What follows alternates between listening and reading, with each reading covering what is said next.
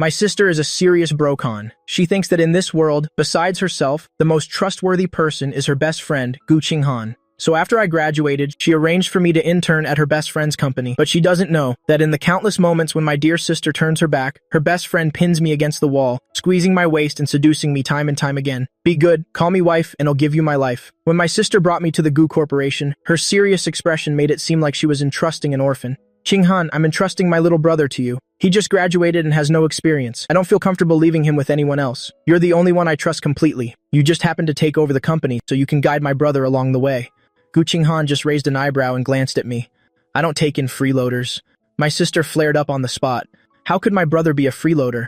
Xiao Yi is an honor student from a top university after all. Besides, I'm not asking you to give him special treatment. Just treat him like a normal employee. Let him learn some experience by your side, so he can manage our Line family's business in the future, she said while pulling my arm. Xiao Yi, hurry up and show your attitude to your sister Gu, that you genuinely want to learn from her. I looked at Gu Qinghan's pretentious act, feeling 100% unwilling in my heart. Outwardly, I could only mumble, "Is that so?"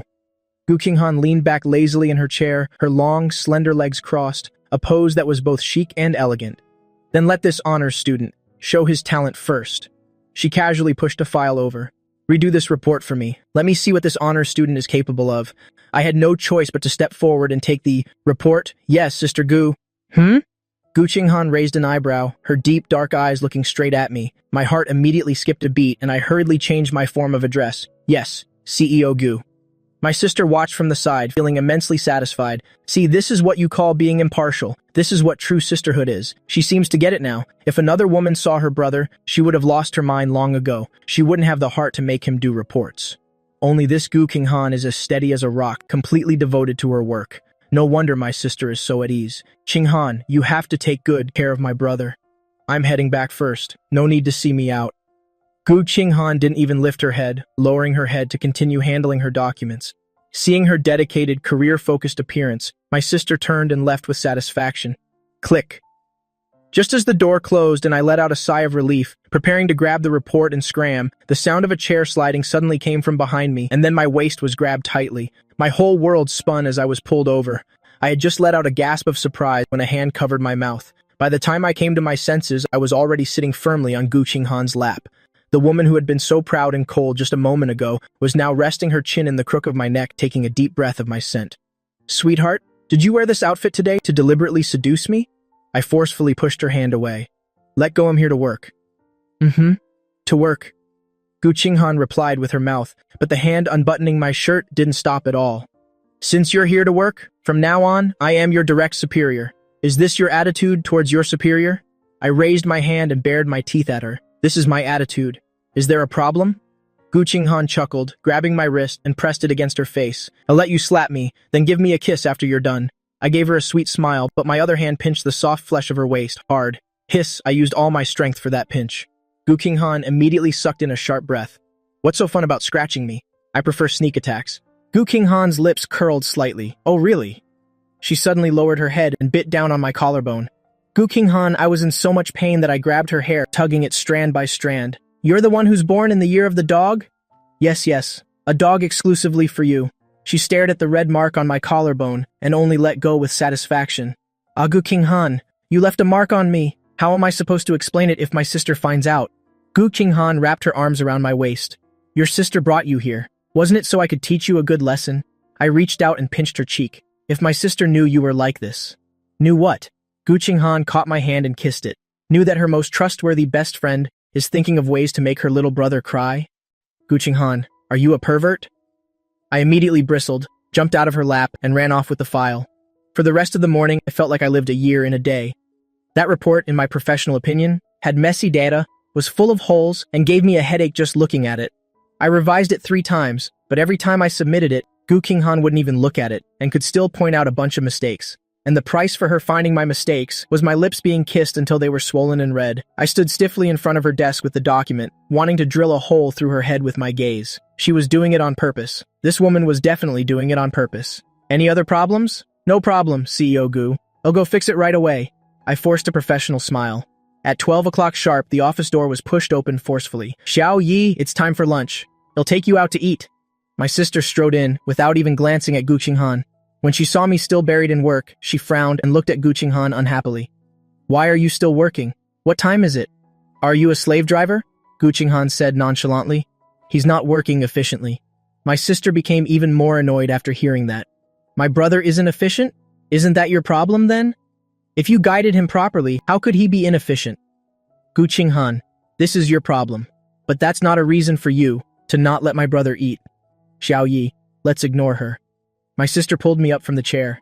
People are iron, food is steel. 3 meals must be on time. I came over specifically to take you to lunch. You can continue working after you've eaten your fill. My sister pulled me to the door and Gu Qinghan also stood up. Let's go. I'll go too. She put on her suit jacket as she walked, and as she passed by me, her elbow, while she was buttoning her jacket, seemed to accidentally brush against me. Startled, I looked up at her. I only saw Gu Qinghan's gaze sweep over my buttoned-up collar, her expression as deep as the sea. Lunch was at a Chinese restaurant called Yushan Gei near the company. My sister sat at the head of the table, and Gu Qinghan and I sat on either side.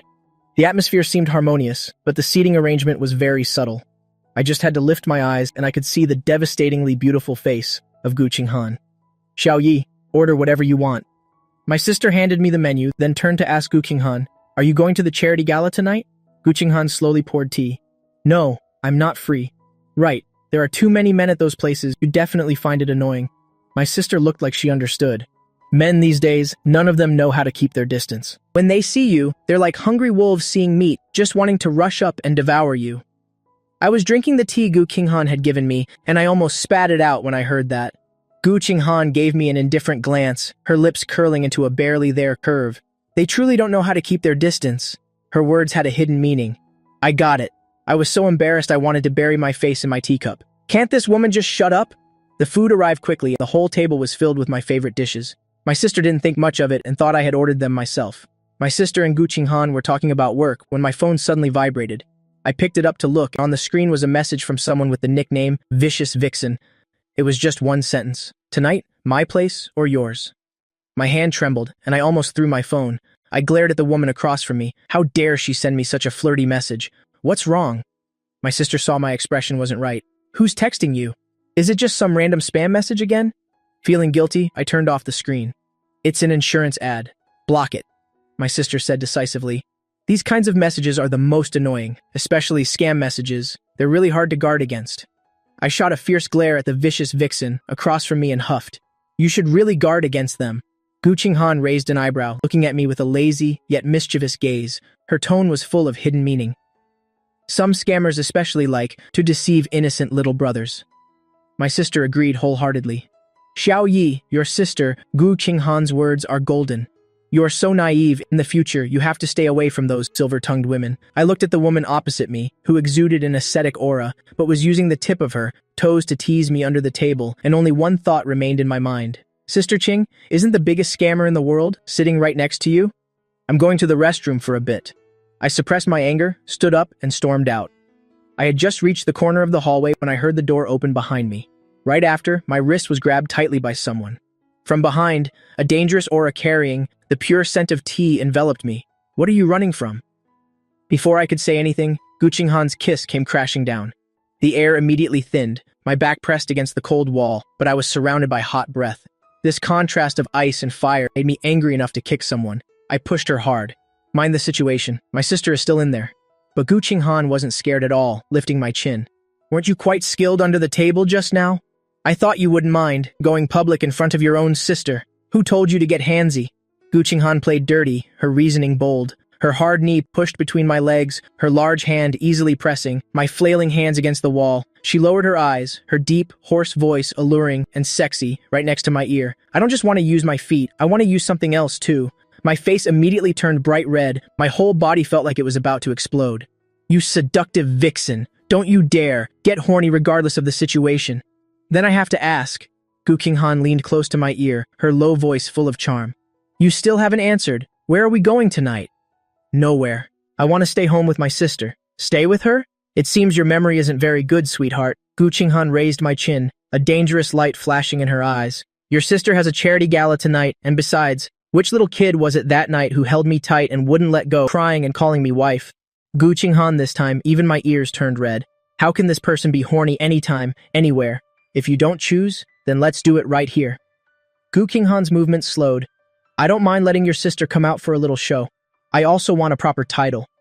Gu Qinghan, I was so angry I wanted to curse, but I was afraid a loud noise would attract my sister. I could only pinch her waist hard. Your place, all right? Gu Qinghan's movement stopped. The smile on her lips was one of satisfaction after achieving her goal. Good boy. She gave the corner of my lips a light kiss as a reward. I turned my head away and pushed her angrily. Qinghan? Xiao Yi? The private room's door suddenly opened, and my sister's voice and footsteps came through. Where are you guys? Why did you go to the restroom one after another and take so long? It's over, my sister is about to find out. She's going to lose her mind. I was so scared my eyes widened. I struggled a little. Gu Qinghan's lips curled, her hot breath near my ear. Her tone was lazy and casual. Sweetheart, don't be late tonight. Just as my sister was about to turn the corner, Gu Qinghan let go of my hands and quickly took a step back, but her tall figure still shielded me very well. I quickly took the opportunity to fix my clothes and hair. My sister's gaze swept over just in time, seeing us standing in the corner. She walked over and asked, You two are? I shot a quick glance at Gu Qinghan and said with pursed lips, I couldn't find the restroom just now, so Sister Gu showed me the way. Oh, I see. Sis, I'm full. I'm heading back to the company first. I felt I couldn't stay with my sister any longer, or else this woman would get even more brazen. Okay, hurry back to the company. My sister patted my shoulder, her face full of pride. My little brother is so ambitious now, it makes me so happy. She pretended to wipe a non-existent tear from the corner of her eye, then turned to flatter Gu Qinghan. My good sister, it's all because of your good teaching. And trusting my brother to you, I really couldn't be more at ease. Gu Qinghan's lips curled. We're sisters, it's what I should do. Since Xiao Yi is full, let's go back to the company together. Okay, you two hurry back to the company. Xiao Yi still has unfinished work. But Qinghan, even though you're teaching him, he's still a boy, so you should still be a little gentle. Gu Qinghan replied nonchalantly and caught up to me in a few steps, walking side by side with me. My sister looked at our retreating figures and felt that this scene was damn beautiful. 2 in the afternoon, Gu Corporation's conference room. The atmosphere was tense enough to freeze. Several department managers sat upright, not daring to breathe too loudly. Manager Liu from the project department had his forehead covered in cold sweat. The data on the PPT screen showed a basic but fatal error. Gu Qinghan sat upright at the head of the table, her brows knitted tightly. Is this the result of a week's worth of your work? Bang! She threw the file on the table. Explain. CEO Gu. Manager Liu was trembling with fear. His gaze suddenly fell on me. He knew I was a newcomer who got here through connections today, and that CEO Gu hated people who pulled strings the most. He heard from the general manager's assistant that CEO Gu seemed to dislike me very much, so he decided to take a gamble. CEO Gu, this part of the data was checked by the intern, Lin Yi. Perhaps because he's new and unfamiliar with the work, he was careless. Before Manager Liu could finish, the finger that was tapping on the table of Gu Qinghan suddenly stopped. This scared Manager Liu into silence on the spot, his whole body trembling. Everyone's gazes immediately turned to me, some sympathetic, some gloating. The moment I heard my name, I also suddenly looked up, staring at Manager Liu with a stunned expression. I'm an intern, and today is my first day of work. Project data of this level, how could it possibly be entrusted to me for checking? This is clearly shifting the blame. Such a large corporation like Gus is making an intern take the fall. Have you no shame? My almond eyes widened, and I was about to angrily curse out Manager Liu. The ice-cold voice of Gu Qinghan echoed in the silence. Gu Corporation pays you millions a year just so you can push the blame onto an intern who makes $3,000 a month? Manager Liu's face instantly turned pale. No, it wasn't me. If the intern did the checking and the intern made the decision, then why don't we just let him have your manager position as well? The conference room was dead silent. The next second, Gu Qinghan's ice-cold gaze fell on me. And you. Her voice was cold. Someone else pushes the blame on you and you just take it? Is that how your sister normally teaches you? I almost jumped up right then and there. Didn't I just not have a chance to fight back yet? You already spoke up first. And you're still blaming me for that? If Manager Liu says you checked the data, Gu Qinghan stood up, one hand in her pocket. Then bring the plan to my office. She coldly dropped to check it directly. I snatched the plan, a smile that wasn't a smile on my face. Yes, CEO Gu. I'll slowly check it with you right away. After saying that, I walked out with the click-clack of my leather shoes. 5 minutes later, Gu Qinghan pushed open the CEO's office door and walked in, the murderous aura around her not yet dissipated. As soon as she looked up, she saw the person who was like a punching bag in the conference room just now comfortably sitting in her boss's chair, spinning around like a lazy cat. In my hand, I was playing with the fountain pen she usually used, flicking the cap from time to time. The black body of the pen highlighted my fingertips, making them look even fairer. Hearing the sound, I stopped spinning and lazily glanced over, like a cat king who had claimed his territory. Is Seo Gu not angry anymore? Gu Qinghan didn't say anything, just placed both hands on the armrests, trapping me between the chair and her chest. Her deep dark eyes locked onto me. I reached out and hooked her tie, gently pulling it down a little. What now? Does Seo Gu still want to teach me a lesson? The woman chuckled softly, her fingertips lightly pinching my cheek. In the conference room just now, were you cursing me in your head? How would I dare? I blinked. I'm an intern who makes $3,000 a month. How would I dare curse a high and mighty CEO like you? The woman leaned down with the force of my pull on her tie, her nose touching mine. Not only do you dare to curse, you also dare to seduce your direct superior. Isn't that because Seo Gu couldn't bear to see me wronged and specially spoke up to defend me? I tilted my head up slightly and kissed her chin. I'm an intern. Of course I have to reward my superior well. Gu Qinghan's expression darkened. Is that it? Her large hand held the back of my neck. Her voice was hoarse and deep. Just now in the meeting room, when I saw that guy named Liu pointing at your nose, do you know what I was thinking? Gu Qinghan's voice was cold. Just now in the meeting room, when I saw that guy, surnamed Liu, pointing at your nose, do you know what I was thinking? The distance was too close. My breath was filled with her scent. My heart pounded. What were you thinking? I wanted to chop his hand off. The woman lifted my chin, a smoldering fire swirling in her dark eyes. You are mine. Who gave them the nerve to bully you? As soon as she finished, her lips pressed down fiercely. This kiss was both rushed and intense, leaving me breathless for a moment. But I refused to be the weaker one. My claws came out and I pinched the woman's waist hard. The woman's kiss suddenly stopped, and I immediately took the chance to breathe, pushing her away forcefully. Originally, you're the only one who bullies me. Desire surged in the woman's eyes, and she wanted to kiss me again. I just want to bully you until you cry. I raised my hand to block her mouth tightly, her hot lips pressed against my palm, so hot it made my heart tremble. The next second, I abruptly pushed her away and sprang up from the chair. Seo Gu, please have some self-respect during work hours. After saying that, I grabbed the proposal and prepared to run, but then the woman's mocking voice came from behind me. Aren't you going to check the data anymore? My steps halted, and I clutched the proposal tightly, turning my head, puffing my cheeks and glaring at her. I'm just an intern earning 3,000 yuan. This isn't my job to check. But Gu Qinghan just laughed lazily. Although your salary is 3,000 yuan, the person in charge of Gu Corporation, isn't her salary all in your hands? Darling, if you're not satisfied, we can go register our marriage right now. I was instantly petrified. How did the topic switch to marriage? Hiding my relationship with her from my own sister was thrilling enough, but now she wants to hide it from my sister, her own best friend, to marry me. Does this woman have a death wish? As if she had seen through my thoughts, Gu Qinghan let out a soft laugh and changed the subject back to work. Since that guy surnamed Liu blamed you, this project naturally belongs to you. She tapped the table. Come here. I immediately hugged the proposal tightly, with a wary expression. I won't bully you now. Gu Qinghan saw my wolf-like wary gaze and laughed again. Don't we have the whole night ahead of us? I felt like my scalp was about to explode. Besides dirty thoughts, is there anything else in this damn woman's head? So as soon as 6 p.m. hit, I packed my things and prepared to flee. I didn't want to go home with her, or else I wouldn't have the strength to work tomorrow. Just then, I took advantage of Gu Qinghan's absence and immediately snuck out of the company. But just as I was about to hail a cab, my phone suddenly vibrated intensely. A message appeared on WeChat. Trying to run, darling? My hand trembled, and the phone almost flew out of my grasp. I immediately looked around, but I didn't see anyone. Does this damn woman have clairvoyance? I gritted my teeth and replied defiantly. My sister called me home for dinner. The other side replied instantly. Okay, then I'll bring a bottle of wine to your house and have a chat with Lin Wan while I'm at it. My pupils constricted. Damn woman. I took a deep breath and angrily poked the screen. Get your ass over here and pick me up. The other side quickly replied with 2 words. As you command. Having no choice, I had to go around to the corner of the company building and even took a mask and hat out of my bag, covering myself up like a thief. 15 minutes later, a top-of-the-line luxury car silently stopped in front of me. I immediately rushed into the car, trying to be inconspicuous. In the driver's seat, Gu Qinghan had one hand on the steering wheel. She glanced sideways at my fully disguised appearance, and a sly smile appeared on her face. Darling, am I that shameful to be seen with? You're the shameful one. I pulled down my mask and frantically urged, drive, hurry up and drive. But Gu Qinghan just raised an eyebrow, her smile becoming even more teasing. I didn't realize you were in such a hurry, darling. I immediately bristled, my eyes wide. Who's in a hurry? We're having a secret affair, understand? Seeing my bristled appearance, Gu Qinghan's gaze deepened, and only then did she start the engine. 40 minutes later, the car stopped in the most luxurious villa district in Imperial Capital.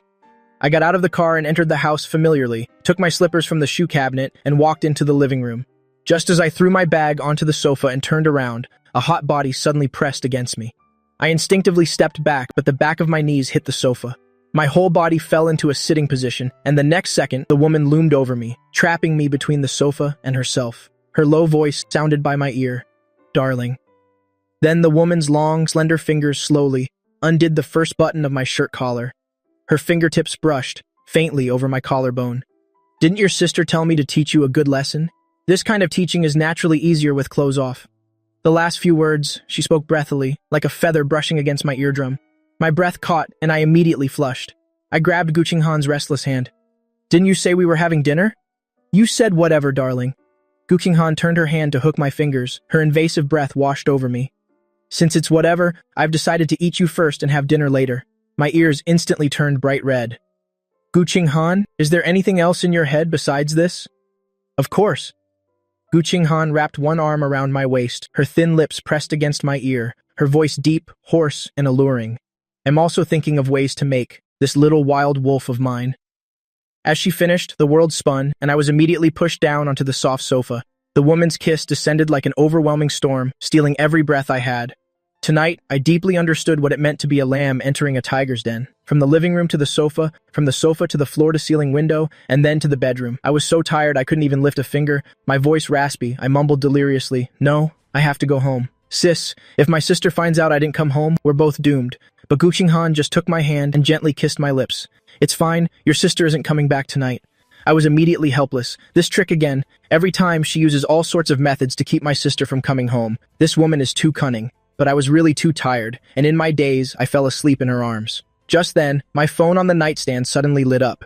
Guqing Han only glanced at it, but her gaze suddenly froze. On the screen was an unread message. The sender was Dad. "Xiao Yuan, don't forget about the blind date tomorrow night. The girl from the Xin family just returned from abroad. Her qualifications aren't bad. Don't always listen to your sister. You should at least go meet her once out of courtesy." A blind date? Guqing Han's eyes instantly turned ice cold. She stared at the screen as it slowly dimmed, then lowered her eyes to look at the unguarded little wolf in her arms. Her fingers gently caressed the soft skin on the back of the young man's neck. A blind date. The woman's deep, hoarse voice in the darkness was particularly eerie. "It seems I didn't try hard enough tonight." The next morning, when I woke up, my whole body was sore. I stared blankly at the ceiling before realizing this was Guqing Han's house. Although it was exhilarating, it was also truly exhausting. "You're awake?" She walked in carrying a tray of food.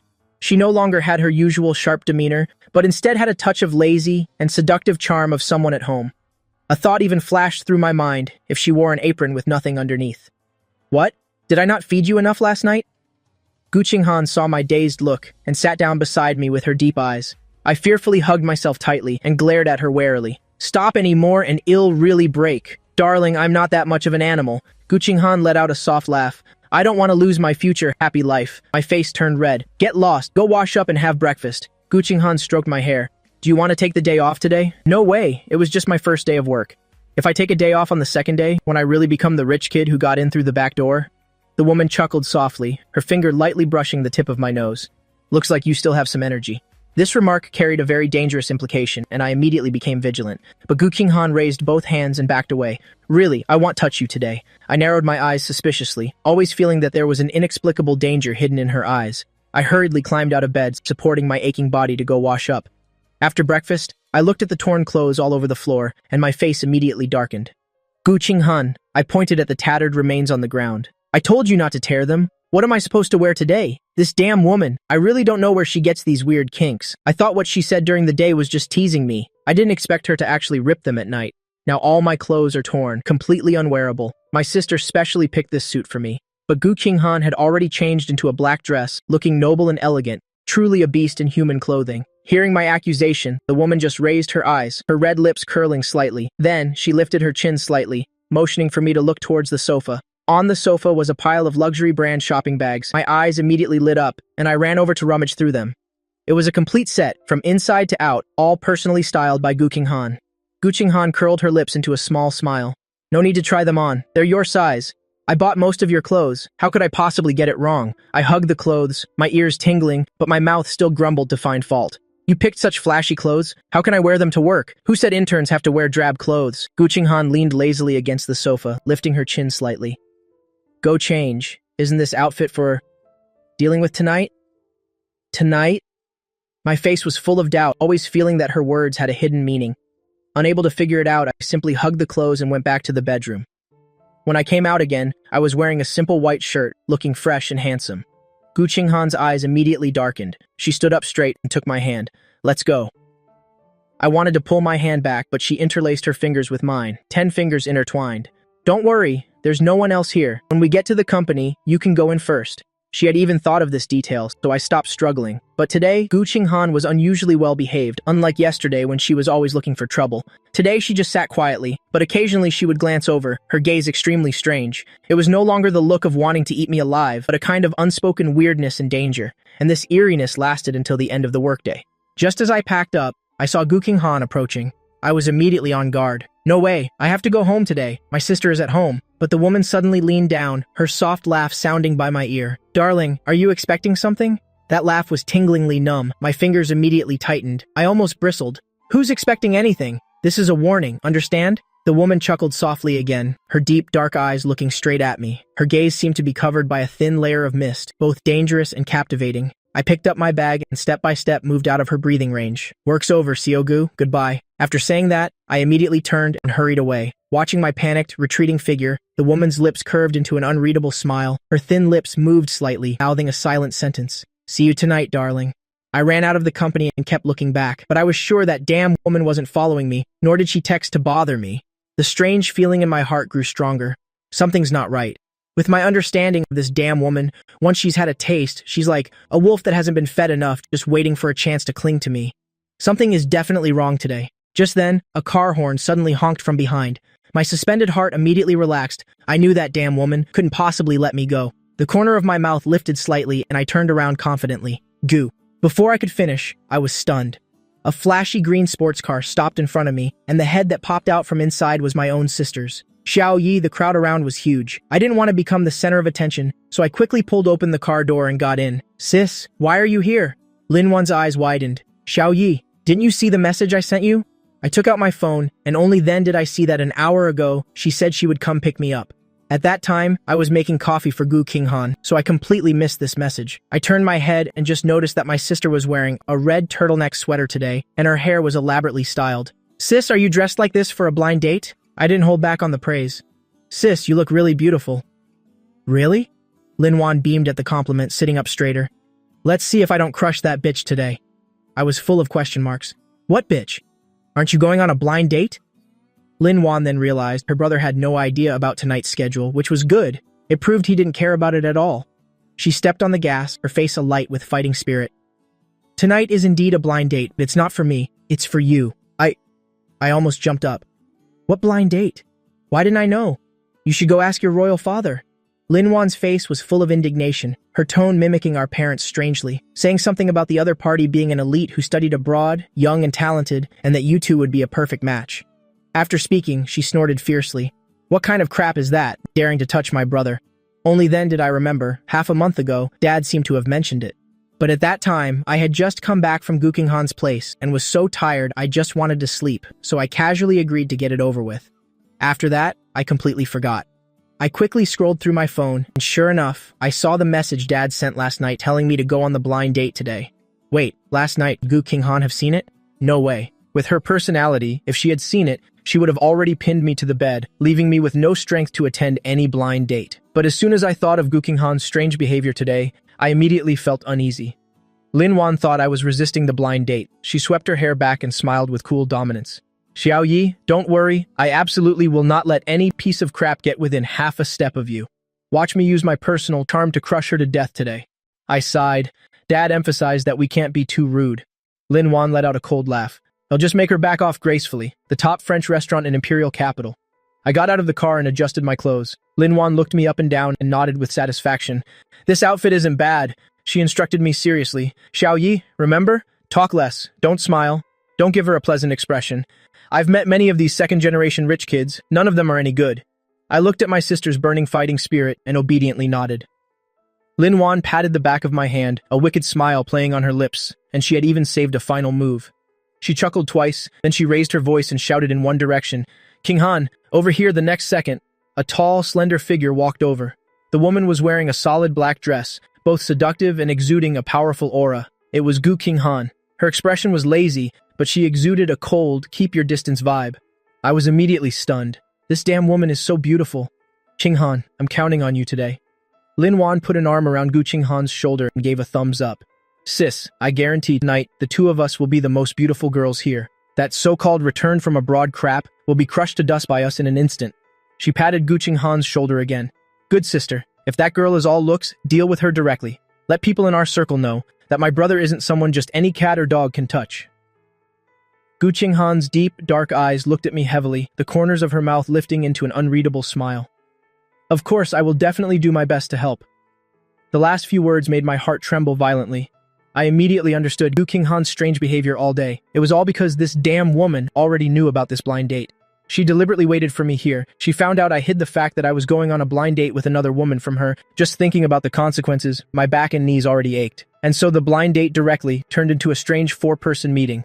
I entered the private room and the blind date girl, Shen Yue, saw the two-door gods beside me. Her smile immediately stiffened. But when her eyes fell on my face, she suppressed her displeasure. Mr. Lin, please have a seat. She stood up gracefully, intending to pull out a chair for me. But a hand was faster than hers. The tall and slender Gu Qinghan directly pulled out the chair for me. I naturally sat down, and immediately after, Gu Qinghan sat down beside me. That noble and cold aura of hers was like a declaration of her territory. Shen Yue was stunned, awkwardly retracting her hand to look at me. She smiled gently, but her gaze was unabashed. Mr. Lin is even more handsome in person than in the photo. This gaze made me very uncomfortable, but I still politely curled my lips. You flatter me, Miss Shen. This Shen Yue was covered in designer brands, her makeup was too heavy, and her smile was extremely greasy. Don't be so distant, you can just call me Shen Yue. We're not that close yet. Lin Wan interjected with a half smile. Miss Shen, it's our first meeting, it's better to be a bit more polite. Shen Yue's smile stiffened again. After that, Lin Wan went into interrogation mode, one question after another, asking until her expression grew uglier and uglier. What's worse was that every time she finished answering, Gu Qinghan, who was beside her, would always cast a mocking gaze, as if everything she was proud of was nothing but trash in that woman's eyes. Shen Yue finally couldn't take it anymore, and asked with a forced smile. Sister Lin, this lady is... This is my good sister, Gu Qinghan. Lin Wan said with righteous conviction. She has a unique eye. No demon or monster can escape her sight. I specially brought her here to help vet for my brother. Is there a problem? The corner of Shen Yue's mouth twitched. She forced a smile. No problem. This wasn't vetting, this was clearly an interrogation, and yet, Lin Wan, right in front of her, turned her head to ask Gu Qinghan. Qinghan, what do you think of this Miss Shen? Gu Qinghan raised her eyelids and gave a cold glance. The silk scarf is too flashy, she seems frivolous. Her posture is not straight, her gaze is wandering, her back is probably not very good. Shen Yue's expression stiffened, and she instinctively straightened her back. Miss Gu, you're quite humorous. This silk scarf of mine is this year's latest model. New model doesn't mean it's suitable. Gu Qinghan's long, slender fingers tapped lightly on the table, her aura growing even more domineering. As a manager, aesthetic taste affects decision-making ability. It seems Xiao Shen still needs more training. A single sentence devalued her completely, and Lin Wan was beside her, taking out a small notebook, nodding repeatedly. Makes sense. Qinghan is right. Miss Shen, you really need to pay attention. Shen Yue's face turned pale. She came here for a blind date, not for a job interview. If it weren't for me being so delicate and handsome, she would have flipped the table and left long ago. Such a pure and innocent young man, his perfect husband material. Just then, the food was served. Shen Yue tried to break the awkwardness and thoughtfully poured me some wine. Mr. Lin, an 82 Lafitte, please have a taste. Just as the wine glass was passed over, a slender jade-like hand directly blocked the mouth of the glass. It was Gu Qinghan again. Shen Yue furrowed her brows tightly. Her tone carried a warning. Miss Gu, he doesn't know how to drink. Gu Qinghan's gaze was cold. Her haughty aura poured out. Shen Yue subconsciously pulled the wine glass back. Lin Wan also immediately chimed in. Right, my brother doesn't drink. What if he gets drunk outside? Shen Yue's hand also trembled. Just a little. Not even a little. Gu Qinghan slowly pulled her hand back, her voice as cold as ice. Alcohol harms the brain. He's already not that smart. Drinking will just make him dumber. I immediately bristled. Under the table, I lifted my foot and kicked hard towards Gu Qinghan. Who's dumb? You're the dumb one. Unexpectedly, Gu Qinghan's expression didn't change at all. Instead, she grabbed my ankle. Her warm palm pressed against my skin, her fingers even deliberately caressed it. My whole body stiffened. I wanted to pull my leg back, but that woman's hand tightened its grip. That woman even deliberately drew suggestive circles on the inside of my ankle. But at the dining table, Gu Qinghan wore a professional expression. She looked at Shen Yue and continued to land another blow. Forcing alcohol in business etiquette is very low class. It seems the Shen family's upbringing is just so-so. Hearing this, Lin Wan felt delighted all over, nodding furiously. King Han is right. Miss Shen, that's not acceptable. Shen Yue's face was completely ashen. She turned to look at me, wanting me to say a few words in her defense, but instead she found my face flushed red, my body seemingly trembling. My blushing and flustered expression made Shen Yue's eyes light up. Her anger immediately vanished. She immediately put on a gentle smile. Mr. Lin, are you feeling unwell somewhere? I was about to open my mouth to brush it off when suddenly my cheeks flushed even redder and my mouth clamped shut abruptly. A very soft moan escaped my lips, which probably only reached Gu Qinghan's ears, because just a moment ago, Gu Qinghan's hand had traveled up from my ankle, slowly squeezing my calf. This damn woman gets horny without any regard for the situation. My whole body tensed up, my small fangs showing. I didn't dare to make any big movements, so angry that my cheeks flushed pink. The next second, I rolled my eyes and suddenly gave Shen Yue a sweet smile. I think Miss Shen is quite nice, sister. Why are you telling Miss Shen to learn from Sister Han? After all, Sister Han is a single dog. The moment I finished speaking, the water in her mouth, Lin Wan almost spat out. We were allies. Why did my brother suddenly attack an ally? Could it be that he really likes Shen Yue? No way, the taste of my brother can't be that bad. She immediately explained on behalf of her best friend, Xiao Yi, if your sister Han wants to get out of being single, it's just a matter of a moment. But I could feel the hand on my calf getting more and more unrestrained. I gritted my teeth, gave a faint smile, and continued my attack. Is that so? For someone at Sister Han's age to still be single, it's either a problem with her sexual orientation or a problem in some other aspect. I lifted my chin, clearly provoking Gu Qinghan. I wonder which aspect is Sister Han's problem. Pfft. This time, Lin Wan really spat it out, her eyes filled with horror. My brother has gone mad to actually dare to question that aspect of Gu Qinghan in front of everyone. But I wasn't scared at all. I craned my neck and glared at Gu Qinghan. Gu Qinghan's expression didn't change, but in those deep, dark eyes, dangerous sparks were dancing. Some other aspect, her lips moved slightly, her voice deepened, dangerous and husky. Which aspect is Xiao Yi talking about? That Xiao Yi made even Lin Wan shiver, but I wasn't scared at all. Whichever aspect it is, someone knows it best herself. Gu Qinghan let out a cold laugh. The next second, her hand under the table suddenly reached over and grabbed my waist. Her long, slender fingers even wickedly hooked the small of my back. My hair stood on end, my waist went weak, and a suppressed moan escaped my mouth. But Gu Qinghan raised her wineglass without a change in expression, her gaze hooking onto me like a fishhook. That gaze was clearly saying, whether I have a problem or not, I will let you feel it thoroughly. This dangerous gaze made my waist go even weaker. Ah, damn woman, back off, back off, back off. I gritted my teeth and turned my head away, not wanting to pay her any attention. Just then, the food was served. Shen Yue misunderstood that I was helping her and immediately felt her chance had come. She gently and elegantly speared a piece of foie gras. Mr. Lin, come try this. It melts in your mouth. Unexpectedly, just as her hand reached over, clink, Gu Qinghan's knife seemed to casually block it. Her expression was cold as she raised her eyelids. He doesn't eat foie gras, thank you. Lin Wan instinctively refuted. Doesn't Xiao Yi like this dish the most? But Gu Qinghan calmly looked at me, waves churning in her dark eyes. He's had hemorrhoids recently. He can't eat internal organs. She paused for a moment and glanced towards Lin Wan. Lin Wan, as his older sister, you don't even care about your brother's health. With this big accusation thrown down, Lin Wan immediately panicked. What's wrong? Xiao Yi, what happened to you? She immediately pushed the plate of foie gras away and glared fiercely at Shen Yue. Miss Shen, you haven't done enough homework. How can you take care of my brother like this? Shen Yue didn't believe it, gripping her fork tightly and launched another attack. Mr. Lin, I heard you like to see art exhibitions. Next week there's an impressionist exhibition. Before she could finish, with a clatter, Gu Qinghan's knife accidentally fell to the floor, landing right next to Shen Yue's foot. The cold tip of the knife glinted menacingly. Shen Yue's face turned pale with fear. My hand slipped, Gu Qinghan said coldly, changed to a new set of cutlery. Shen Yue didn't give up. She stood up from her chair directly and walked around to my side. She leaned forward, her hand placed on the back of my chair. Her gaze slowly moved down from my handsome face. That line of sight could just see, the collarbone peeking out from under my collar. I frowned deeply, feeling uncomfortable all over. Splash! The red wine in Gu Qinghan's hand, without missing a drop, was splashed all over Shen Yue. The wineglass fell to the floor. Sorry, my hand slipped again. Gu Qinghan said sorry, but there wasn't a hint of apology on her face. The next second, she pulled me up, shielding me behind her. I was immediately enveloped by the scent of that woman, my face burning up. I knew this woman was helping me block that disgusting gaze, this terrifying possessiveness. Shen Yue looked at her clothes, soaked with red wine, so angry she couldn't hold it in anymore. She stared at me, being tightly shielded by Gu Qinghan, and finally understood. She pointed at Gu Qinghan, her finger trembling. Miss Gu, Were you doing that on purpose? So that's how it is. Are you two fucking playing me? But Gu Qinghan's face darkened, her voice as cold as ice. Miss Shen swearing at her blind date is extremely rude. She looked towards Lin Wan. Lin Wan, a woman who doesn't even understand basic respect, on a blind date with Xiao Yi. Do you think that's appropriate?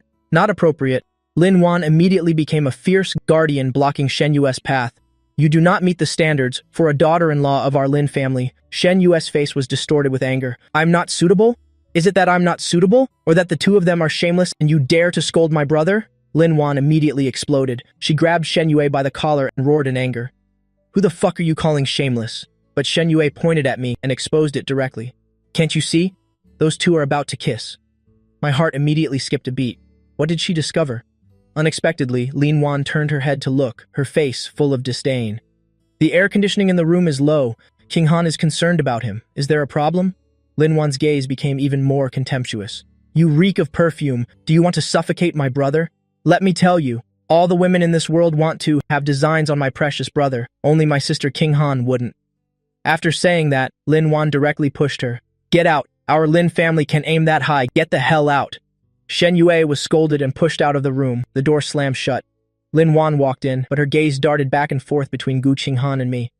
This probing gaze made my heart leap into my throat. She wouldn't actually believe Shen Yue's words, would she? Just then, Lin Wan narrowed her eyes and finally spoke. You two. That drawn-out tone made me so nervous my fingertips turned white. The next second, Lin Wan suddenly burst out laughing. Ha ha ha! How could it be you two? She has bad character, so she made up stories to slander you. I spit on her. I immediately breathed a sigh of relief. It seems I overestimated my sister. Lin Wan put her arm around Gu Qinghan's shoulder. That Shen Yue's thoughts are so dirty, as if you and my brother are having an affair. But Gu Qinghan suddenly curved her thin lips, the corner of her eye tilting up slightly, looking at me charmingly. Her husky voice carried a magnetic quality. What if we are?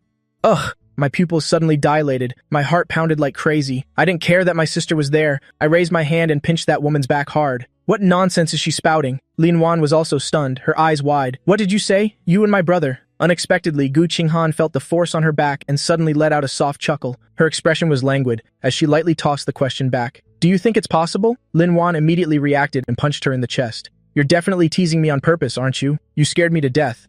I've said it before, in this whole world, the woman I trust the most is you. No way, impossible.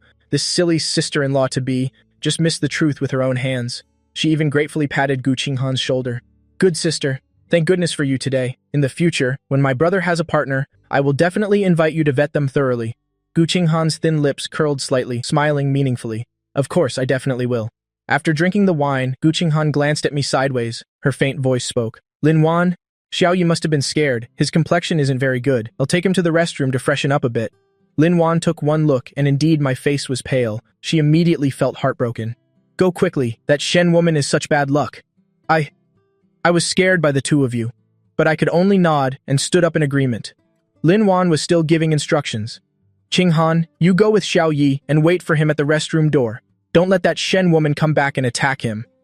Okay, Gu Qinghan replied decisively. She reached out her hand, very naturally placing it lightly on my shoulder. Her low, lazy, and seductive voice sounded by my ear. Let's go. Xiao Yi. My whole body stiffened. Danger. My intuition told me something was wrong with this woman. I was about to struggle free when that hand suddenly tightened its grip. Immediately after a low, lingering laugh was heard, I didn't dare to move anymore. This damn woman is jealous. If I dared to struggle, she would definitely dare to go crazy in front of my sister. The two of them walked out of the room. Just as they turned a corner, Gu Qinghan's hand on my shoulder suddenly used force. The next second, her scorching hot hand gripped my waist. I let out a surprised yelp as the world spun. My whole body was pulled by Gu Qinghan into the storage room next to us. Slam! The door was shut and darkness immediately enveloped us. In the cramped space, the cold and aggressive scent of the woman surrounded me completely. I was just about to speak when my fingertips brushed past her open collar, touching a patch of scorching skin. The moment my fingertips trembled slightly, my chin was suddenly gripped by the woman's large hand. A kiss carrying the scent of wine descended fiercely and hastily. Gu Qinghan, I pushed her with all my might. The woman's kiss finally moved away a little. I panted, my eyes red. This is the hallway if someone hears. Hears what? Gu Qinghan's voice held a hint of a smile. There was no warmth in it. Instead, it exuded a gloomy air. She grabbed my hand. Pressing one hand against the door, her hot lips pressed against my ear. Here's us having a secret affair here. The two words secret affair were deliberately drawn out by her, carrying deep emotions. Every time this woman gets jealous, she likes to use these two words to poke at me. You're talking nonsense. I'm not having an affair with you. I struggled, the tip of my leather shoe rubbing hard against her calf. But Gu Qinghan's knee forcefully wedged in, making me unable to move. She leaned down again, the tip of her nose almost touching mine. You're with me without any official status, and I even have to watch you go on blind dates. Her dangerous voice was coated with coldness. If this isn't a secret affair, what is it? Or should I say, you enjoy the thrill of this secret affair? My breathing immediately quickened. I was at a loss for words, so my voice softened. I didn't know it was a blind date. My dad arranged it suddenly. Gu Qinghan let out a cold laugh. If you openly and honorably publicize our relationship, would he let you go on a blind date? She could see my hesitation after all. Once we go public, it would definitely end in marriage, but I haven't thought through whether I want to marry her. Gu Qinghan closed her eyes. The aura around her suddenly changed, no longer gloomy, but instead became lingering and affectionate. The tip of her nose gently brushed against mine, her seductive voice full of affection. Baby, just now in the room, you were smiling so happily at that Shen woman. Sneaking off to a blind date is one thing, but you even dared to smile at her. My voice also softened. Who? Who told you to do that to me? Under the table. The next second, the woman's pupils constricted. That Shen woman's eyes were practically glued to you. She suddenly opened her mouth and bit my lip hard, not lightly and not heavily, but it carried a sense of punishment. My face immediately burned. This isn't some cold and ascetic Siogu. She's clearly a crazy woman who's knocked over the whole vinegar jar. Baby, the woman's fingers slowly traveled up, gently brushing across my face. Her hot lips slowly pressed closer. Since you like smiling so much, then smile for me here. Before she could finish her sentence, an incredibly intense kiss descended once again. This kiss carried a passionate, burning affection, almost wanting to swallow me whole. I tilted my head up, and although my hands were free, I couldn't muster any strength. That deep, lingering gaze seemed to want to drown me in her jet-black eyes. My heart felt numb. Our breaths mingled together, clothes rustling. That sound alone was enough to make one blush. My whole body heated up, feeling like I was about to melt. But Gu Qinghan's kiss didn't stop. It traveled down, burying into the hollow of my neck. I used all my strength to push her. Don't. My sister is still waiting for us. Unexpectedly, she opened her mouth and bit my earlobe, her voice both husky and vicious. If she comes looking, wouldn't it be perfect for her to see the sister you've been trying so hard to hide this from? See how her good sister is bullying her own brother? I couldn't take it anymore. My fingers pinched her collarbone hard. Damn it. But this woman just chuckled lightly, her hand slipping into my shirt. My breath hitched. I grabbed her neck tightly. If you move again, tell my sister you forced me. She laughed again, her voice bewitching. Baby, last night when you were calling wifey over and over, why didn't you say I was forcing you then? Holy shit! I immediately bristled and took a bite of her collarbone. That was all because you forced me. Unexpectedly, the woman's body stiffened. Her eyes immediately darkened. Her palm held my waist tightly, her voice dangerous and husky. Baby, are you seducing me? I quickly let go and glared at her. You vixen, in heat anytime, anywhere. Who's seducing you? But as soon as I looked up, she lowered her head and captured my lips. This time her kiss was lingering and gentle. Remember, if you dare to go on a blind date behind my back again, crying and begging will be useless. 10 minutes later, the door to the utility room finally opened. Gu Qinghan walked out, her clothes neat, elegant, and charming. While I followed behind, cheeks burning, lips swollen and red, I clutched the shirt on my body, turned to go to the restroom, but her long legs turned and blocked me. Where are you going? To fix my appearance. I glared at her angrily. It was all this culprit's fault. My face was covered in lipstick marks. Unexpectedly, she smirked, her voice carrying a mischievous laugh. You should go fix yourself up a bit. Don't let your sister see that we were just fighting in there. What the hell do you mean, fighting? I gritted my teeth, lifted my leather shoe, and stomped hard on her foot, then went straight into the restroom without looking back. Right after, we returned to the private room together. As soon as my sister saw us, she asked, "Why were you two gone for so long?" I immediately tensed up, my cheeks getting even redder. The next second, my sister frowned. "Xiao Yi, what happened to your lips?" My mind was spinning, fretting over how to explain. Gu Qinghan spoke up nonchalantly. It must have been the glass of juice that Miss Shen put alcohol in earlier. The moment my sister heard that, she flew into a rage. That's outrageous. What was she planning to do by getting my brother drunk? I was completely speechless. How could my own sister believe her so much? This was clearly a case of being sold by her and still helping her count the money. But the more exciting part was yet to come. In the car on the way back, my sister's eyes suddenly sharpened, and she leaned in close in front of Gu Qinghan, staring at her open collar. Her expression immediately turned serious. "My dear sister, confess honestly, did something happen with you?" Gu Qinghan raised an eyebrow. My sister pointed straight at her collarbone. "You have a hickey like this, and you're still pretending with us." Boom. Every pore on my body felt like it was exploding. I'm done for. I only remembered not to leave marks on my own body, but I forgot that I also shouldn't leave marks on her. My damn hands, my damn mouth. Just then, Gu Qinghan reached up and touched her collarbone, the corners of her eyes lifting slightly. Her gaze swept over me tracelessly. Seeing my tense and ruffled appearance, she actually let out a soft chuckle, her tone utterly nonchalant. You mean this spot? I got bitten by a mosquito twice near the restroom door earlier. A mosquito? My sister looked doubtful. She's not stupid. How could she not tell the difference between a hickey and a mosquito bite? But Gu Qinghan was extremely composed, even smirking as she retorted. If not, then what? Did you see anything on my neck during dinner? Didn't I only get bitten after going to the restroom with your brother? My sister was immediately at a loss for words. It seemed that was indeed the case. There's no way in such a short time Gu Qinghan could have found a man to give her a hickey. Could it really be a mosquito? I saw that my sister was convinced and just breathed a sigh of relief. But who knew that the corner of Gu Qinghan's mouth would curl into a wicked smile? She narrowed her eyes teasingly at my sister, her fingertips even rubbing twice on her collarbone. Could it be that this spot on me was made by your brother? The air instantly froze. I felt like I was going to explode. What is this damned woman trying to do? She's provoking my own sister time and time again. I was so nervous my palms were sweating, and in my mind I already imagined my sister pulling out a golf club to beat her to a pulp. Should I hug my sister's thigh tightly or beg for forgiveness? But after 3 seconds of dead silence, my sister actually choked on her own saliva, coughing her lungs out. With an "are you crazy" expression, she looked at Gu Qinghan, her charming eyes wide. Gu Qinghan, what the hell is wrong with you? My sister finally caught her breath and punched her on the shoulder. How can you just joke about something like that? You may not care about your reputation, but my brother still has his to think about. As she spoke, she pulled me behind her protectively, like a mother hen protecting her chick. She glanced at the red mark on Gu Qinghan's collarbone and pouted. My brother is a well-behaved little scholar. How could he do something so wild? Furthermore, my sister looked Gu Qinghan up and down, her gaze full of disdain. In my brother's eyes, you are just a serious, old-fashioned elder, an old auntie. He only has respect for you. I hid behind my sister, quietly relaxing my clenched fists. My feelings were truly complicated. Old auntie, elder. I secretly peeked out, glancing at Gu Qinghan. As expected, the expression of a certain old auntie had visibly darkened. She narrowed her eyes, emitting a dangerous, cold aura.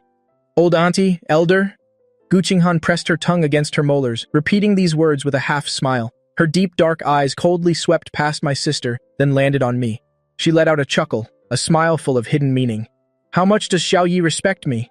Her drawn-out tone sent a chill down my spine. I quickly pulled my head back and bowed my head to play dead. Silence is the only way to stay alive. But my sister was completely unaware of the undercurrents, and even patted Gu Qinghan on the shoulder meaningfully. Han, don't be in a hurry.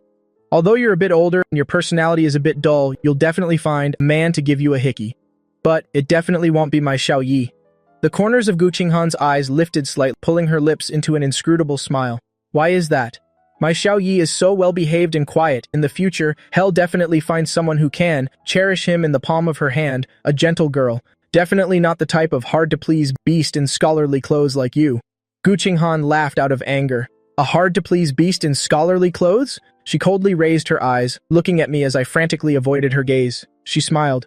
So, Xiao Yi likes gentle girls. No, I don't like them at all. I was screaming frantically in my heart. This is all just my sister spouting nonsense. The woman chuckled again, her long fingers casually brushing over that red mark. She laughed softly. But Xiao Yi has such a bad temper. He shows his claws and scratches people at the slightest touch. Could a gentle girl handle him? Nonsense. My sister immediately bristled, her face showing she was defending her own. My brother has a gentle temperament. He's a little lamb. If he's fierce with you, it must be because you provoked him first. As she spoke, her expression changed and she looked at me gently. Xiao Yi, your sister Han is just jealous. Her mind is twisted. You're the best behaved. Let's not pay any attention to her. Yes, super perverted. Sister Qing, if you say one more word, I'm afraid my waist will have to endure this old auntie's perversion. My sister turned her head and glared at Gu Qinghan, her face full of displeasure. Look at you. A little joke scared my brother this much. Right after, she actually said, I'm punishing you to treat him tonight, to compensate my brother. I was petrified on the spot.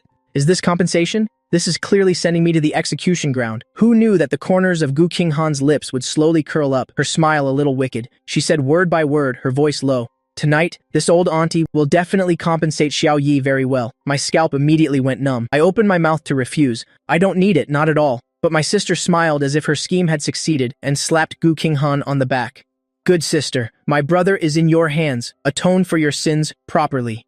The next second, my sister's expression changed and she said coldly, that vixen surnamed Shen dared to get my brother drunk. If I don't go and flip their tables, then my surname isn't Lin. I was completely stunned. It turned out my sister had been beating around the bush for so long just to dump me on Gu Qinghan. I quickly grabbed her arm, shaking my head frantically. No, I can't be alone with her. But Gu Qinghan smirked, her lazy voice sounding out. Wan Wan, I support you. Miss Shen's behavior is indeed despicable. I immediately bristled. That Miss Shen might be a bit pretentious, but the whole getting me drunk thing was clearly done by this damned woman Gu Qinghan. And yet she's seriously adding fuel to the fire. So shameless. My sister immediately told the driver to stop the car and got out angrily. I'm going to the Shin family's house right now. This is a lifelong humiliation for my brother, sister. I had just peeked my head out when suddenly a hand from behind slid into my shirt and placed it on my waist. My whole body shivered, and the words were swallowed back down. Gu Qinghan immediately leaned over, her soft chest pressing against my back, and lowered her voice to the person outside. Wan Wan, don't worry. You can leave Xiao Yi with me. I'll compensate him well. My sister actually believed her and gave a thumbs up. Good sister, I trust you. After saying that, she hailed a taxi and left. I watched helplessly as my own sister went further and further down the road of selling out her brother. Does she even know who the real wolf is? I supported my increasingly sore waist. I can't take it. I really can't take it. The car window was slowly rolled up. I instinctively reached out to hold it. My hand was held tightly by another. The car window closed completely.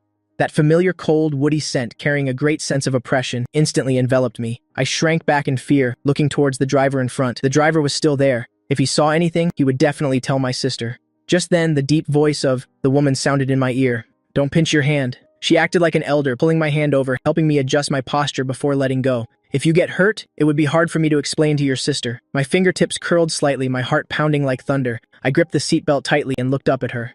Sister Han, I don't need compensation. I want to go home. Go home. Gu Qinghan raised an eyebrow, the corner of her mouth curling into a teasing smile.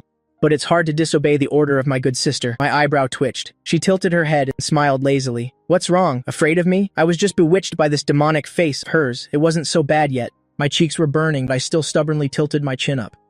Afraid? How could I be afraid of you? If you're not afraid, then obediently listen to my arrangements. The smile in Gu Qinghan's eyes deepened, and my heart trembled. I am done for, provoked by this damned woman again. Listening to her arrangements, I'm afraid my waist really will break.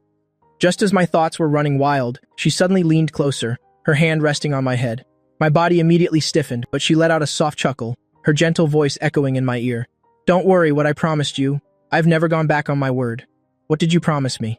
I looked up and immediately met her gentle gaze. The next second, I suddenly remembered, this morning, she had said I won't touch you tonight. If this damn woman never goes back on her word, does that mean I'm safe? If she's given such an assurance, then what am I afraid of?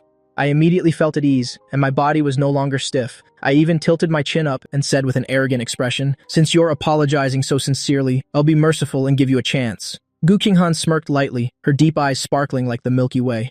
As you command, I guarantee I won't disappoint the young master. But I didn't notice at all that the car had actually turned around at an intersection.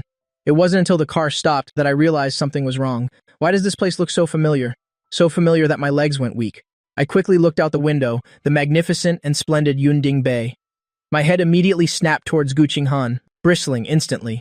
Gu Qinghan, why did you bring me to your house? Under the streetlights, her face was bewitchingly charming, her deep, dark eyes carrying an unconcealed look of aggression. To compensate you, of course, she smiled with an innocent expression. Like hell, I believe you. Compensation is taking me out to have fun. There are too many bad people outside. It's safest at home. As Gu Qinghan spoke, she directly opened the car door and got out. When your sister is done, she'll come pick you up.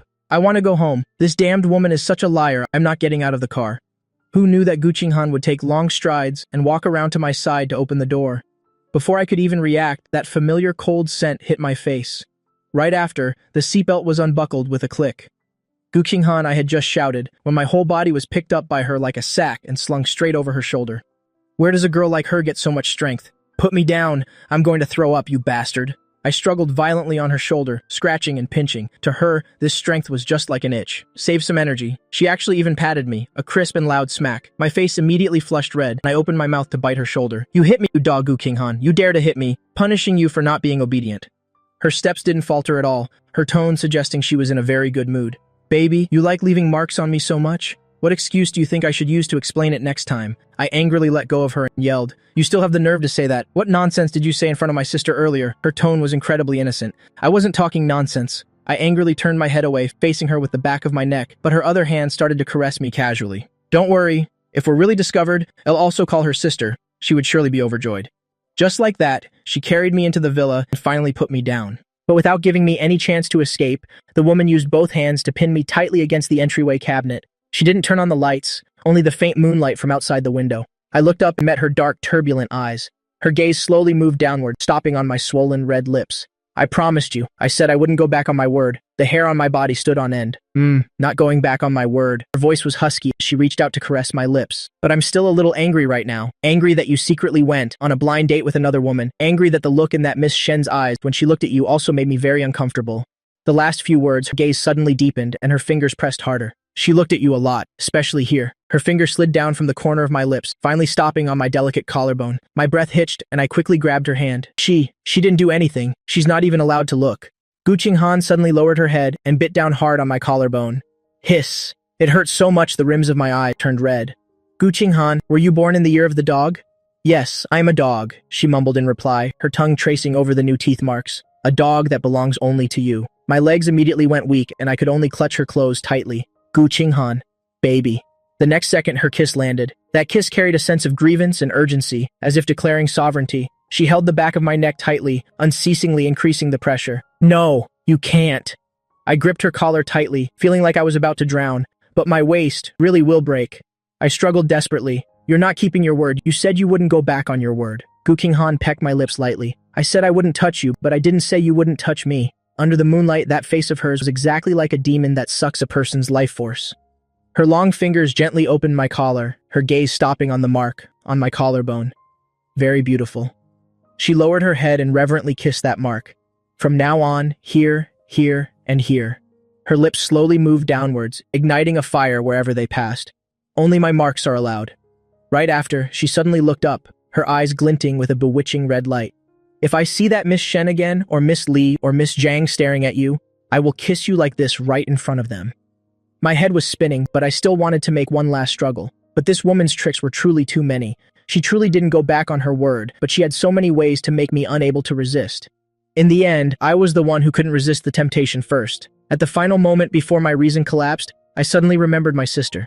I have to go back. Who knew she would laugh lazily? Don't worry. She's causing a scene at the Shin family's house. She won't have time to worry about you for a while. Besides, I've already sent her a text. I immediately sobered up, my eyes wide. What did you send? She chuckled, her voice husky. I said, you didn't eat your fill at the blind date, so I'm taking you to eat something you like. But there's a line, so it'll be very late. Your sister told me to feed you well and make sure you don't go hungry. That word feed carried an impure meaning. I was stunned. This is my own sister. She's personally delivering me into the wolf's mouth and even telling the wolf to eat me all up. I was completely out of options, so I had to take a gamble. I really like this shirt. Don't tear it anymore. As a result, this woman smirked with a wicked smile. Don't worry, I won't tear this today. Today, you'll tear something else. Before I could even react, I just heard a ripping sound. Gu Qinghan, you fucking bitch. Those are the new designer underwear I just bought. They're very expensive. This isn't a deposit. This is clearly exploitation. The next day, I was woken up by a call from my sister. I shot up in bed with a start. Hiss. My whole body felt like it had been taken apart and put back together. It hurt like hell. That damn woman. I grabbed my phone to look. 9:30 in the morning. I'm screwed. Late on my third day of work. I frantically answered the phone. Sis. My voice was so hoarse I could barely speak. On the other end of the line, my sister was full of excitement. Is Xiao Yi still sleeping? What delicious thing did Qinghan take you to eat last night that made you come back so late? I felt a pang of guilt and glanced at the empty space beside me. The sheets were an indescribable mess. Eat what? What else could there be to eat? A woman, of course. I could only make something up. We had. Hot pot. Hot pot is good. Damn it, my sister didn't suspect a thing, and even happily boasted to me. Last night, I stormed into the Shin family's house and exposed that bitch from the Shen family on the spot. Uncle Shen was so angry he took a belt and whipped her. It was a scene of wailing and crying. Moreover, to atone for their mistake, the Shen family gave up 3% of the profits from the Changnan project. Hey, what a huge gain. I heard my sister's smug and arrogant laughter. My conscience pricked a little for the Shen family, but my sister only becomes foolish in front of Gu Qinghan. Towards outsiders, she's absolutely lethal without taking responsibility. Well, that's good then, I could only reply dryly. Right after, it seems someone called her. I have to go to work now. I can pick you up. Just tell the driver to take you. Oh right, Xiao Yi. Qinghan is a very serious and rigid person. If you're late, she'll definitely be impartial. I'll compensate you for any docked pay. I held my nearly broken back, almost unable to breathe. Whose fault is it that I'm late? Isn't it because of that damn woman? And she dares to be impartial? I pouted angrily, but my mouth still replied obediently. I know, sis. I hung up the phone. I finally let out a sigh of relief. As long as my sister doesn't suspect anything, the sky hasn't fallen yet. But as soon as I lifted the blanket to get out of bed, my legs suddenly gave out and I almost knelt right on the floor. Gu Qinghan. I gritted my teeth as I said her name. I forced myself into the bathroom, and when I looked up, I saw myself in the mirror. My neck and collarbone were covered in red marks, especially the bite mark in the middle of my collarbone, which was so deep it had turned purple. How am I supposed to go out like this? This damn woman must have been born in the year of the dog. Furious, I found a turtleneck shirt to wear, which happened to cover my neck. After getting ready, I took a taxi straight to the company. As soon as I entered, a tense atmosphere hit me. Late on my third day of work, I kept my head down, just wanting to shrink into a ball. As it turned out, I had just snuck up to the top floor. Before I even stepped out of the elevator, Gu Qinghan's assistant approached with a smile. Secretary Lin, Ms. Gu invites you to her office.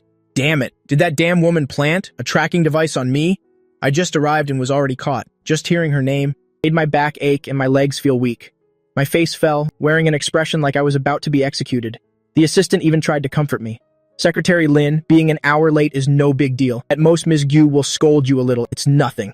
Bullshit, what the hell has that damn woman trained her subordinates to become? Being scolded a little is nothing. I immediately puffed up my cheeks and raised my fist. If she dares to scold me, I'll beat her to death. I gritted my teeth and strode into the office. Gu Qinghan was sitting behind her desk reviewing documents, her black dress both abstinent and cold. She didn't even look up. Her voice was as cold as ice. 50 minutes late. I almost couldn't breathe.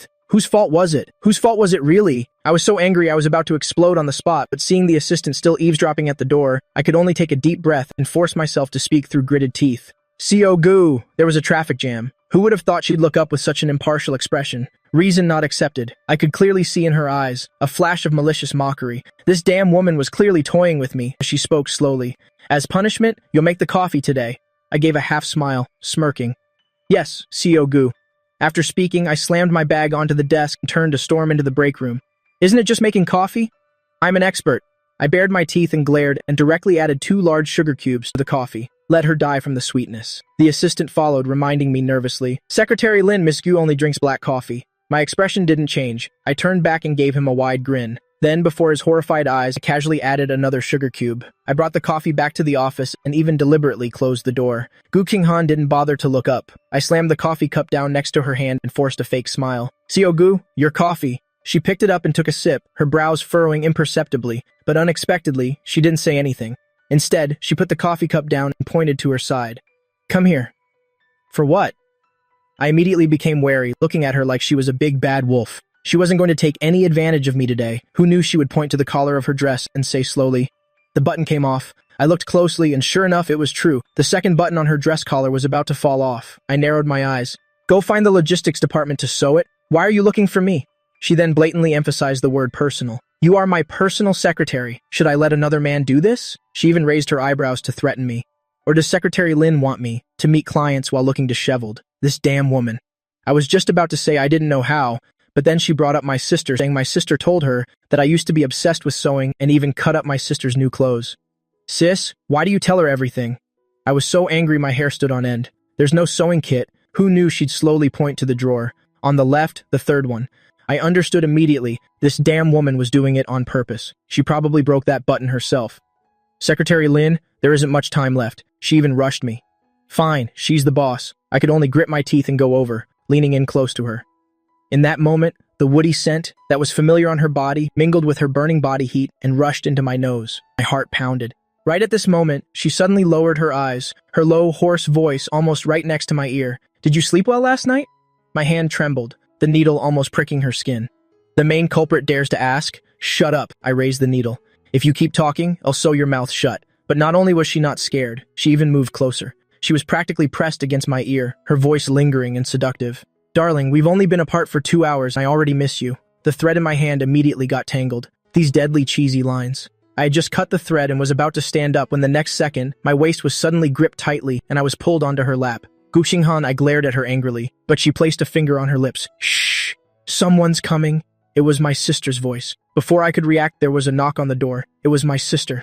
I froze instantly, scared stiff. Right now, I was sitting on her lap. If my sister opened the door, I'd be executed on the spot. She even chuckled. Don't panic. It's just sewing a button. It's very normal. Normal my ass. Who sews a button while sitting on their boss's lap? I tried to scramble up with both my hands and feet, but the hem of my shirt got caught on the chair's armrest. In that critical moment, I suddenly ducked and slid my whole body under the desk. but the space was too small. I could only curl up between her legs, my face right in front of. This position is too embarrassing. I didn't dare to breathe loudly as my sister strode in. My sister was carrying 2 gift boxes, and she strode in. She sat down on the sofa and placed the gift boxes on the table. King Han, this is an apology gift from the Shen family for you to nourish your body. Gu Qinghan's expression was calm, but her hand under the desk gently rested on top of my head, her fingers casually stroking as if comforting a frightened kitten. Then she spoke calmly. Thanks, but you should. Keep this to nourish Xiao Yi. I'm in great health. I don't need it. As she spoke, her slender fingers ran through my hair. I shivered uncontrollably, almost screaming. I angrily opened my mouth and bit down hard on her inner thigh. Damn, woman, that's for your wandering hands. Gu Qinghan's hand, holding the pen, suddenly froze, the pen tip drawing a dark line on the document. Hiss. She sucked in a sharp breath. This little wild wolf is ruthless. What's wrong? My sister immediately looked up. Yet Gu Qinghan's expression didn't change. Nothing. The cat under the table scratched me. A cat? My sister was puzzled. You have a cat in your office? She looked left and right. How come I didn't know? It's a little wild wolf. Gu Qinghan lowered her gaze, her eyes falling on me, a faint smile playing on her lips. I usually don't let it meet strangers. It's very shy, and it's also very fierce. It bites at the slightest touch. Unexpectedly, my sister became immediately interested and stood up to come over. Hurry, bring it out and let me see. The footsteps grew closer, and my heart felt like it stopped beating. My hand gripped her thigh tightly, my nails digging into her flesh through the fabric. This was a warning. If she dared to let me be discovered, we would die together. At the critical moment, Gu Qinghan refused with a straight face. Sorry, this little wolf is wary of strangers. It gets stressed around new people. As she spoke, her left hand grabbed my misbehaving hand, her fingers stroking my hand, partly comforting, partly with a wicked tease. Moreover, her fingers even caressed along my wrist. It only recognizes me, only I can touch it, only I can hold it. If anyone else even looks, it will bristle. My sister stopped, pouting. All right, look how stingy you are. She sat back down on the sofa and changed the subject. You're already 26. Auntie is arranging for you and the Qin family a blind date with Qin Chuan. Qin Chuan. A blind date? My body instantly stiffened. Although I knew Gu Qinghan couldn't possibly be interested, my heart couldn't help but feel sour. I couldn't help it. My teeth found the spot I had just bitten and gently ground back and forth. Instantly, Gu Qinghan's fingers tightened. This damn wild wolf. My sister was still there, persuading. Seriously, you could consider it. Qin Chuan sounds elegant and polite. A good match for you. Not interested. Gu Qinghan cut her off coldly. If you think he's not bad, you can ask my dad to arrange it for you. My sister jumped up on the spot. We're talking about you right now? Gu Qinghan lowered her head, but her gaze was on me. The next second, her low, hoarse voice sounded softly. I already have someone I like. These words immediately made my sister jump up and also made my heart skip a beat. My sister rushed to the desk in a few steps, her gossip-loving soul burning fiercely. Wow, who is it? Do I know them? Gu Qinghan raised her head slightly, meeting my sister's curious gaze. You know them. My fingers, clutching her thigh, immediately tightened their grip, and my breath hitched. I was so nervous my palms were sweating. What? What is she planning to do? Is she going to tell my sister directly? My sister was still stroking her chin, guessing names one by one. But Gu Qinghan didn't respond at all. She just reached her hand under the table and gave my cheek a gentle pinch, an intimate and affectionate gesture. Then she looked up at my sister and glanced at the time. You'll find out later I have a meeting soon. So mysterious. My sister didn't ask any more questions, but before leaving she lowered her voice to remind her. My little brother is coming later, don't scold him. It turns out she came today because she was afraid I'd get scolded by this old witch for being late. Until the office door was closed and my sister's footsteps faded away completely, did I finally let out a sigh of relief, my whole body going limp against Gu Qinghan's legs, completely drained from fear. My legs are numb too. Still not coming out? The woman's low voice came from above my head. My chin rested on her knee as I said weakly, my legs are numb, I can't move. The next second, the chair moved. Gu Qinghan bent down, slid her hands under my arms, and lifted me directly out from under the desk. Gu Qinghan, you did that on purpose? However, she raised her eyes, and her low, hoarse voice came through. If I didn't say that, should I have let her continue to introduce that Qin Chuan to me? Her lips brushed against the back of my hand, her voice like a spell, seeping into my heart bit by bit. Or, she suddenly leaned forward, one arm wrapping around my waist, pulling me into her embrace, her hot breath pressed against my earlobe.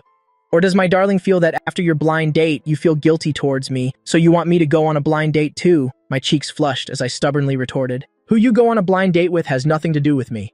After saying that, I turned my head away. Who knew the woman would let out a soft chuckle, grabbing my chin and forcing me to turn back?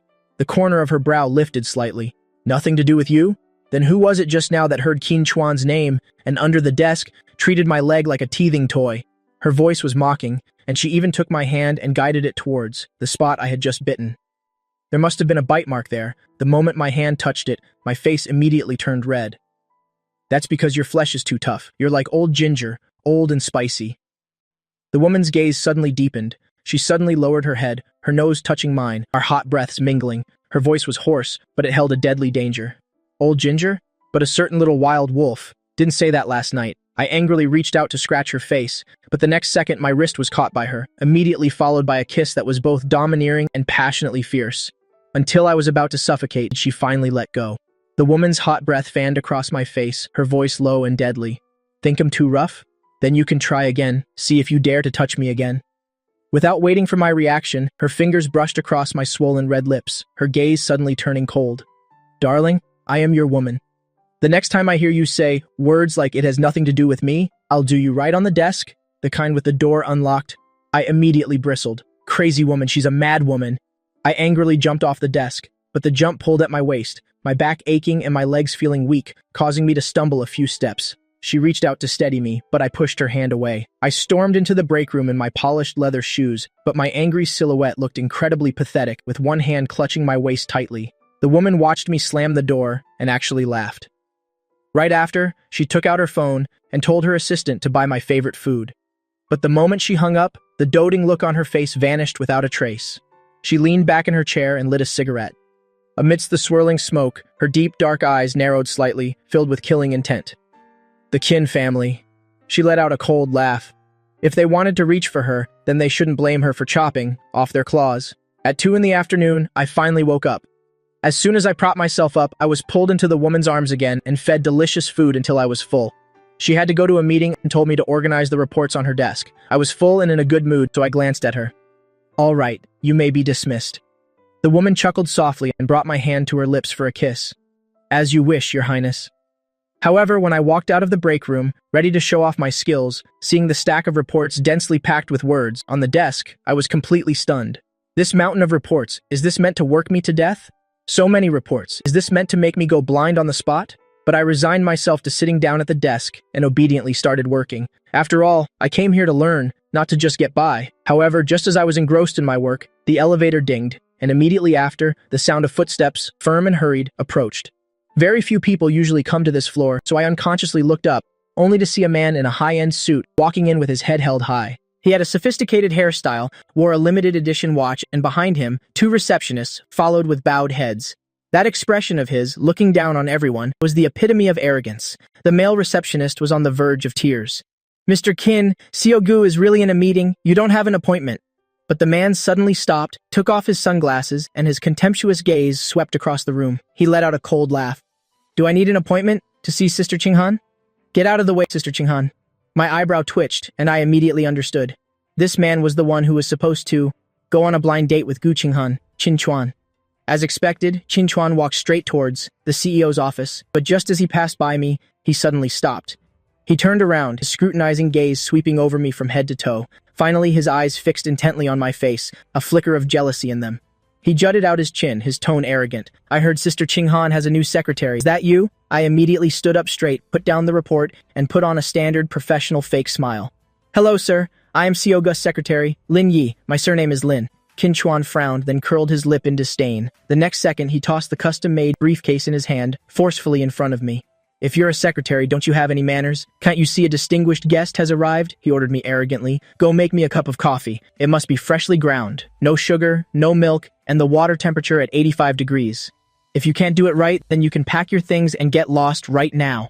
A man slammed a briefcase down in front of me, ordering me around arrogantly. Make me a cup of coffee. Not only must it be freshly ground, but also no sugar, no milk, and the water temperature must be 85 degrees. The smile on my face faded. Growing up, I'd never been ordered around like this by anyone. Who the hell did Qin Chuan think he was? So I calmly said, I'm sorry, Mr. Qin, the secretary's office doesn't handle personal services. If you want coffee, I can help you order takeout. To my surprise, Qin Chuan's face immediately paled. He never expected a mere secretary would dare to talk back to him. His eyes stared at me coldly. Do you know who I am? I gave him a fake, emotionless smile. No matter who you are, You have no right to barge into CEO Gus' office, and you certainly have no right to order me around. But he just tilted his chin up arrogantly and announced his identity directly. I'm the young master of the Qin Corporation, Qin Chuan, your CEO Gus' fiancé, the future president. A mere secretary like you, believe it or not, he'll have Sister King Han fire you right now. Fiancé? I sneered internally. Nothing's even been decided yet, and he's already putting on airs, so I smiled even more brightly. Mr. Qin, it's still daytime, yet you're already daydreaming. I didn't expect that my words would completely enrage him. He thought I was some toy boy seducing CEO Gu and charged at me aggressively. The next second, he raised his hand to slap me across the face. Who the hell are you? A loud, crisp slap echoed throughout the entire floor. In an instant, a dead silence fell over the area, but when everyone took a closer look, they were all stunned. That arrogant Qin Chuan was clutching his own red, swollen face, looking at me with utter disbelief. That's right, the one who got slapped wasn't me, but him. You dare to hit me! Qin Chuan was furious. He angrily raised his other hand to strike back. Just then, a cold, calm voice suddenly rang out. What's all the noise? I had just turned my head when I saw Gu Qinghan walking out of the conference room. When Qin Chuan saw her, his eyes immediately lit up. A second ago, he was arrogant and haughty. The next, he turned into a wronged little wife, Sister Qinghan. He clutched his face and with red-rimmed eyes rushed towards Gu Qinghan. This new secretary of yours is so insolent. I asked him to make a cup of coffee, and he mocked me and even hit me. I watched his performance coldly. Seeing Qin Chuan about to lean into Gu Qinghan's arms, I was surprised when Gu Qinghan tilted her body, directly avoiding him. Qin Chuan lunged into empty air, stumbling and nearly falling. He looked at Gu Qinghan in disbelief, only to see the woman's eyes were cold and distant, even carrying a hint of disgust. She spoke coldly. Mr. Qin, this is the Gu Corporation, not a vegetable market. After saying that, she paused for a moment. However, she raised her eyelids and her gaze went past Qin Chuan, landing directly on me. My face was cold, my eyes blazing as I stared at her. That's right, I was jealous. Unexpectedly, Gu Qinghan's thin lips curled up slightly in a barely perceptible way. Then her gaze returned to Qin Chuan, her voice bone-chillingly cold. Who gave you the nerve to tell him to make coffee? Qin Chuan was instantly stunned. Sister Qinghan, he's just a mere secretary. But Gu Qinghan cut him off directly. He is my secretary. Her brows were shrouded in coldness. Besides me, no one has the right to tell him to make coffee. As soon as these words were spoken, Qin Chuan's face turned pale. In front of everyone, she actually defended this toy boy. Qin Chuan was so angry he lost control, his eyes becoming even redder. Sister Qinghan, don't you know? Uncle Gu said. See him out. Gu Qinghan didn't even bother to look at him, directly giving an order to Assistant CEO Wang. From now on, without an appointment, no unauthorized personnel are allowed on the top floor, especially this person with the surname Qin. This was no different than shoving Qin Chuan's face into the dirt and grinding it. Qin Chuan wanted to explain himself, but she impatiently waved him away. Drag him out. The security guards immediately rushed forward and forcibly dragged the struggling and screaming Qin Chuan into the elevator. The world was finally quiet. The next second, Gu Qinghan turned to look at me. Come inside. After saying that, she walked into the office. I was seething with anger. I grabbed the report and followed her in. As soon as the door closed, I slammed the report directly onto her desk, speaking in a sarcastic tone. Sister Qinghan, you're quite the charmer, aren't you? Your fiancé even came knocking on your door. I deliberately imitated Qin Chuan's whiny tone and continued sourly. Looks like something happy is about to happen for Sister Qinghan. To my surprise, Gu Qinghan leaned against the desk, her eyes crinkling as she looked at me. Are you jealous? I immediately bristled. Who's jealous? I'm not jealous at all. She let out a soft chuckle, took a step with her long legs and pulled me into her arms, her voice cold. Too mediocre. I prefer the wild wolf at home, wild enough, strong enough. I lifted my foot to stomp on hers, but her long leg hooked around mine, and I fell into her warm embrace. Just then, Gu Qinghan dropped her playful demeanor and lifted my chin with a serious expression. She took the hand I had just used to hit someone and gently rubbed my palm. You did very well. If anyone treats you like that, just hit them back. If anything happens, he'll take care of it. I mumbled in a low voice. What if I can't win the fight? She took my hand again, pressed it to her lips for a kiss, her voice full of doting affection. Then call for your wife and your wife will help you fight. Those two words made my face flush instantly. Who? Who would call you that? Besides, if I can't win, you think you can? But she just raised an eyebrow, her hands starting to misbehave. You won't call me that? It seems you didn't say it enough last night. You've forgotten how to pronounce it. Her lips nibbled on my earlobe. I quickly grabbed her hands. Gu Qinghan, if you dare touch me again, don't ever think about touching me in the future. In the end, this crazy dog didn't touch me again, but the price was disastrous. I looked at the new lipstick mark on my neck in the mirror, so angry I was speechless. Gu Qinghan, you're really a crazy dog. But she leisurely hugged me from behind, her voice laced with flirtatiousness. A crazy dog isn't as gentle as me. I'm coming to your house tonight. My hands trembled. To my house? Are you insane? Are you walking into a trap? If my parents found out about this damn woman, breaking her legs would be a light punishment. If my parents found out, it wouldn't just be a mixed doubles beatdown. After they beat me, the next step would definitely be to arrange the marriage between our two families. My God, I'm only infatuated with Gu Qinghan's beauty. I've never even thought about getting married.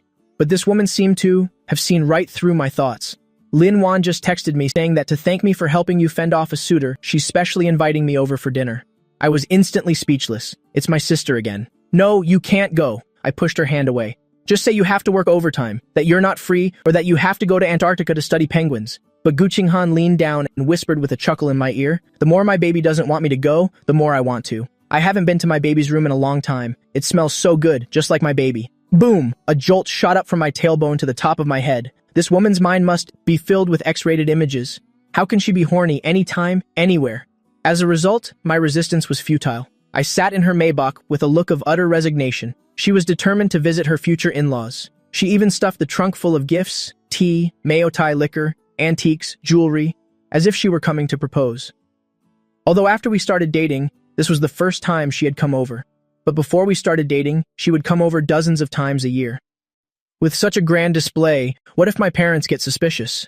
The car slowly drove into my family's gate, and my heart leaped into my throat. Gu Qinghan's gaze fell on the old scholar tree in the yard. When I was 5 years old, she held my hand and we planted it together. We arrived.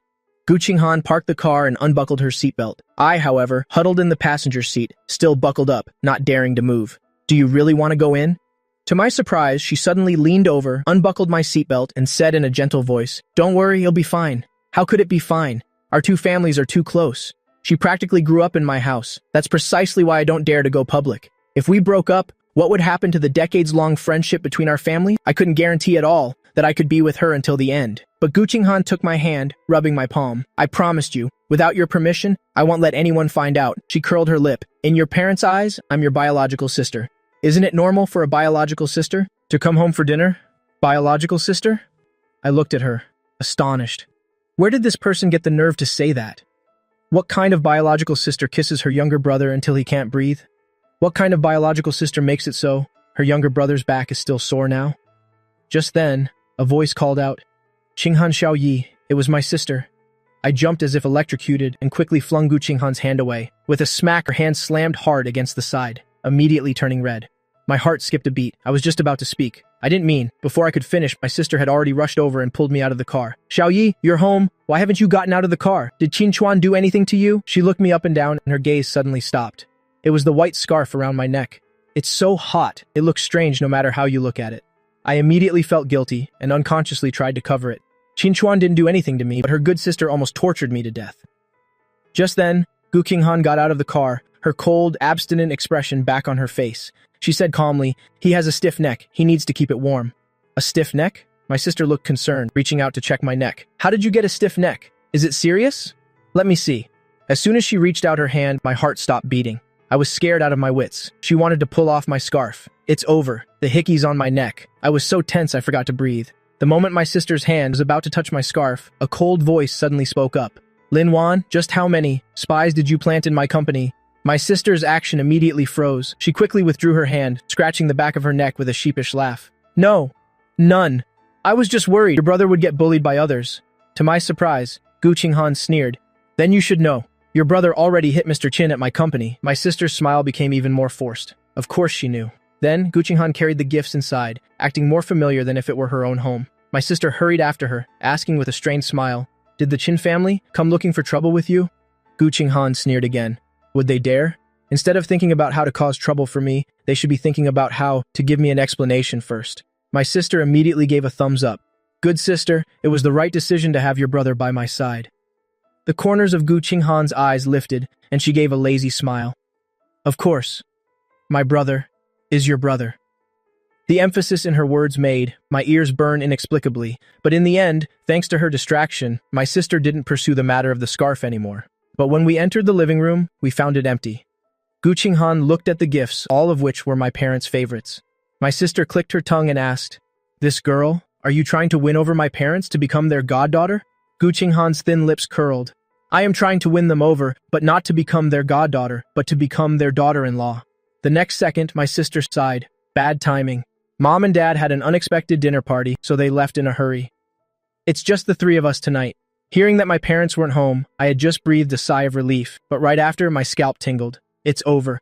Mom and Dad aren't home, so doesn't that mean no one can control this big-tailed wolf? This is truly letting the wolf into the house. In the dining room, the aroma of food was fragrant. When Uncle Liu saw Gu Qinghan, his face beamed like a flower. Turns out this woman had it all planned. She even prepared a gift for Uncle Liu. Uncle Liu was deeply moved. He turned to me and said, "Young master, Miss Gu has been so sensible since she was a child. You should learn from her." I pouted. Sensible? This damn woman is clearly scheming, playing palace intrigue games here. 15 minutes later, the three of us sat at the table. I kept my head down and ate, too lazy to pay attention to the damn woman across from me. My sister, however, was very enthusiastic. She poured Gu Qinghan a glass of wine as soon as we sat down. "Luckily, you were here today. That Qin Chuan guy really thinks he's your fiancé?" To my surprise, Gu Qinghan took a sip of wine, suddenly raised her eyebrows, and said teasingly, "But didn't someone have a very good impression of that Mr. Qin?" My sister's drinking motion froze. She remembered praising Qin Chuan in the morning, and immediately downed her glass of wine. Pfft, him? Not anymore. Only then did Gu Qinghan put down her wine glass and say, "It's a small matter." Then her gaze passed through the rising steam, landing directly on me. Xiao Yi is my good sister's younger brother. How could I let him be wronged in front of others? The word wronged, she drew it out, carrying an unspoken intimacy. My mouth was full of food, my cheeks puffed out. I was about to pick up a piece of fish when I heard her suggestive words. My hand trembled and the piece of fish, plop, fell back into the bowl. I looked up and glared at her. That's right, she won't let others wrong me, only she wrongs me the most. My sister quickly picked up the tenderest piece of fish for me. "Xiao Yi, take your time." Then she picked up a piece of fish for Gu Qinghan. "Qinghan, try this." I had it specially air-freighted. After that, my sister started telling embarrassing stories from my childhood. When Xiao Yi was little, he was very protective of his food. He'd get mad at anyone who tried to take it. Once I wanted to tease him, so I took a piece of his meat. He grabbed my arm and bit me, and the bite mark was still there a week later. Gu Qinghan looked at me with a half-smile. I remember. Her voice was cool and pleasant. His teeth were already very good back then. He bit very deeply. My eyes widened instantly. I almost choked on my rice, coughing violently, my face turning red. What nonsense is this damn woman spouting? My sister quickly poured me some water and even moved the whole bowl of fish in front of me. "It's yours, it's yours, it's all yours. Why are you still so protective of your food like when you were little?" The rims of my ears turned red. This wasn't about being protective of food. Just then, the damn woman put down her chopsticks, looking like a refined scoundrel. She curled her lip, her dark eyes deep and gloomy. And now? Xiao Yi doesn't just protect his food, he's also learned how to sneak snacks. I immediately understood her double entendre. Protecting his food meant protecting her from Qin Chuan. Sneaking snacks meant sneaking this damn woman. I really wanted to kick her to death. Just then, my sister suddenly spoke up. "Qinghan, about that land in the west of the city where we want to build a villa, are the blueprints done? Let Xiao Yi take a look for you."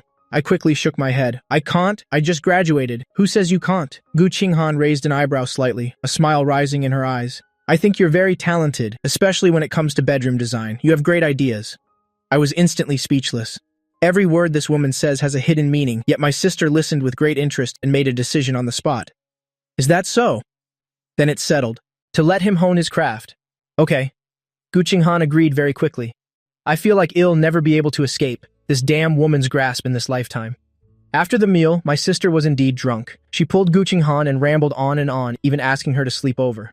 Before she could finish her sentence, with a thud, my sister collapsed onto the table, dead asleep. Uncle Liu quickly called the bodyguards to carry my sister upstairs, and before he left, he instructed me. "Young master, Miss Gu has also had a lot to drink. Please take her to the guest room and take care of her a little." My sister is a serious bro-con. She thinks that in this world, aside from herself, the most trustworthy person is her best friend, Gu Qinghan. So after graduation, she arranged for me to intern at her best friend's company. But what she doesn't know is that, in countless moments when my sister turned her back, her best friend pinned me against the wall, pinched my waist, and seduced me time and time again. "Be good, call me wife, and I'll even give you my life." As soon as Uncle Liu left, the dining room fell silent. "Baby." The woman looked up at me, her drunken voice echoing in my ear. "How do you plan on taking care of me?" The smile on her lips made alarm bells go off in my head. Qinghan is drunk, and she wants to stay the night. This is danger upon danger. She's been tormenting me for 2 days. My calves are still trembling now. I immediately turned to run away. "You don't look that drunk. You can take care of yourself." But I had only taken 2 steps when my wrist was gripped tightly, and she pulled me back. "I am drunk. Very drunk." She actually pressed me tightly against the staircase railing, the faint smell of alcohol mixed with the scent of cedar, enveloping me completely. This is a blind spot for the camera, and people upstairs can't see either, but she's being way too bold. This is my house. What if Uncle Liu comes downstairs for some water? What if my sister suddenly wakes up? Wouldn't we be doomed?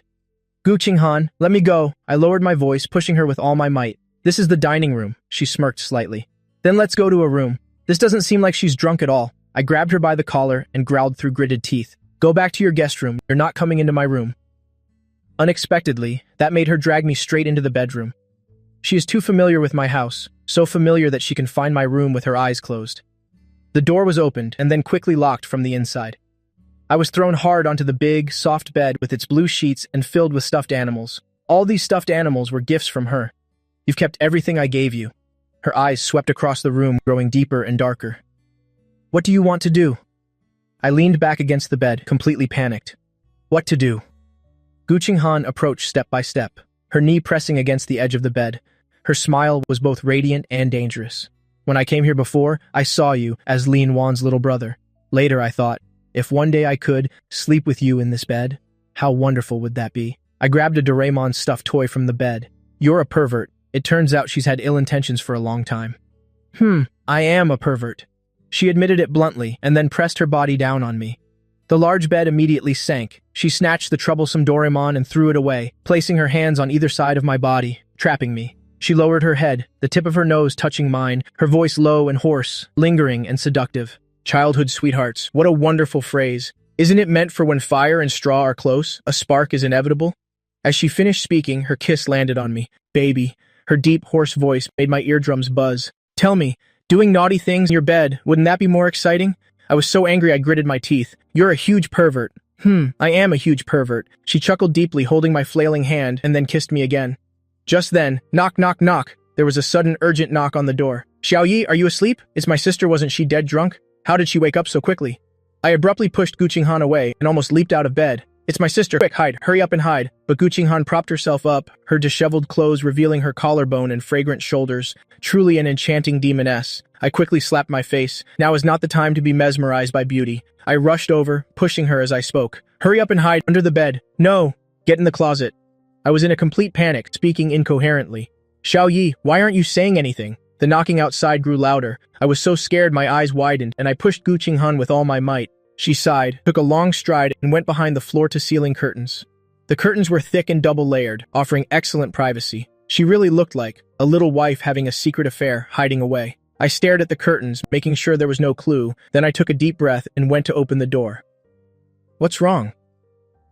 My sister was standing drunk outside the door. My sister was actually holding a glass of milk, her face flushed, unable to stand steady, completely wasted.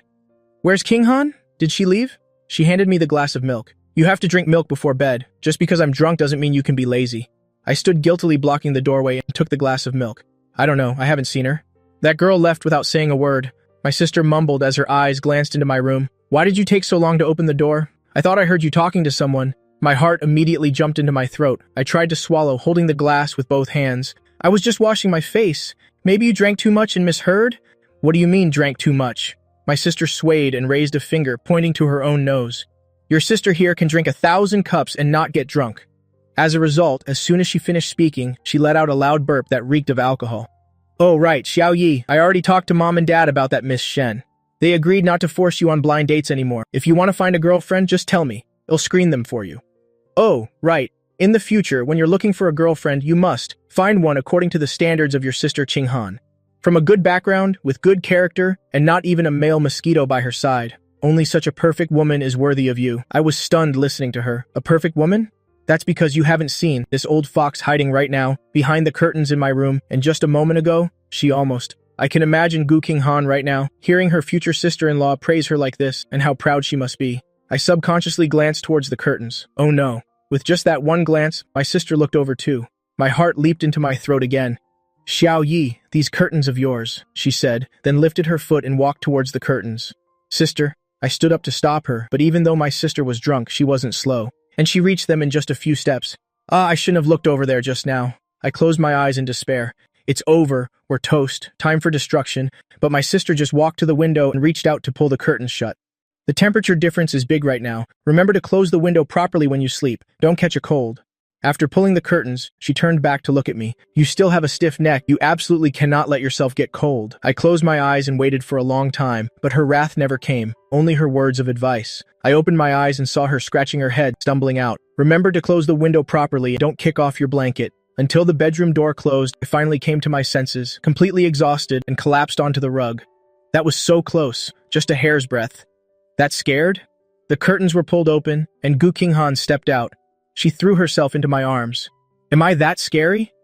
I was still in shock, without even the strength to struggle. This isn't about whether you're scary or not. She pinched my waist. Your sister praised me as a wonderful woman and told you to find someone like me. She clearly said to find someone like me. I glared at her. Finding someone like you, I might as well just find you directly. The real deal is right here. Why look far when what you need is near? I lifted her up and instinctively, her legs wrapped around my waist. This position. My face immediately flushed. She was like a koala hanging on me. What are you trying to do now? I quickly pushed her chest, my palm pressing against her hot skin. Baby, I'm letting you understand the benefits of the real deal. She leaned down and bit my earlobe. Those wicked whispers were like magic. Your future sister-in-law has praised me so much. Of course I have to show something for it. My whole body stiffened, and the corners of my eyes reddened. This vixen really has no restraint at all. Look how scared you are. Although it's very exciting in my baby's room, and I really want to try it, but considering you've had a tough couple of days, I'll let you off for now. She turned around and pushed me down onto the bed. She hovered over me, her finger gently brushing over my lips. But next time, you have to pay it back double. As she finished speaking, a restrained and patient kiss landed, just a brief touch before stopping. The next second, she let me go and held me in her arms. Sleep. I leaned into her embrace, listening to her heartbeat. A few minutes later, she really didn't make any other moves. I carefully lifted my head. She was holding me with her eyes closed. Her unreasonably beautiful face softened a little. Really asleep? Is this old fox really going to let me go? Just then, she suddenly opened her eyes, those deep eyes swirling with suppressed emotions. Baby, if you can't sleep, I don't mind. I was so scared I immediately closed my eyes. I can sleep, I'm dead tired. Are you kidding? It's rare for her to show mercy. I have to sleep immediately. I can't take her torment anymore. Early the next morning, I was woken by a rustling sound. As soon as I opened my eyes, I saw that woman standing by the bed. She wore no makeup, and her bare face was still very beautiful. I have to admit, this woman is truly beautiful. Otherwise, I wouldn't have been seduced by her beauty in the first place and drunkenly slept with her. As a result, she heard the sound and actually leaned down to place a kiss on my forehead. She chuckled and asked, Baby, looking at me like that? Are you disappointed that I didn't touch you last night? I raised my hand to slap her. Get lost. But Gu Qinghan chuckled and grabbed my hand, kissing my lips. It's still early. Go back to sleep, I blurted out. What time is it? 5:30. What? So early? Not early anymore. Gu Qinghan adjusted her collar. Your sister is used to getting up at 6 for a morning run. If I don't get out before then, you'll get your feathers ruffled again. My sister goes for morning runs? I was instantly awake. I shot up and hurriedly pushed her. Then you should go. Hurry up and go. Unexpectedly, Gu Qinghan held my hand and wouldn't let go. In such a hurry to kick me out, use me and then throw me away? Don't joke around at a time like this. I shook her hand off, my face cold. Hurry and go. If my sister sees you coming out of my room, she'll really take a knife to you. As a result, this old fox just stood there without moving. You have to give me a little something if you're kicking me out. Still at a time like this. I glanced at the clock on the wall. It was already 5:40. I was annoyed, grabbed her collar, and pecked her lips hard. Is that enough? Just as I was about to let go, she pulled me into her arms, turned the tables, and deepened the kiss. Until she had a taste of sweetness, she was satisfied and prepared to leave. As if sending off a plague god, I pushed her out the door, first poking my head out like a thief, looking outside. It was quiet, no one was there. I quickly gave her a look, urging her to scram. After she left the room with a bang, I immediately and heartlessly slammed the door shut. Until I heard the sound of the main door downstairs closing softly, I finally breathed a sigh of relief. My entire body felt drained of strength, and I slid down the door onto the carpet. Oh, my poor little heart. That was way too exciting. My heart was tired, but I still had to go to work. After all, I'm still Gu Qinghan's personal secretary. But the atmosphere at the Gu Corporation today was a bit off, especially in the design department. As soon as I got to the company, I sat down to draw the design sketch for the villa that my sister mentioned last night. I worked on it all morning, and just as I finished, Assistant Wang came over. Secretary Lin, CO Gu, asked you to come to the meeting room. Why would she want me in the meeting room? I was wondering when Assistant Wang stuffed the design draft from my desk into my arms. This time, I was even more confused. I walked to the meeting room door and knocked. After getting permission, I pushed the door open and walked in. It was already full of people. Gu Qinghan sat at the head of the table, with her usual arrogant and abstinent look.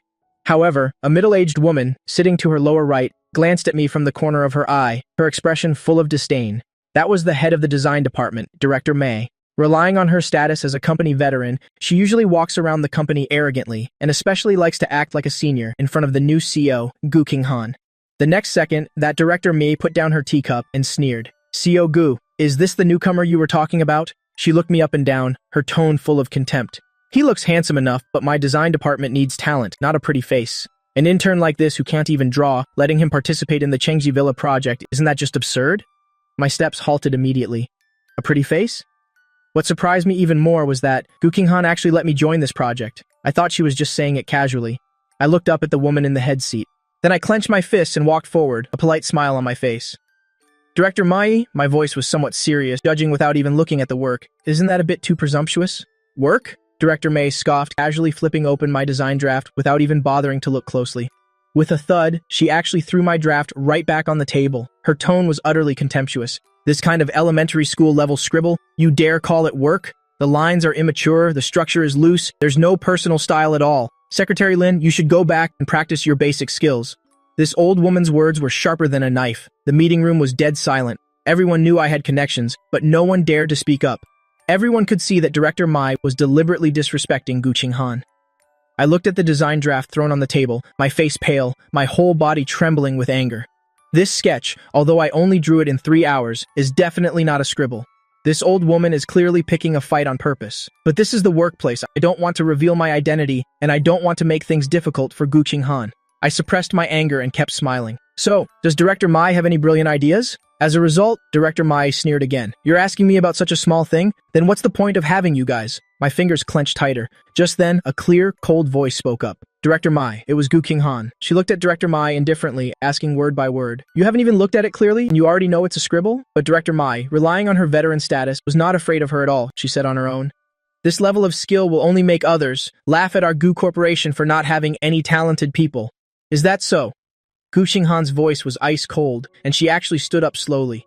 She picked up that design draft, her slender fingers flipping it open, her gaze stopping on the drawing. It was a corner of a courtyard I had designed. The next second, her fingertips tapped on the draft. I think it's very good. The lines are immature, which means there's high potential for shaping. The structure is loose, which means the thinking isn't rigid. As for personal style, a cold smile played on Gu Qinghan's lips. Her aura powerful. Is Director Mei's so-called style, taking a 10-year-old design, changing the color, and using it again? Someone couldn't help but burst out laughing. Director Mei's face immediately turned black as the bottom of a pot. Everyone knew she rested on her laurels. She immediately slammed the table. CEO Gu, you're being biased. For a mere secretary, you're alienating old employees. Biased? Gu Qinghan narrowed her eyes, her gaze unfathomably deep. I only look at ability. This design draft by Secretary Lin has new ideas, has thought, and is very inspired. Unlike some people who occupy a position but don't do the work. That insult was too vicious. Director Mei was so angry her whole body trembled, pointing at Gu Qinghan for a long time, speechless. Meeting adjourned. Gu Qinghan couldn't be bothered with more nonsense. Secretary Lin, stay. Everyone else, get out. An order was given, and everyone scattered like birds from a broken nest. Director Mai shot me a fierce glare, humphed, and left with a flick of her hand. In an instant, only she and I were left in the meeting room. The next second, Gu Qinghan sat back down and actually patted her thigh. Come here. I stood my ground. Thank you, CEO Gu. What are you thanking me for? Gu Qinghan pulled my hand again. Thanking me for helping you scold her? He deserved to be scolded. Looking into her eyes, I spoke every word with utmost seriousness. Thank you for letting me join the Chengji Villa project. My sister only mentioned it in passing. I didn't expect you to, actually. Her eyes sparkled, and her thin lips curved up slightly. When it comes to you, it's never in passing. Right after that, I suddenly leaned in and gave her a peck on the lips. That's your reward. Gu Qinghan chuckled softly. Baby, there can be more rewards like this. My face immediately flushed red, and I slapped the back of her hand. I warned her in a low voice. Someone could walk into the conference room at any moment. Don't you dare go crazy. Gu Qinghan put on an innocent expression. I said rewards. What were you thinking? My face grew even redder. I was about to leave, but Gu Qinghan picked up my design draft. Didn't your sister want me to guide you more? Her finger tapped on the design draft. Director Mai wasn't wrong about one thing. The lines here are indeed not smooth enough. As soon as she mentioned guidance, I immediately stopped struggling and hurriedly leaned over to look. I saw her pick up a fountain pen and add just a few strokes to the drawing. With just those few strokes, the originally stiff transition immediately became incredibly fluid. Understand now? She whispered in my ear, her hot breath fanning out. I was staring at the design that seemed to have been brought to life, my eyes filled with disbelief. But her hot breath was instantly seductive, and I was almost bewitched by her feminine charm. At that moment, Gu Qinghan also took my hand, her lips almost brushing against my earlobe. Why aren't you saying anything? My whole body was enveloped in her breath, her warm chest against my back, my hand held tightly by hers. This was truly a test of my self-control. I don't understand. I said I didn't understand because I wanted her to be more serious. Student Lin isn't being serious. You deserve to be punished. Her deep, hoarse voice echoed lingeringly, and she even opened her mouth to punish me with a bite on my earlobe. Then let's practice a few more times. Teacher Gu is very patient. I froze instantly. Her hands started to roam. I wanted to resist, but she held my wrist tightly. She continued in a serious tone. Student Lin, focus a little, or Teacher Gu will punish you. This damn woman, this vixen. I glared at her, but she just lowered her head, her eyes like a vortex. This look from Student Lin. Are you blaming Teacher Gu for not doing anything last night? The next second, she held my chin and leaned in to kiss me. Suddenly, knock knock knock, a rapid knocking came from the door. Assistant Wang's trembling voice. This is bad, Xiao Gu, Xiao Lin, she. She stormed up with a golf club. She said she's looking for Director Mei to settle a score. My eyes flew open, and I shoved Gu Qinghan away with a whoosh. What? My sister's here? How did she find out so quickly? It's only been half an hour. Gu Qinghan's attempt to steal a kiss failed, and she looked aggrieved. I hurriedly straightened my clothes and patted my burning face. Bam! The conference room door was kicked open. The heavy door slammed against the wall, making a loud noise. I swallowed and looked nervously at the door. I saw a tall woman standing proudly against the light, holding a shiny golf club made of titanium alloy, radiating killing intent. On that incomparably beautiful face was an expression that looked like she wanted to eat someone alive, like a demoness crawling up from hell. Sister. I looked at my sister who had stormed and called out softly. Lin Wan's eyes immediately fell on my face. Seeing my red-rimmed eyes, she was heartbroken. The coldness in her almond eyes intensified. That dog my Jibo dared to scold you. She tightened her grip on the golf club. Let's see if I don't finish him off. After speaking, she suddenly pointed at Assistant Wang. Get that dog Maijibo in here for me. Assistant Wang shrank back in fear and glanced furtively at Gu Qinghan. Gu Qinghan nodded, and he immediately turned and ran. At this time, Director Mai was fuming in his office. When Assistant Wang invited him back to the conference room, he sneered. What? That little secretary still wants to cause trouble for me? Assistant Wang broke out in a cold sweat internally. That's no little secretary. It's your ancestor's doting older sister who has arrived. But Director Mai was not afraid at all, and even swaggered back into the conference room. As a result, the moment his foot crossed the threshold, he was met with a pair of fiery eyes. It's you, Mai Jibo. Lin Wan held the golf club, looking at him sinisterly. CO Lin. Director Mai was instantly terrified. He dared to act his age in front of Gu Qinghan, but he didn't dare to provoke my sister, this famously mad dog. CO Lin, what? What are you doing? He had no idea how he had offended this great Buddha. I'm here to split your head open.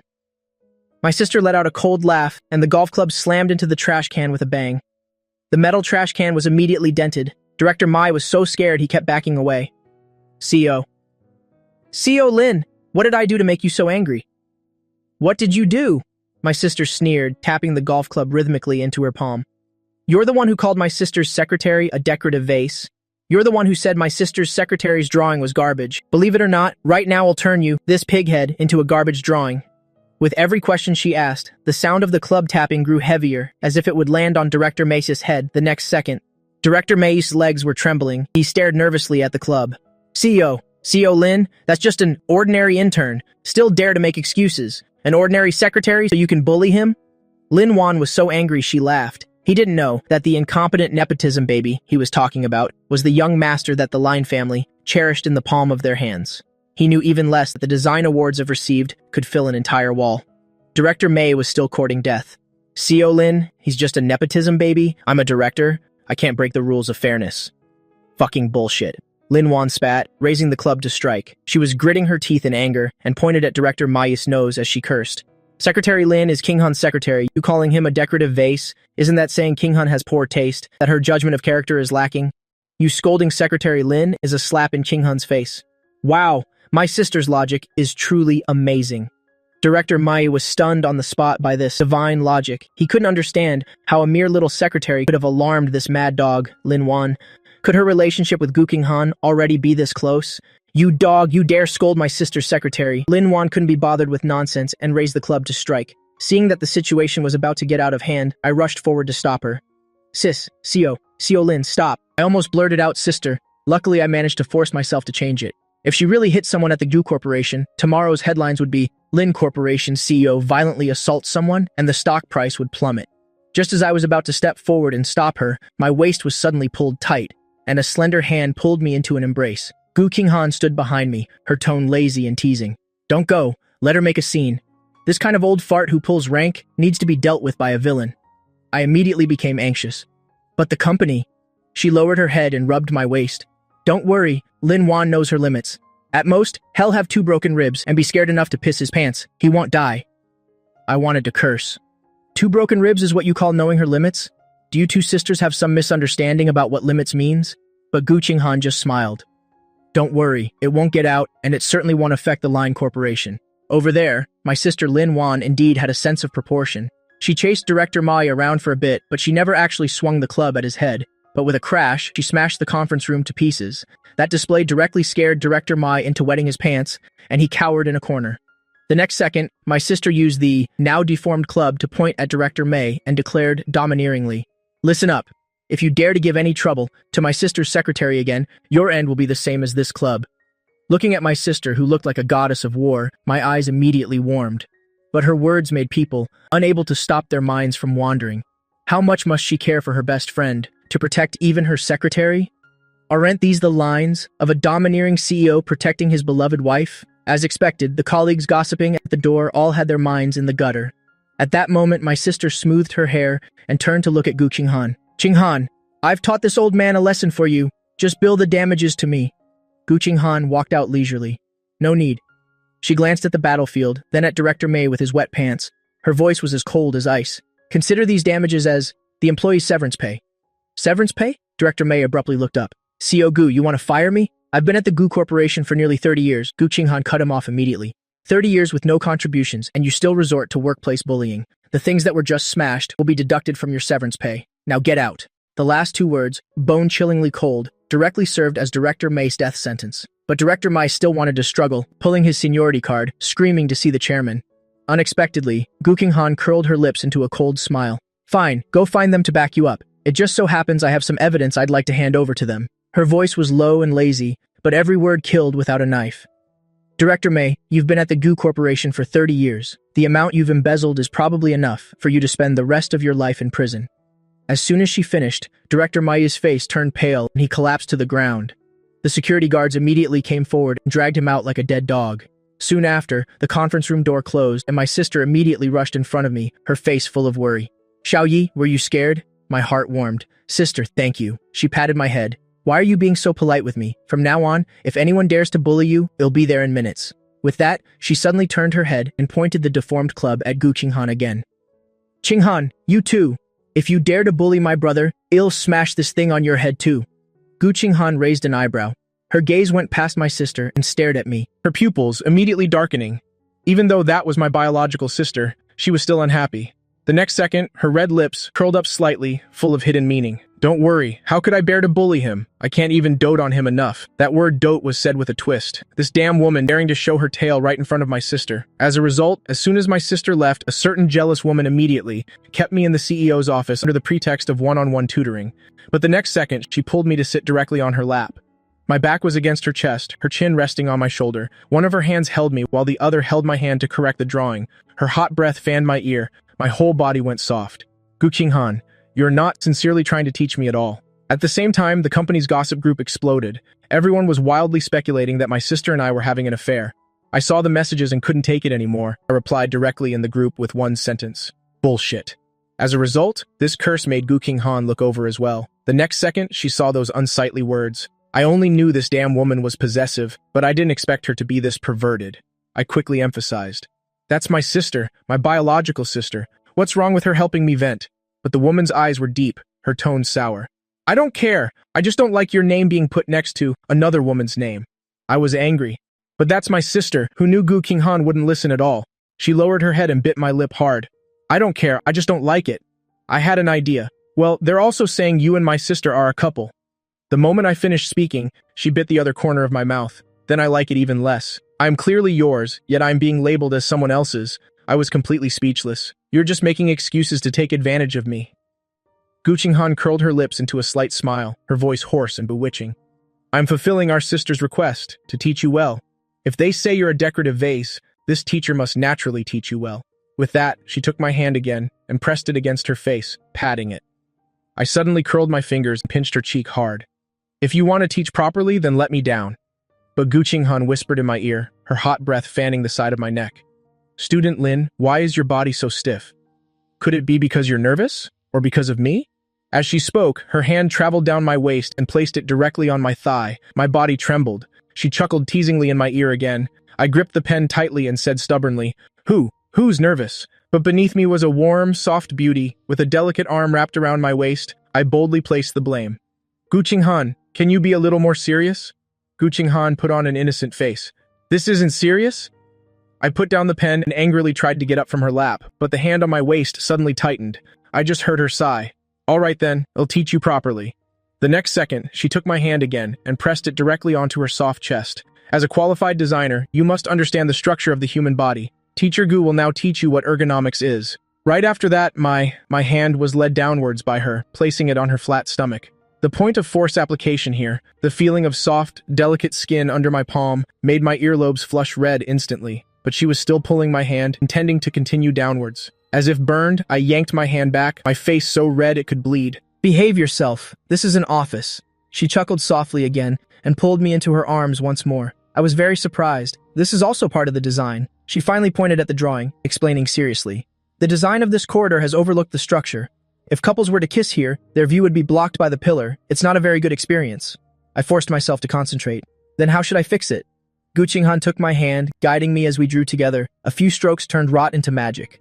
See, it ensures passage and also provides privacy. She suddenly bit my ear. Convenient for doing bad things. I couldn't help but admit, when it came to design, she was truly a top-tier genius. Just as I was in a daze, she suddenly let go, spun me around, and we were immediately face to face. Alarm bells went off in my head. She held my face with both hands, her palms scorching hot. Since you understand ergonomics now, it's time to start the practical lesson. I had a bad feeling. What practical lesson? Her eyes were deep, her gaze scorching. To test how well my body and your muscle lines fit together. Before she even finished speaking, she suddenly leaned in and kissed me hard on the lips. On the other side of the wall were busy employees. This feeling of transgression made my senses infinitely amplified. At that moment, I felt a slender hand travel up my leg and slip inside my pant leg. I snapped back to my senses, grabbed her hand. In broad daylight, she was completely unfazed. Daylight makes for clearer practice.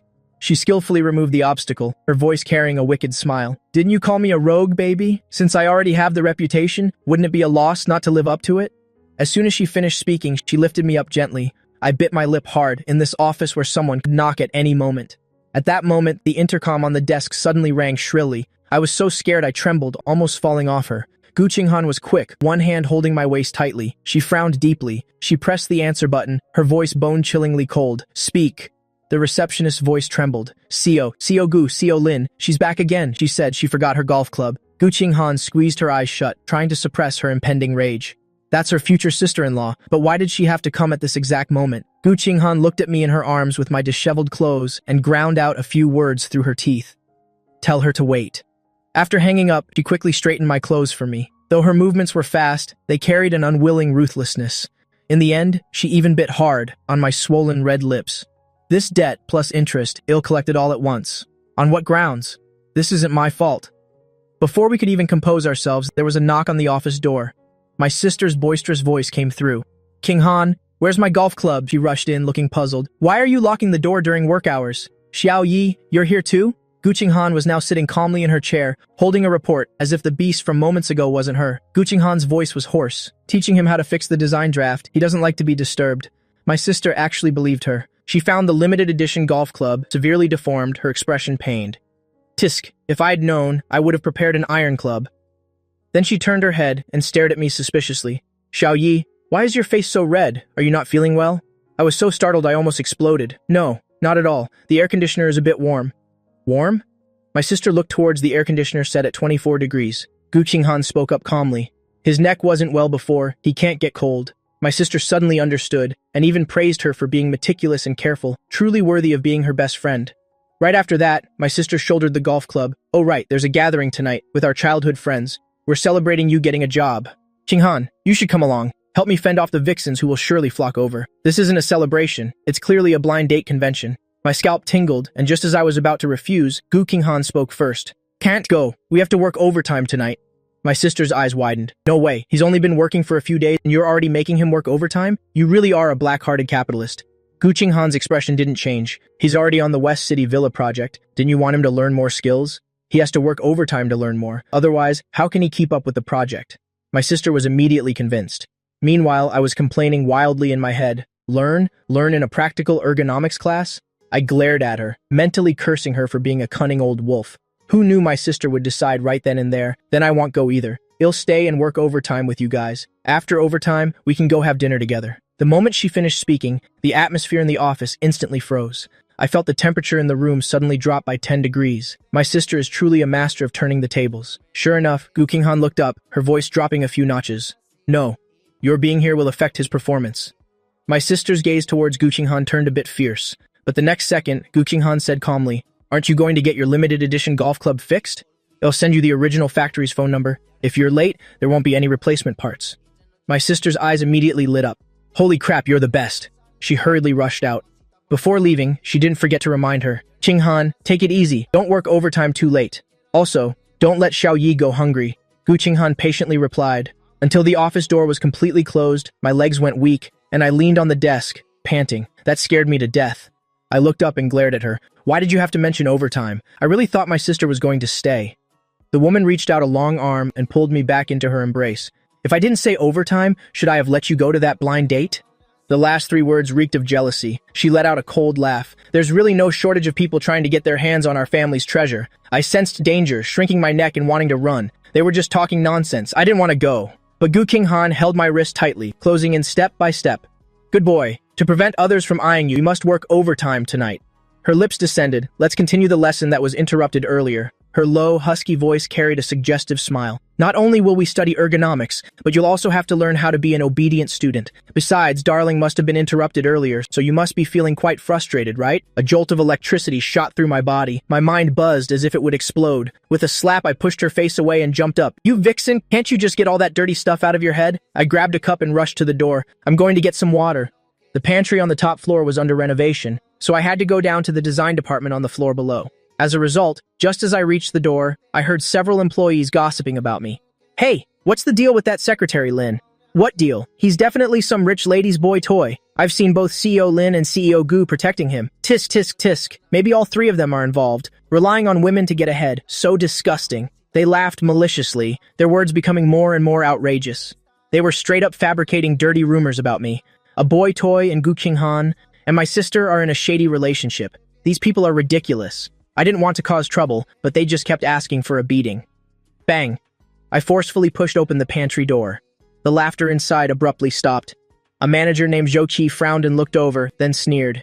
Shouldn't Secretary Lin be in the CEO's office serving CEO Gu? What are you doing here with us?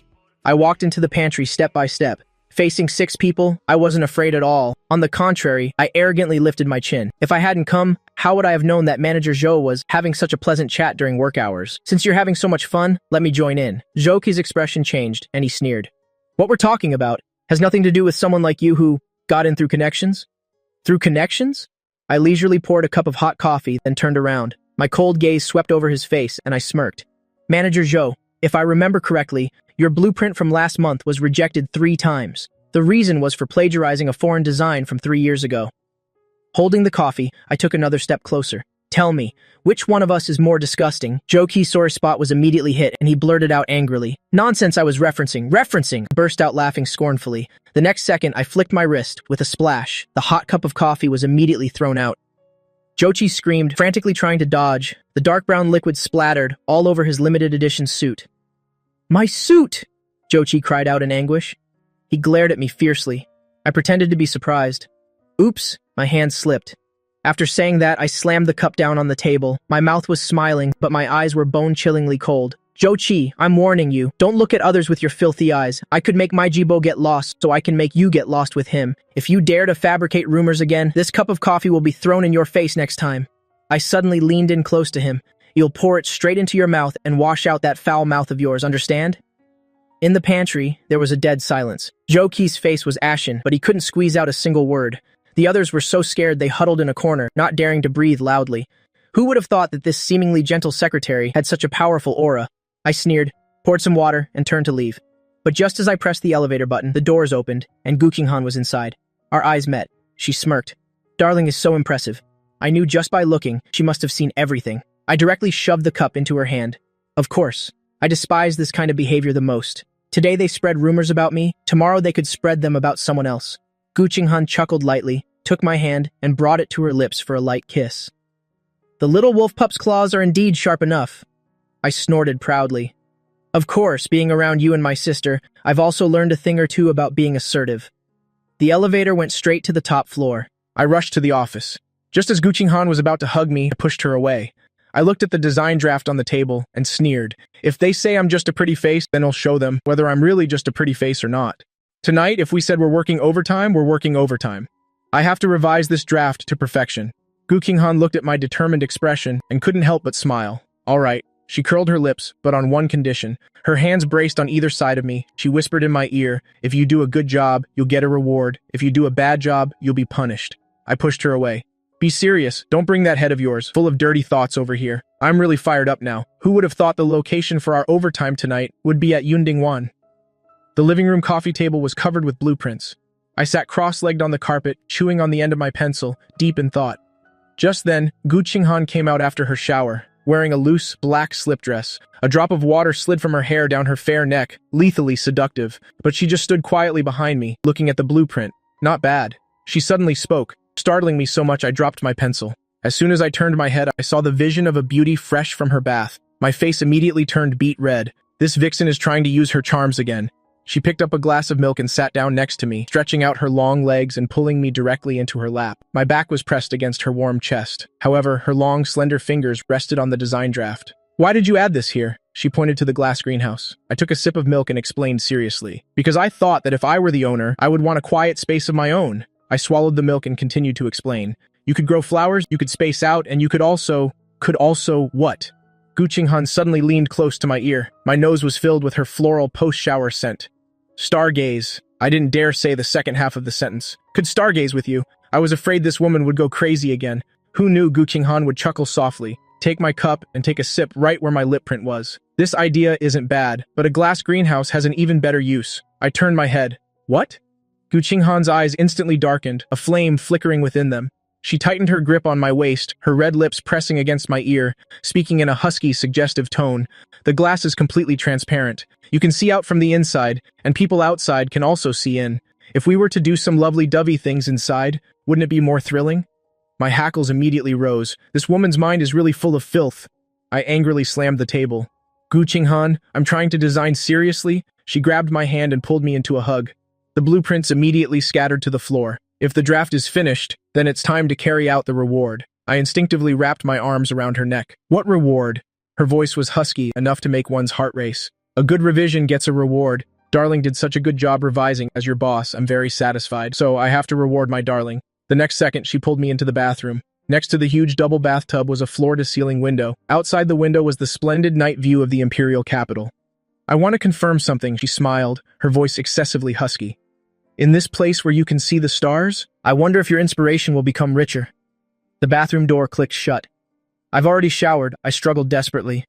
Don't. I haven't put away the blueprints yet. She kissed me straight on the lips. No need. Just give it directly to the engineering department tomorrow. This is the best version. But I'm the one who decides. She pinched my waist. Focus. If you get distracted again, I'll make sure you can't go to work tomorrow. That night, I was in a daze. This woman said she was confirming the design, but in the end, I was the one being played. The next day, I went to the company. The marks on my neck could only be hidden with a turtleneck. But this woman wouldn't get off easy either. I also bit her a few times last night. I finished preparing my work, then took the design draft to the design department. As a result, just as I reached the door, I heard Zhou Qi cursing up a storm. His lackey hurriedly flattered him. Brother Zhou, don't be angry. Zhou Qi's face was ashen. How can I not be angry? My 500,000 yuan suit was ruined by that boy toy. It's all because of that boy toy in the CEO's office. The more Zhou Qi thought about it, the angrier he got, and the louder his voice became. Just a plaything who uses his looks to serve others, thinks he's so great just because he latched onto someone powerful. Sooner or later, he'll be played with and then thrown away. Someone next to him reminded him in a low voice, Brother Zhou, keep it down. So what if he hears? Zhou Qi sneered. Can he get me kicked out of Gu Corp? I'd like to see who will be the end of whom first. I carried the design draft and walked straight into the design department. So Manager Zhou still remembers. The former director Mei. The entire department immediately fell silent. Zhou Qi saw me, his eyes full of disgust. "Oh, Secretary Lin has graced us with his presence. What are your instructions?" He sauntered over, looked me up and down, then sneered and said, "Secretary Lin is wearing a turtleneck? Could it be that you were serving some woman too wildly last night?" A chorus of jarring snickers immediately erupted around us. My eyes turned cold. This Zhou Qi doesn't know what's good for him. I walked up to Zhou Qi and slammed the blueprint I had spent hours revising onto the table. "If you have time to worry about my private life, why don't you think about how to explain your plagiarism?" I let out a cold laugh. "I can come up with a design without relying on women. Without Director Mai to clean up your messes, what can you do?" Zhou Qi's face turned green with anger. "Who the hell do you think you are? It's just a damn blueprint."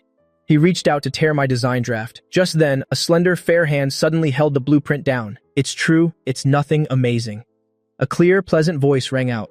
Gu Qinghan had appeared behind me at some point. Her entire being exuded a noble aura and an overwhelming presence. Her deep phoenix eyes coldly glanced at Zhou Qi's hand frozen in midair.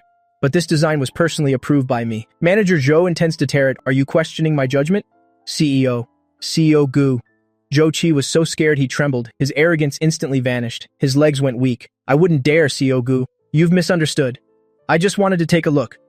I smelled the scent of roses, familiar from behind me. My heart pounded. This woman came here specifically to back me up. I guess I can forgive her mad dog-like behavior from last night. At this time, Assistant Wang also followed behind Gu Qinghan. He smiled gently. "Manager Zhou seems very dissatisfied with Secretary Lin." Zhou Qi's eyes darted around and he immediately took out his phone to tattle. "CEO Gu, Assistant Wang, look at this Lin Yi. He's using his position to bully people. Yesterday he even threw coffee on me." He pointed at the stain in the photo, his tone extremely aggrieved. "Luckily, I didn't have to meet a client yesterday, otherwise I would have embarrassed Gu Corp." But he spoke for a long time and Gu Qinghan's expression remained cold, without a ripple of emotion. Assistant Wang was still smiling. "Is that so? Secretary Lin threw it on you?" Zhou Qi thought he had a chance and hurriedly added fuel to the fire. It was him. He even threatened me, saying he could make Director May get lost, so he could make me get lost too. "This kind of person is a disgrace to our Gu Corp. Then get lost." The woman's cold voice rang out. Zhou Qi was stunned, immediately thinking she meant for me to get lost. He immediately became more confident, pointing at me and saying arrogantly, "Did you hear that? CEO Gu told you to get lost. Someone like you isn't worthy." Gu Qinghan's finger tapped forcefully on the table. The sound made everyone's heart tremble. Assistant Wang, as the golden interpreter, smiled gently and said, "Manager Zhou, CEO Gu meant for you to get lost. Since you want to be with the former Director Mai so much, then get lost." "Why?" Zhou Qi's eyes nearly popped out of his head. "I've been with the company for over 10 years. He's just a newbie. On what grounds are you making me leave?" "Manager Zhou, have you been dedicating yourself to the company, or have you been dedicating yourself to Director Mai? You know best yourself." Assistant Wang's words were full of hidden meaning. The design department staff looked at Zhou Qi, their gazes immediately turning strange. Zhou Qi's face turned green, and he hurriedly explained, "CEO Gu, this must be a misunderstanding." "Manager Zhou," Assistant Wang interrupted him. "If I've said it, of course I have proof." He placed a stack of documents on the table. "Since you started working here, you have never made any contribution to the group. On the contrary, you've caused the group to be accused of plagiarism several times, and each time, it was Director Mei who cleaned up the mess for you." Right after, Assistant Wang dropped another bombshell. "Each time you plagiarized, you pushed a newcomer out to take the blame. But investigations show those designs were all made by you. If there was nothing shady going on, why would Director Mai have to spend large sums of money to clean up for you repeatedly?" Zhou Qi's face was drained of all color, unable to say a single word. Assistant Wang then directly took out a USB drive. "This is surveillance footage. Manager Zhou and former Director Mai did some things they shouldn't have during work hours. The evidence is conclusive." Zhou Qi wanted to defend himself but didn't know where to start. The old employees of the design department actually all knew that he and the married Director May were having an affair, but no one dared to say it. Unexpectedly, CEO Gu exposed everything in front of everyone today. She intended to completely purge the design department. Zhou Qi's face was ashen. He never expected that, just because of a junior secretary, CEO Gu would strip him bare, leaving him with nothing. His legs went weak, his voice trembling. "CEO Gu, I can explain." But Gu Qinghan only gave him a cold glance, which made him fall silent immediately. Assistant Wang delivered another blow. "Gossiping about superiors during work hours? Did Director Mai teach you that too?" Zhou Qi's face turned deathly pale, and with a thud, he knelt on the ground. "CEO Gu, I was wrong." Gu Qinghan couldn't even be bothered to look at him, her voice as cold as ice. "As a man, you spread dirty rumors behind your colleagues' backs. Go to the finance department, get your pay, and get out." After saying that, she turned and left. She came here precisely to back up her precious secretary, me. Assistant Wang smiled and said to the paralyzed Zhou Qi on the ground, "Manager Zhou, the group will also be suing you for defamation. I hope you'll cooperate." After saying that, he also followed the CEO. Zhou Qi completely collapsed. One moment he was spewing venom, the next he had lost his seat at the table. All because of a junior secretary. CEO Gus' favoritism is too blatant. He glared at me intently, then his eyes suddenly caught a detail. On Gu Qinghan's neck, there was a faint bite mark. Who bit her? Zhou Qi's mind buzzed. He suddenly looked at the turtleneck on my neck, and his pupils contracted violently. He had discovered a shocking secret. His backer is CEO Gu. This discovery made Zhou Qi completely collapse to the ground, paralyzed. If he had known earlier, how would he have dared? The security guards immediately came in and dragged the ashen-faced Zhou Qi away. This time, everyone understood that CEO Gu was protecting me. The way everyone looked at me changed. Just then, Gu Qinghan's cold voice rang out. Secretary Lin. My heart skipped a beat. I immediately stood up straight. Yes. Gu Qinghan was expressionless. Are the revised drawings finished? I was so scared I stammered. Yes, they're finished. From now on, your drawings are to be submitted directly to me for approval. Gu Qinghan's voice was cold. Bring the drawings and follow me. I hurriedly grabbed the drawings and chased after her. CEO Gu, where are we going? Gu Qinghan didn't turn back. The construction site. The two of them left, one after the other. The colleagues in the design department were all dumbfounded. This didn't look like there was any affair going on. They looked to Assistant Wang for help, but Assistant Wang just smiled gently, gathered the evidence, and also left. In the elevator outside the design department, Gu Qinghan tilted her head, looking at my obedient self. Her gaze gradually deepened. Her low, husky voice held a hint of amusement. Didn't I just teach you last night? You have to experience it firsthand to know if your stargazing conservatory is feasible. My face instantly turned beet red. My mind was filled with dirty thoughts. I'm gonna kill you! I reached out to pinch her waist. Just then, the elevator door opened with a ding. I quickly retracted my hand, returning to my obedient smile. The corners of Gu Qinghan's lips curled up, her eyes filled with doting indulgence. Getting into her Maybach, I thought about having to go to the construction site, and my heart tightened again. I nervously clutched the drawings. Gu Qinghan glanced at me. What are you nervous about? I turned my head and glared at her. How could I not be nervous? This is my first major project. The design hasn't even been finalized yet. And you're already taking me to the construction site. What if they ask about the structure of the conservatory? What am I supposed to say? But this woman, wearing a black dress, looked both stoic and cold. There was no trace of the mad dog from last night. Gu Qinghan looked ahead, speaking calmly. No one will ask. It's client as requirement. They have no right to question it. I was stunned. That conservatory is clearly for our own house. How did it become client as requirement? Her voice paused. Stick close to me at the construction site. The ground is uneven. Half an hour later, the Maybach came to a steady stop at the construction site gate. Project Manager Zhang immediately led a group of people out to welcome us. CEO Gu, you're here. Mr. Zhang's face was wrinkled with a smile. As per your instructions, the foundation for the model room has been completed. What? The foundation is already built? Such fast efficiency? Gu Qinghan got out of the car. Her noble aura silenced the entire construction site. But she paid no attention to the project manager. Instead, she walked straight to the passenger seat and opened the car door for me. Just as I was about to get out, she said, "Wait." Then she took out a shoebox. Inside was a brand new pair of sneakers. The ground at the construction site is uneven. Leather shoes will tire your feet. Change into these. If it weren't for the crowd, I suspect she would have changed them for me herself. My eyes widened in surprise. When did you prepare this? This woman is too thoughtful. Half of my anger from last night immediately dissipated. However, this act of opening the car door and giving shoes by Gu Qinghan left the project manager and the engineers completely stunned.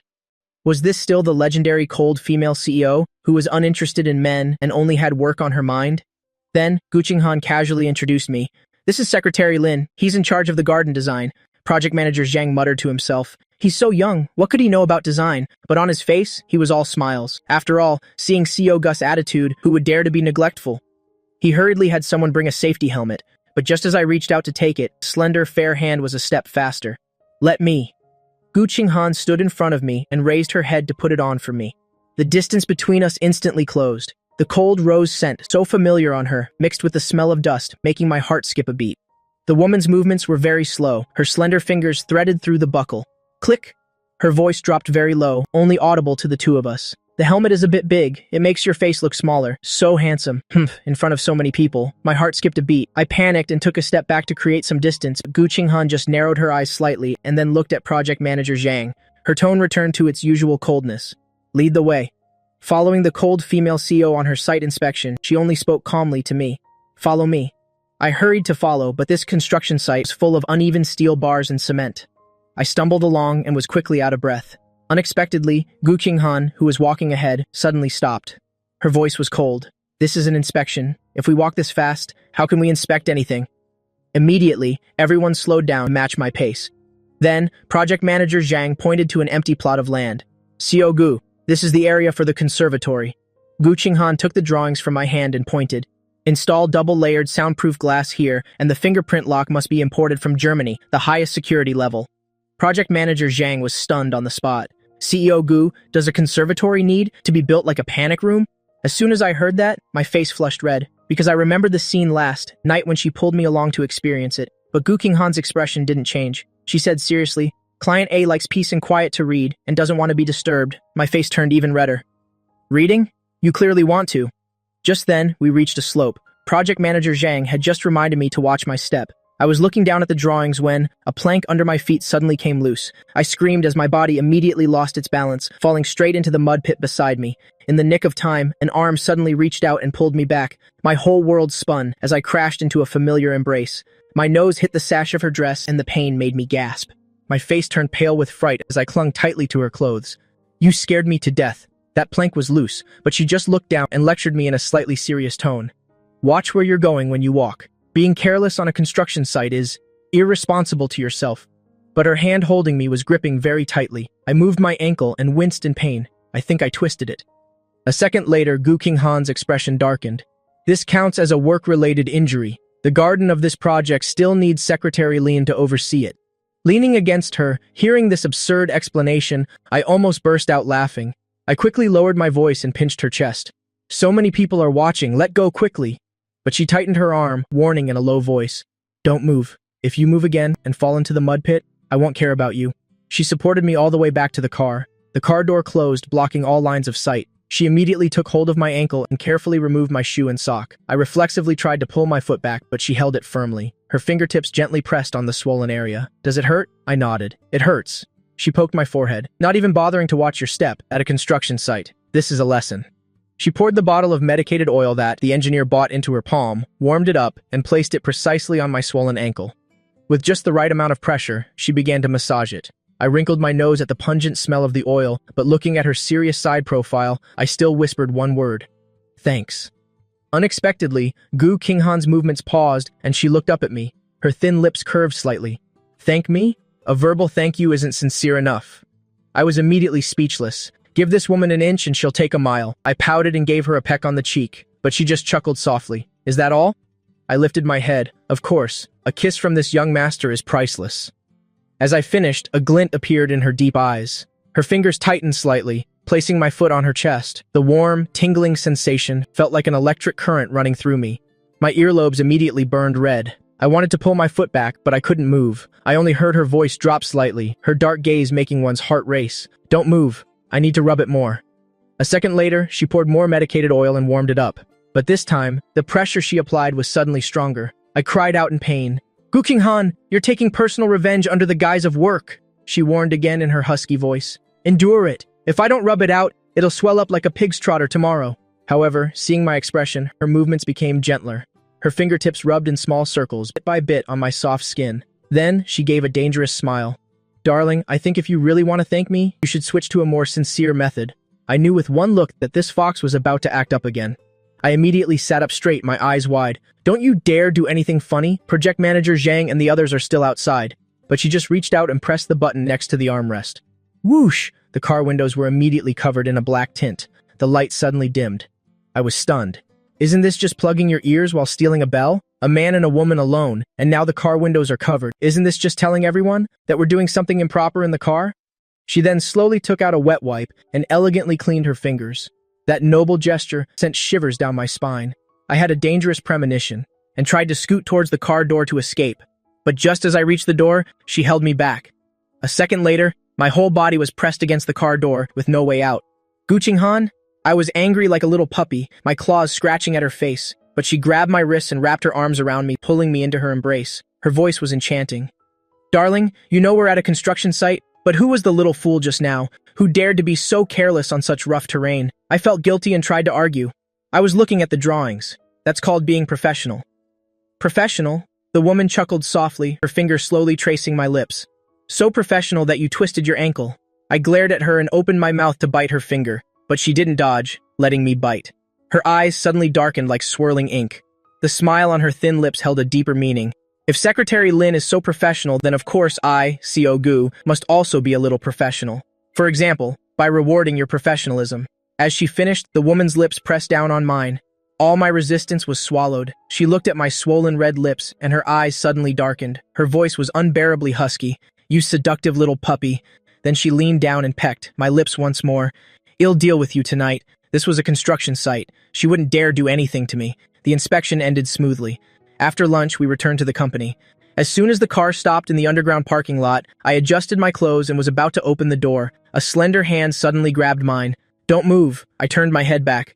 "What are you doing? Don't you want your leg anymore?" She glanced at my leg. "Are you planning to walk up by yourself?" A second later, she got out of the car, came around to my side, and linked her arm with mine, intending to help me inside. I was startled and quickly looked around. This is the company. What if someone sees? But she walked steadily, holding me as we headed towards the CEO's private elevator. "You had a work-related injury.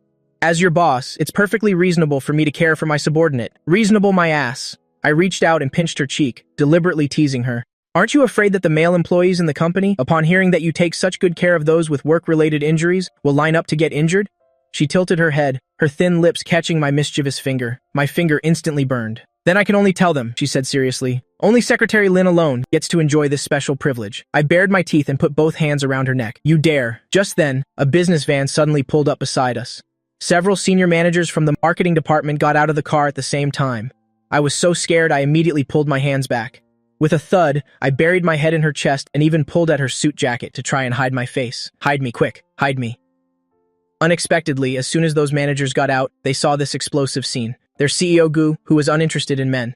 Their CEO Gu, who was pure of heart and free of desire, was holding a young man's arm. They were all so scared they were tongue-tied, but they couldn't help but steal glances at me. "It's over. This time, the whole company will know." Their cold and stoic CEO Gu is holding an unidentified man in her arms. She suddenly pulled me into her arms, trying to shield me with her body. The posture was full of absolute possessiveness. Then she just casually raised an eyebrow and uttered two words. "Too much free time?" Those managers immediately broke out in a cold sweat. No, we're leaving right now." They turned to flee, but the cold voice of Gu Qinghan rang out again. You know what should be said and what shouldn't, right? They were so scared they didn't even wait for the elevator, running for their lives out of the parking lot. It wasn't until the elevator doors closed that I dared to lift my head from her embrace. My face was both shy and stuffy, burning red. "This is all your fault. If I'm recognized, how can I stay at the company? What if my sister finds out?" I didn't dare to imagine that scenario, but she seemed calm. "They won't recognize you. Even if they did, they wouldn't dare say a word." I puffed my cheeks. On second thought, she was right. My face was completely hidden, and I was still wearing clothes from the construction site. If I changed back into my regular clothes later, no one would recognize me. I'm such a clever little devil. I've already told Assistant Wang to buy slippers. They're waiting at the door. As she finished speaking, the elevator door opened with a ding. Assistant Wang was indeed standing at the door. He saw me stepping on Gu Qinghan's shoes. He saw Gu Qinghan's hand still wrapped around my waist. His mind had probably exploded long ago, but his face remained a professional smile. "CO Gu, Secretary Lin." There wasn't a single ripple in his voice. My face immediately turned red as I put on the slippers. I limped back to the lounge in the office and quickly changed back into my regular clothes. After the struggle, my whole body collapsed onto the sofa. Gu Qinghan brought over a glass of warm water, then squatted down beside me, reaching out to take my injured leg. I was scared out of my wits. That sentence of hers immediately flashed in my mind. "Don't cry and beg for mercy." What are you trying to do now? I tried to pull my leg back. "Don't start acting up again just because we're back at the company." She grabbed my leg again. Her fingertips casually rubbed it. She raised an eyebrow at me, her gaze enchanting. "What are you thinking, darling?" This gaze, this tone, my face grew even redder and I abruptly turned away. I wasn't thinking anything. Really? A second later, she pulled my legs, suddenly moving closer. Her hot breath fanned against my ear, but her drawn-out tone was both ambiguous and seductive. "I think my darling is hinting at me. My darling wants." "Gu Qinghan!" I gritted my teeth in anger and lifted my other leg to kick her in the chest. "Get lost, you shameless vixen!" But she grabbed the leg I kicked with, laughing even more unrestrainedly. "Darling is so enthusiastic." I grabbed a throw pillow, about to hurl it at her. Just then, Gu Qinghan's phone suddenly rang. She glanced at the incoming call and turned the screen towards me. Two large words were displayed on it. "Wan, it's my sister." I immediately put the pillow down and sat up straight. It's over. My sister has eyes and ears in the company. My limping appearance must have been seen. This phone call must be to call her to account.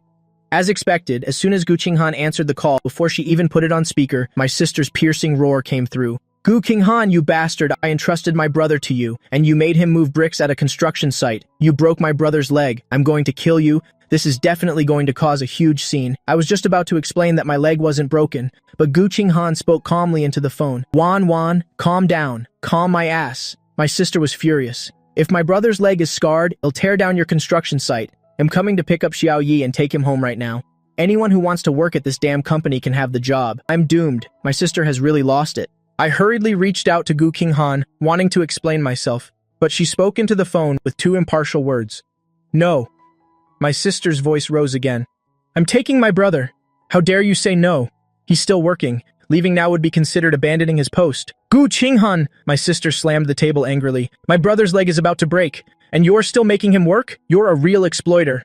But Gu Qinghan remained calm. Xiao Yi has signed a contract with Gu Corporation. He must follow the rules. Then she added another sentence. I've already applied medicine for him. You applied medicine? Someone as clumsy as you? My sister was completely unconvinced. My grandfather came from a family of doctors, Gu Qinghan said casually. I spent several years by his side. Do you think I can't do it? The other end of the line immediately went silent. A second later, a video call request popped up. Gu Qinghan answered, aiming the camera at me.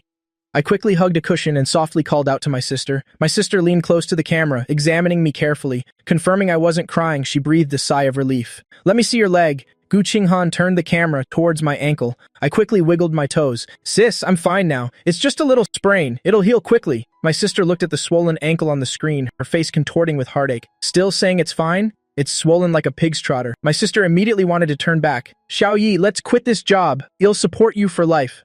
Sis, I'm really okay. I hurriedly comforted her. This is my first big project after graduating. I'm really enjoying it. I took the phone and looked at my sister on the screen with a serious expression. Didn't you bring me here because you want me to grow up? My sister looked at my bright-eyed expression and finally relented. All right, but your leg is injured. Don't walk around. Whatever you want to eat, whatever you want to do, just tell that person surnamed Gu. Don't be polite with her. I nodded obediently. I know, sis. After ending the video call, I heaved a sigh of relief. Thank goodness, I finally managed to pacify her. But just then, Gu Qinghan suddenly leaned over, placing her hands beside me. That person surnamed Gu? She raised an eyebrow, a glint in her eyes. Our sister's way of addressing me is so distant. I glanced at her. Then what should she call you? Sister-in-law. She lowered her head and gently bit the tip of my nose. Sooner or later. Dream on. I raised my hand to push her, but she didn't budge at all. Speaking of which, there is indeed something important. What is it? The technical department has finished the rendering for the greenhouse. My eyes lit up instantly. In a flash, I was about to stand up. Let me see. As a result, I completely forgot about my injured leg. Ah, I cried out in pain. My body swayed and I fell right into her arms. Darling, we're discussing important matters. Why rush into my arms like this? She wrapped her arms around my waist, leaning in to kiss my forehead. Who's rushing into your arms? I pushed her, my face flushing. I want to see the rendering. She chuckled and opened her computer. On the screen, a picture immediately appeared. An incredibly exquisite 3D effect drawing. The all-glass greenhouse with its sunken design blended perfectly with the surrounding landscape. This was even more perfect than I had imagined. Was this made based on my sketch? I couldn't believe my eyes. Of course. Gu Qinghan looked at my sparkling eyes, her expression incredibly gentle. She braced her hands beside me, her lips close to my cheek, her warm breath caressing my ear. Lin Yi, you're not just a pretty face. At this moment, a wave of warmth instantly spread through my body. This woman had truly turned all my words into reality. Even though she usually just sweet talks, when it came to things that were important, to me, she was always extremely thoughtful. Gu Qinghan. I looked up, my smiling eyes curving into crescents. Then I opened my arms and gave her a hug. Gu Qinghan was stunned. Then she chuckled and hugged me tightly. This time, it's a sincere thank you. I buried my face in her embrace, listening to her calm heartbeat, the corners of my mouth constantly turning up. I guess you could call it that. My fingers drew circles on her chest, deliberately teasing her. For the sake of the rendering, it'll allow you to sleep on the bed tonight. Her eyes darkened instantly, and her arms around me suddenly tightened. Darling, you're the one who said it. She leaned into my ear, her voice unexpectedly husky. Don't you dare complain about being tired tonight. All afternoon, I was treated like a king. I held the sweet and sour pork ribs, eating with a greasy mouth, and the ever-busy Gu sat beside me, wiping my mouth and hands at a moment's notice, her movements as practiced as if she'd rehearsed them countless times. I want to eat those shrimp too. I tilted my chin, pointing to another container. Gu Qinghan immediately picked up a shrimp and brought it to my mouth. Open up. I took a bite and gave a thumbs up. Gu, a 5-star rating. Only 5 stars? She raised an eyebrow, picked up another piece of rib, bit one end herself, and then leaned towards me. My face immediately flushed, and I gave her a push. Aren't you being gross? But she narrowed her eyes, her voice deepening, becoming very dangerous. You think I'm gross? I wonder who's the one who hugs, nibbles, and bites me at night. Shut up, I bristled, snatching the rib and stuffing it into her mouth, shutting her filthy mouth. She bit the rib, a smile dancing in her eyes, her voice enchanting. I suppose you don't need me to serve you personally. Just then, there was a sudden knock on the office door. My hand shot back as if shocked. The woman chuckled softly again. She swallowed the food in her mouth and returned to her cold, arrogant demeanor. Come in! The door was pushed open. Assistant Wang followed a man, in a white suit, looking dapper, clearly a young master from a rich family. But as soon as he entered, his eyes were glued to Guqing Han, his gaze openly fervent. Sister Han? He wore leather shoes, and his voice was disgustingly cheesy. Long time no see. I just took over the company, and the first thing I wanted to do was visit you. He completely ignored me, or rather, he didn't see me as anyone important. He thought that by marrying Guqing Han, it would be a powerful alliance, and wanted to use work as a pretense to win her over. He took out a proposal, his smile elegant and polite. Sister Han, for next quarter's building materials cooperation project, I've personally brought the proposal to you. But Guqing Han frowned, her voice cold and distant. Young Master Yang, this is a company. Please call me Xiao Gu. The man's hand froze awkwardly, in midair. Unexpectedly, he just chuckled sheepishly. Oh, it's been a while. You're still as serious as ever. As he spoke, he was about to sit opposite my woman, but found the chair piled with my design sketches. He frowned and picked one up in disgust. Which designer's draft is this? Why is it thrown all over CEO Gus' desk? With that, he was about to throw the drawing on the floor. Young Master Yang, stop! Guqing Han and I shouted angrily at the same time, but it was too late. The man's hand trembled, the drawing fell to the floor, and was promptly stepped on hard by his leather shoe. A dirty shoe print was imprinted on it. The complete drawing that I had stayed up all night to revise, that was my heart and soul. Anger immediately rushed to my head. This man absolutely did it on purpose. I stood up abruptly, forgetting about my injured leg again. My ankle throbbed with pain, and I stumbled, about to fall. The next second, Guqing Han kicked the chair away, took a long stride, and immediately pulled me into her arms. Her eyes were as cold as daggers. Young Master Yang, is this the upbringing of the Heng Yuan family? The man looked completely baffled and glanced at me with disdain. Isn't it just a torn piece of paper? Is all this necessary? He wanted to play the victim, but was silenced by Guqing Han's ice-cold gaze. Next, he turned his attack on me. This kind of person with no sense. How can he be your secretary? I was so angry I laughed. Torn paper? No sense? Where do these rich young masters get such a sense of superiority? I pushed Guqing Han's hand away, stood on one leg, but my presence was no less imposing. Young Master Yang, is it? I looked at him coldly, word by word. The torn paper you speak of is the Villa Project, the design for the Chengxi Villa Project. Secondly, this is a document reviewed by CEO Gu herself. It's not your place to point fingers. Thirdly, I pointed to the drawing on the ground. You dirtied my design. Please pick it up and then apologize. Apologize? Yang Wei looked as if he had heard the world's biggest joke. Who the hell are you to make me apologize to you? He turned to tattle to Guqing Han with a wronged expression. Xiao Gu, look at him. For the sake of our two families' cooperation, this kind of person absolutely cannot be kept. However, Guqing Han didn't even glance at him. Instead, she bent down and personally picked up the drawing, cherishingly dusting it off. Then she handed it to Assistant Wang. Take it to be scanned and backed up. After doing all this, she slowly raised her eyes. Her gaze was cold, without a trace of warmth. Heng Yuan Corporation. Her thin lips moved slightly, each word ruthless. Will no longer cooperate with the Gu Corporation. What? Yang Wei's expression changed drastically. CO Gu for an intern? You want to cancel the cooperation with Heng Yuan? He's not an intern. Guqing Han reached out and once again pulled me into her embrace. My heart immediately skipped a beat. Is she going to announce our relationship? I saw Guqing Han look at Yang Wei, her eyes filled with mockery, and formally introduced me. This person, Lin Yi, is the designer for the Chengxi project. He is extremely important to the Gu Corporation. She curled her lip, her tone icy. And you? Who the hell are you, to be worthy of questioning him? Apologize. Every word was like a hard slap to Yang Wei's face. His face turned pale, looking at me with a twisted expression. So, Ari. After apologizing, he still wanted to say something, but Guqing Han couldn't be bothered to look at him again. Assistant Wang, see him out. Also, inform Heng Yuan that Gu Corporation will be reassessing the risks of our cooperation. Yang Wei's legs went weak, and he nearly knelt on the ground. This move directly cut off his line of retreat. Isn't this telling Heng Yuan that Gu Corporation canceled the cooperation because of him? He came here to earn credit, not to ruin his family's business. Yang Wei immediately panicked, rushing forward to beg. "CEO Gu, I was wrong. It's because of my foul mouth." But Assistant Wang smilingly stopped him. "Young Master Yang, this way please. If you don't leave, security will come up and it will be awkward for everyone." Yang Wei's face was ashen. In the end, he could only glare at me one last time and flee with his tail between his legs. The office fell silent instantly. I looked down at the woman hugging me, my eyes sparkling, hands clasped, putting on a cute voice. "Sister Qinghan, you're so cool." Serves him right for calling me so intimately the moment he arrived. Sister my foot. As a result, the woman threw me back onto the sofa. She squatted down, frowning at my ankle. The swelling had just gone down a little, and now it's red again. The next second, she flicked my forehead. "I told you to sit still and not move, but you didn't listen." I held my forehead, feeling wronged. Who told him to step on my design, and he even picked my final draft? Is the drawing more important, or is your leg more important? Gu Qinghan raised her hand again. I quickly covered my head. "They're both important." She sighed helplessly, her raised hand finally landing on my head to ruffle my hair. "All right, you get some good rest." She took a blanket and covered me. I pulled her hand. "What about you?" Gu Qinghan raised an eyebrow, looking at me with a half smile. "Of course, I'm working hard to earn money, to support my little ancestor." Right after that, she suddenly lowered her voice and leaned closer. "Or, does my darling want me to sleep with you?" Boom! My face immediately flushed beet red and I raised my hand to slap her beautiful face, pushing it away forcefully. "Who needs you to sleep with them? You vixen, your mind is always in the gutter. You wicked woman, all you think about is sleeping around, not just sleeping." I quickly pulled the blanket over my head, turned my back to her, my heart pounding like it was about to burst. I slept very well. When I woke up, it was already dusk. Gu Qinghan was still working. Only a single floor lamp was on in the office. She heard the sound and looked up at me. "You're awake?" I rubbed my eyes.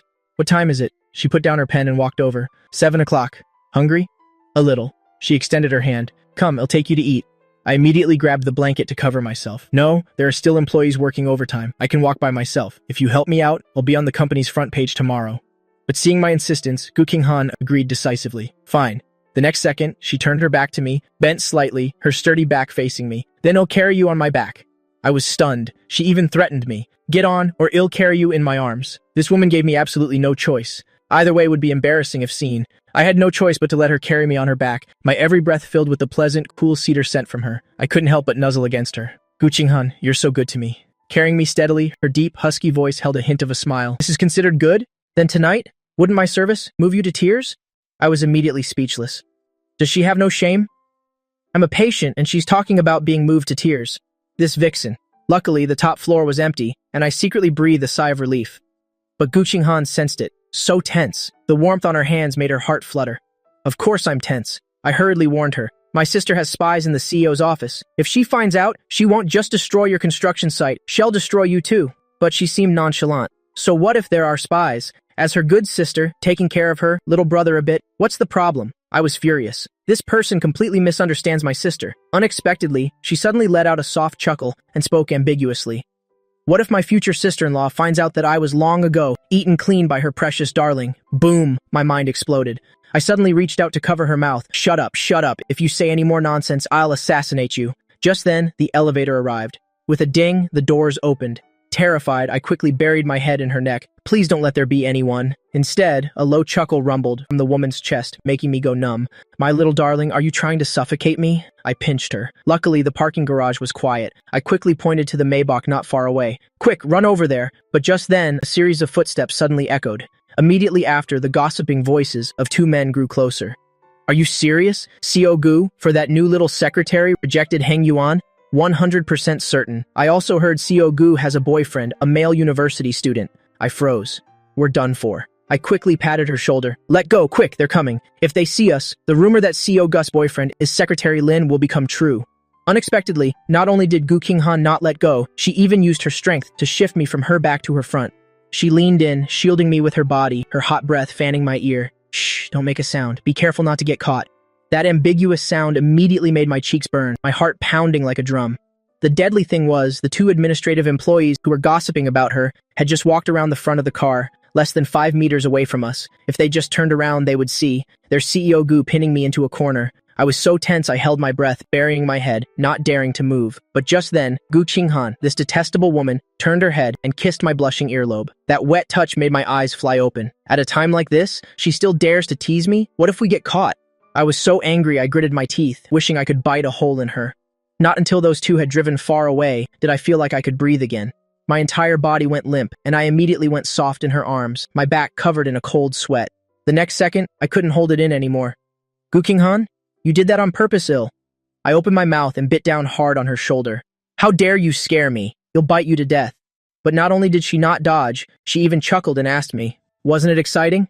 Exciting my ass. I bit down even harder. Her fingertips unexpectedly touched my face. Her dark eyes swirled with a deep color.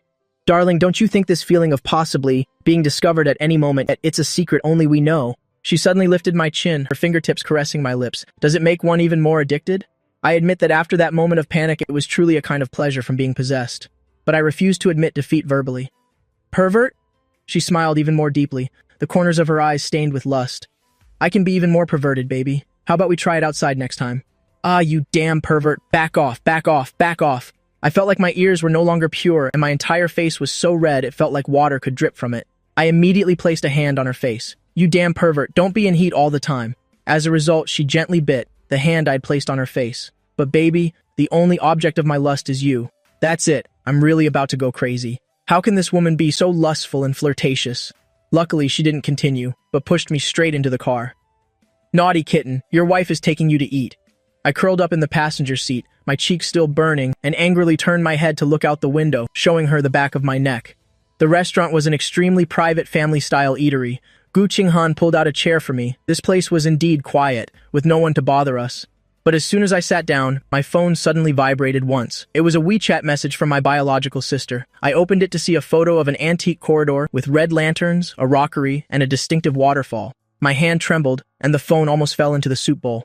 Isn't this that family-style restaurant?" Immediately after, a message converted from voice to text appeared. "Xiao Yi, I'm eating at this family-style restaurant. I heard the crayfish here is delicious. It'll pack a portion for you later." My pupils instantly dilated in shock. It's true that what you fear most comes true. My sister was actually here too. Gu-King-han noticed my expression was off and asked me what was wrong. Half laughing and half crying, I held up my phone. "She's also here, and she said she wants to pack food for me. If she finds out the two of us are having a candlelight dinner here, I really don't dare to think about the consequences." But Gu-King-han was incredibly calm. "Don't panic." As soon as she finished speaking, she took out her phone and dialed a number directly. Immediately after, I heard her say into the phone, "Wan Wan." My eyes immediately widened. You! Why is she calling my sister? What is she planning to do?" I was so angry I raised my foot to kick her, but she just glanced at me and calmly asked the person on the other end, "Are you at the family-style restaurant?" My sister's straightforward voice came through. "King-han, how did you know? Did you plan a spy?" The next second, Gu-King-han looked at me, who was so angry I was pinching my own thigh, and said something shocking. I heard it from Xiao Yi. "Xiao Yi and I are at this family-style restaurant right now." My head buzzed.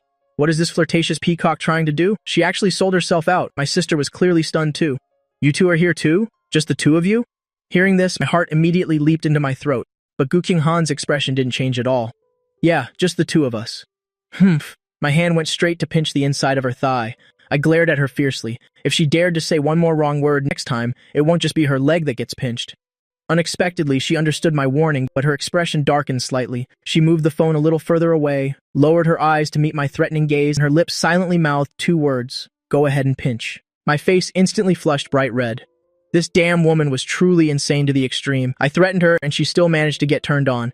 I was so angry I gritted my teeth, baring them at her. She just chuckled and raised a hand to pat my head. Just then, my sister on the other end completely exploded. "What? The two of you? A lone man and a lone woman? Having dinner together? Gu-King-han, what are you up to?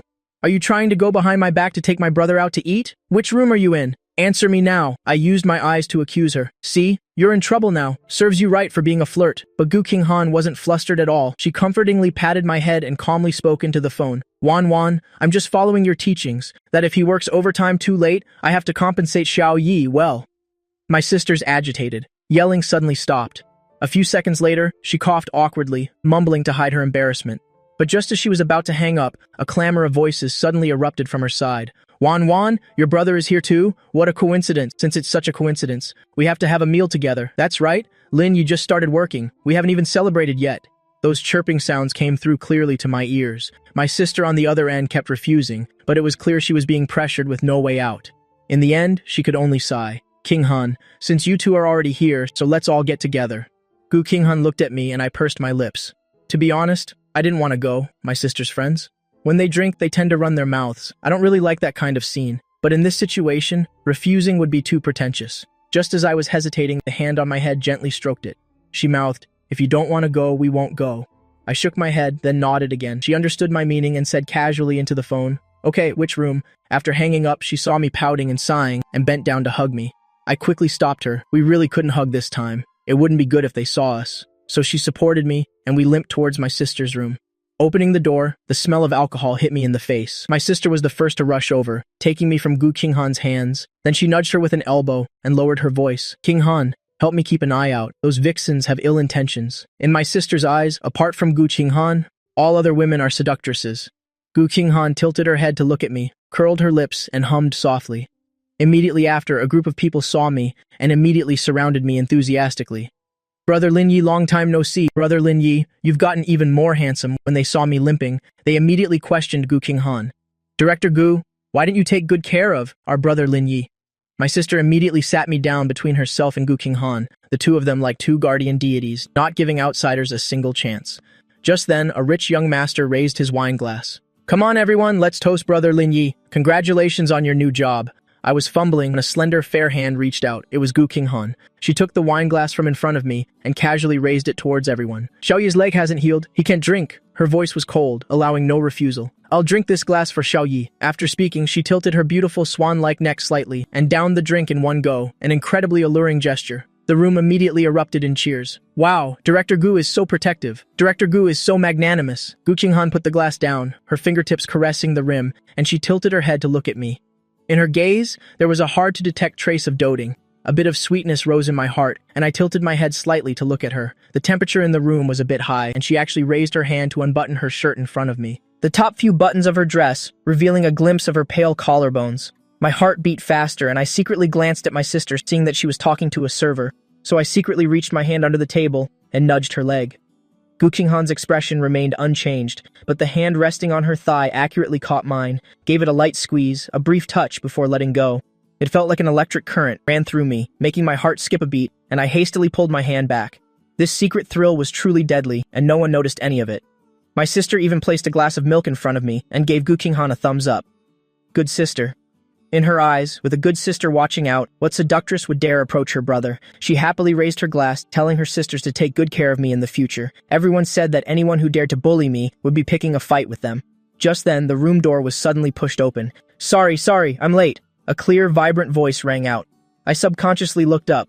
A girl who looked to be only about 19 or 20 years old walked in, wearing a designer hoodie, revealing small canine teeth when she smiled. Her whole body exuded the vibrant energy of a young female university student. "Oh, Miss Su is here. University students are so refreshing, unlike us old hags." People greeted her one by one. Someone said with a laugh to a woman wearing gold-rimmed glasses, "Director Su, is this your little sister? I heard she's even the campus belle of University A. Her reputation is well-deserved."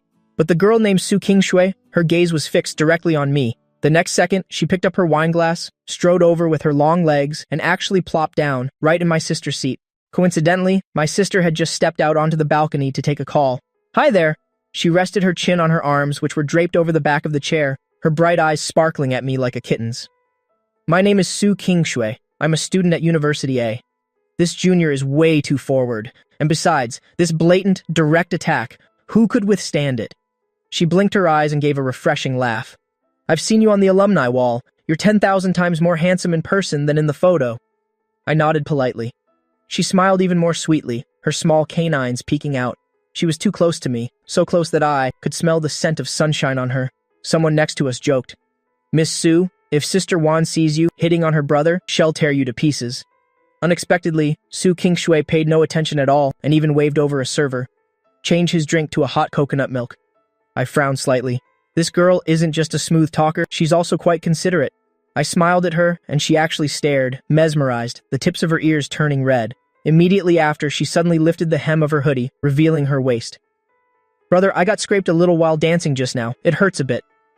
The moment the shirt was lifted, a well-defined six-pack with beautiful lines immediately caught my eye. She pointed to a faint red mark on her side. "Can you see if it's bruised?" I was instantly speechless. This wasn't about checking an injury. This was clearly showing off her abs. These abs, these waist dimples, I wonder how they compare to Gu Qinghan's, if the feeling of touching them would be any different. Su Qingshui tilted her head, her kitten-like eyes holding a mischievous glint. "Is it serious?" I pretended not to understand her intentions, and just replied with one sentence. "It's fine, it's not bruised. Then I added another sentence. But your physique is well trained. Her eyes immediately lit up. Really? As long as you like it. With that, she moved closer to me again. So, do you want to touch them? Thud. A pink lighter fell onto the table, neither heavily nor lightly. To me, this sound was like a clap of thunder. I whipped my head around. Gu Qinghan next to me had a calm expression and even a smile at the corner of her mouth. But I knew her too well. The air pressure around her was frighteningly low. The pink lighter on the table was one I had, personally carved for her as a birthday gift. I was about to reach for the lighter to appease her, but just then, under the table, a hand suddenly gripped mine tightly. The force was immense, as if to crush my bones. My heart leaped into my throat. Su Qingshui is sitting right next to me. I hastily tried to pull my hand back, but Gu Qinghan forced her way into the gaps between my fingers, interlacing our 10 fingers tightly, then giving a hard squeeze. This punishing gesture made my whole body go rigid, yet Su Qingshui still had her shirt lifted, waiting for my answer. Brother, what's wrong? I panicked and lowered my eyes. Luckily, the tablecloth was long enough. Only then did I breathe a sigh of relief and could only give a dry reply. It's nothing. But this Su Qingshui girl thought I was blushing out of shyness. She actually beamed and lowered her shirt hem. Right. With so many people here, you must be too shy to touch. Then next time, I'll let you touch them in private. I was speechless. Who said I wanted to touch her? If this girl says any more, I'm doomed. This damn woman next to me, that cold and sour look, was about to drown me. Gu Qinghan squeezed my hand, then slowly loosened her grip, using her fingertips to gently rub my palm, which was both itchy and tingly. This was clearly a warning.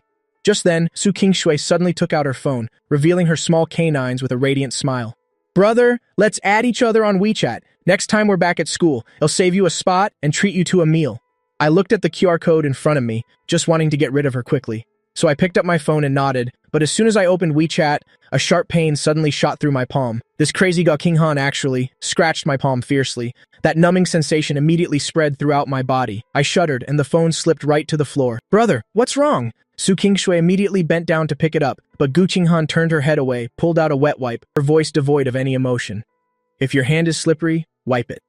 Just as I reached out to take it, she grabbed my hand directly and slowly wiped my hand for me in front of everyone. Then, she leaned forward close to my ear, her warm breath fanning against it, but her voice was bone-chillingly cold. You like this type? Her tone was dangerous and filled with thick jealousy. Like her blonde hair, her fangs, or the abs? After wiping my hand, she slowly pulled away. The last word practically hissed into my ear. Like young girls, do you? These words were like hooks digging into my heart. My ears immediately turned bright red, and I could only glare at her angrily. She just gave a cold laugh, her eyes filled with gloom. I thought the threat had worked and just breathed a sigh of relief. Unexpectedly, the next second, under the table, a hand actually rested on my leg and started moving up from my knee. I was so scared I wanted to pull away, but she held me firmly. I instantly understood that if I dared to move, she would definitely do something even more outrageous. My whole body was rigid, and I could only lower my voice, trembling and weak. I don't like it. She gave a low chuckle, and her finger was actually drawing circles. My entire body went numb, and I bit my lip hard to keep from making any strange sounds. You crazy, beastly woman.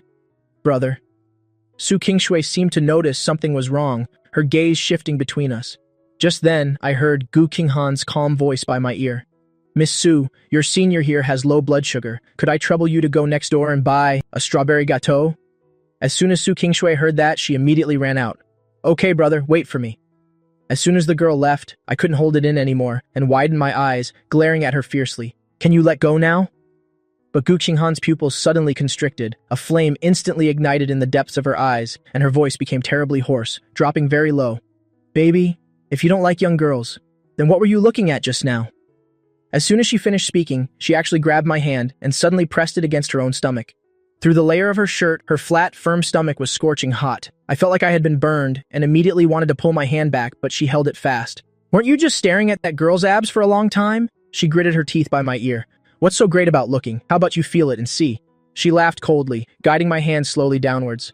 Compared to Su Qingshui's immaturity, a mature woman's waist and abdomen are softer but also more scorching, so hot that my scalp went numb.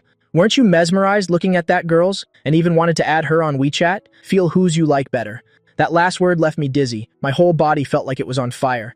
Around us was the cheerful chatter of her friends, while under the table, she was forcing me to inspect the goods. This extreme sense of shame made even my toes curl up. My fingers trembled, and I lightly scratched her stomach as if begging for forgiveness. Just then, Xiao Yi, why is your face so red? Do you have a fever? My sister had actually come back. She strode over. The actions under the table stopped instantly. Gu Qinghan silently let go of my hand and even casually adjusted my cuff. By the time my sister sat down, it was as if nothing had ever happened.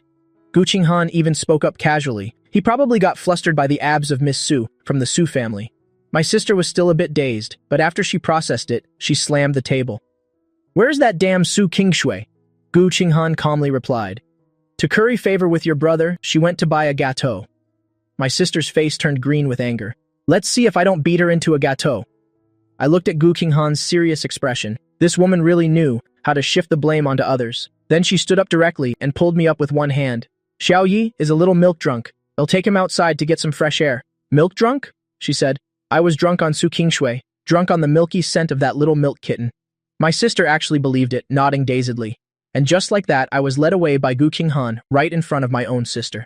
Outside the private room, my legs were trembling. This bitch will definitely not let me go. As soon as the door closed, the corridor was empty. I quickly tried to act weak, hooking my pinky around her finger.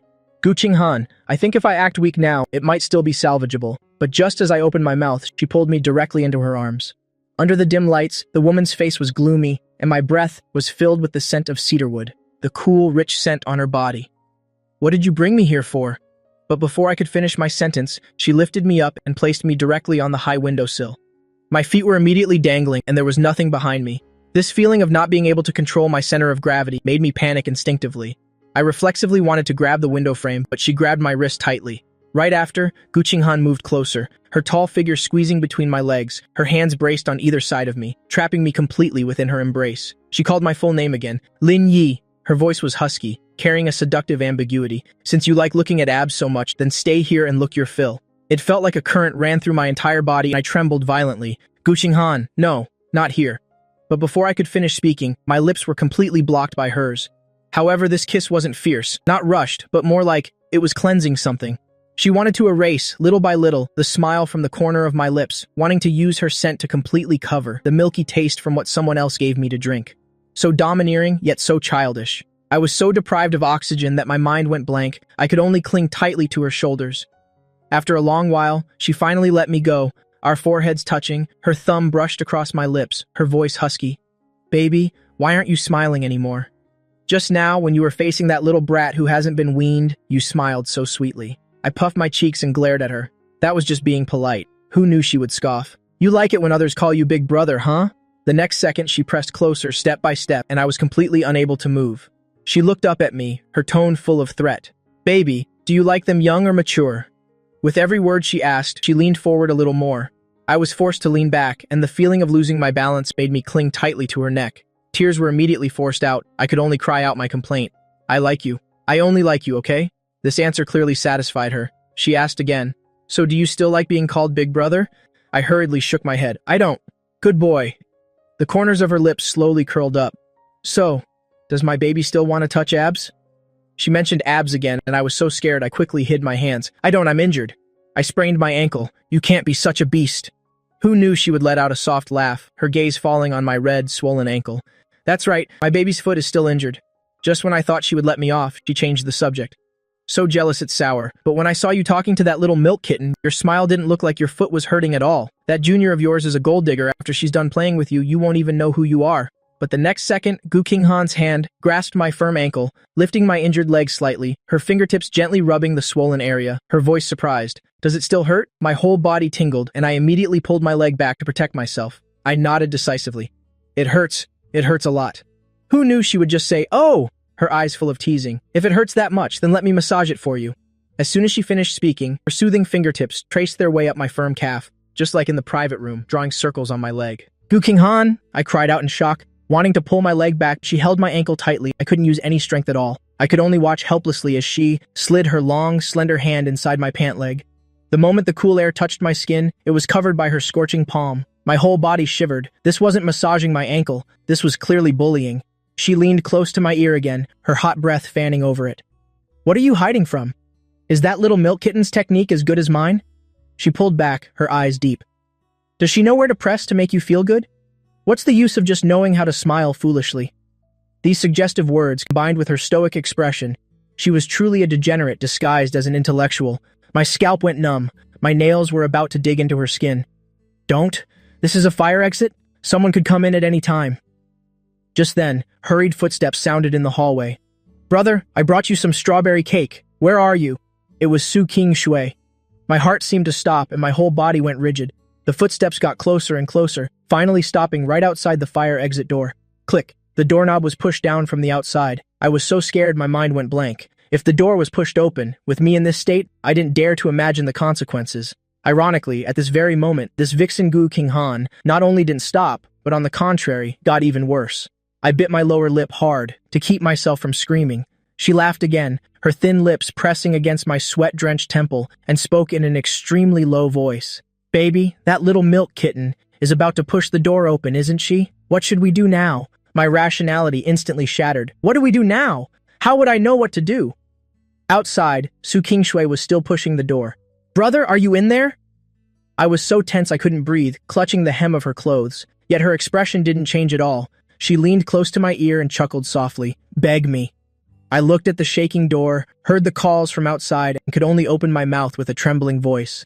"I'm begging you, sis. I'm begging you." That voice was so soft it melted her heart. Her eyes darkened, and she finally showed mercy. "Good boy." She raised her long, jade-like finger under the light. That hand reflected a fiery glow. Right after, she mercifully added another sentence. "My baby really only likes me." I was so angry I almost cursed. Once I get out of this, I'm definitely going to assassinate her. Luckily, Su King Shui couldn't push the door open, and she mumbled, "Could he have gone home already?" The footsteps gradually faded away. As soon as she left, I lost all my strength and fell limply into Gu Qinghan's arms, panting. It was truly a narrow escape. Only then was Gu Qinghan satisfied. She wiped her hands and straightened my messy pant legs. The next second, she lifted me straight down from the windowsill. She pulled me to the parking garage and sent a voice message. "Wan Wan, Xiao Yi got milk drunk and is sleepy. I'm taking him home first. Just put the bill on my tab." As soon as the voice message was sent, she shoved the phone back into her pocket. She had no intention of going back since she left the private room. It was all to prevent that junior from getting close to me again. She stuffed me into the back seat and fastened my seatbelt. She had already called a designated driver and sat down next to me. Then the partition between the front and back seats slowly rose. My heart skipped a beat. Could this vixen still want to? I immediately shut my eyes, determined to play dead. But she had no intention of letting me off at all. She pulled at her tie, revealing her pale collarbone and the bite mark I left. She tilted her head, her gaze falling upon me. Pretending to sleep. She chuckled softly. Next, her long, slender fingers began tapping idly on my knee, once, twice, 3 times, with no rhythm at all. This was truly a psychological battle. The heat from that hand was astonishing, reminding me of everything that happened in the fire exit. Just as I was about to pretend to turn over to escape her hand, the next second, an arm wrapped straight around my waist. With a grunt, I crashed into her embrace, my breath filled with her scent. Still pretending? From above my head came her low, cold laughter. I tensed up, not daring to move. As long as I kept pretending, she couldn't do anything to me. As a result, she opened her mouth coldly. "When you were looking at someone else's abs, your eyes were wider than bronze bells, huh? Now that you're facing me, you're suddenly sleepy? Or should I say?" The next second, she lifted my chin. "Is this old face of mine not as worth looking at as that little milk kitten's? Why can't we get past this hurdle?" I squeezed my eyes shut, my eyelashes trembling, resolutely not opening them. "Fine," she was so angry she laughed. "You won't open your eyes, right? It seems my baby is really tired. Then let me help you relax a little." As soon as she finished speaking, a hand suddenly pinched, the softest, most ticklish part of my side, pinching and rubbing. "Ah ha ha ha, don't! Gu Qinghan!" I broke down immediately, struggling frantically in her arms. "Don't pinch there! It tickles." Ha ha ha, I was wrong. I suddenly opened my eyes, the corners of my eyes red from laughing. Baby is finally awake. She pretended as if she had just discovered it, but her hand had already stopped, her large hand still holding my waist tightly, pressing me down to sit on her lap, facing each other, our breaths mingling. "Weren't you quite the talker in the private room? Praising someone's abs is not bad," and even wanted to add them on WeChat. With every sentence she spoke, her face moved a little closer until the tips of our noses touched. "That kind of unweaned milk kitten, what's there to see?"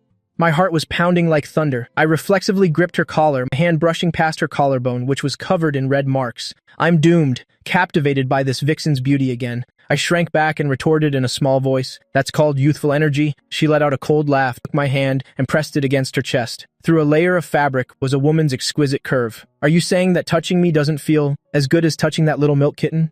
She held my hand, drawing circles on her chest. "Well then, baby, you can take your time and feel it carefully." My face immediately flushed red, this woman's incomprehensible competitiveness. Just as I was about to pull my hand back, she gripped it tighter and even led my hand downwards.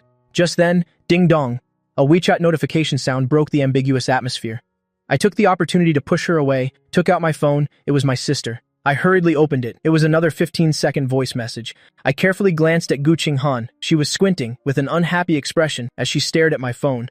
Open it! My finger trembled as I opened the voice message. My sister's loud, drunken voice came from the speaker. Xiao Yi, are you home yet? Qinghan said you were tired and took you home first. Is your foot bothering you? If it hurts, tell Qinghan to rub it for you. Also, remember to ask her to pour you a glass of hot milk. My sister's concern warmed my heart, but a chill immediately ran down my spine, especially the part about hot milk. I saw the cold smile on the corner of Gu Qinghan's lips deepen. Your future sister-in-law is so thoughtful. She gritted out each word, her eyes dark. It seems your sister also knows that you, like little milk kittens that smell strongly of milk. Youthful and energetic enough, right? This bitch is truly allergic to milk stains. Just because my sister told me to drink milk before bed, she went crazy on the spot. She pulled me into her arms, forcing me to reply to my sister's voice message. She leaned close to my ear, her voice low. Tell her you're home and being good and that you're going to sleep now, so she can rest assured. My hand holding the phone was trembling, replying to a voice message in her arms. Isn't this asking for death? But I didn't dare to provoke her. I could only try to negotiate flatteringly. Can I type? No. She refused flatly, and even used my sister to threaten me. Only when she hears your voice can your sister rest assured, right? With no other choice, I could only brace myself and press the voice button. Sis. But I had just said one word when this crazy dog bit my earlobe, even grinding her teeth slightly. That numb and painful sensation immediately made my breathing chaotic. I was so scared I almost screamed. I hurriedly covered my mouth with my hand and quickly swiped to the cancel button. I glared at her fiercely, wishing I could throw the phone at her face. This crazy dog. If my sister heard that sound just now, it would be a miracle if she didn't go crazy. Who knew this woman would bite my earlobe and threaten me in a husky voice? Baby, why didn't you continue? If you don't continue, then it'll continue first. If your sister calls later, I have no idea what might happen. My scalp immediately went numb. This was a blatant threat. Moreover, this pervert would actually do it. You really are a crazy dog. I gritted my teeth in anger, but I could only humiliatingly pick up the phone again and press the voice button. Sis, I'm almost home. As soon as these words left my mouth, the woman suddenly licked my earlobe and even made a soft sound. I was so tense my body went limp, my fingers gripping the phone tightly. I took a deep breath and tried to finish the sentence. Dragging it out would only be more dangerous. My foot is fine, I'm about to sleep. You should go home early too. I released my finger, and the voice message was sent. I was too exhausted to even dare to listen to it once. I just hoped my sister was drunk and couldn't hear the trembling in my voice. Just then, Gu Qinghan finally let go of my ear, on which a clear ring of teeth marks was left. She looked at the sent voice message and smiled like a fox that had gotten its way. So good. The next second, she leaned close to my miserably tormented ear and whispered, Since you told your sister you're about to sleep, then so as not to lie to her, let's hurry home and sleep. I just want to call the police. There's a pervert here. As soon as the car came to a complete stop, Gu Qinghan pulled me into the villa and placed me directly on the sofa. I immediately grabbed a throw pillow to cover my front, glaring at her warily. Don't you dare do anything funny. I'm an injured person. But she leaned down with a half smile. I was so scared I hugged the pillow tightly. Unexpectedly, with just a slight movement of her finger, she took my phone.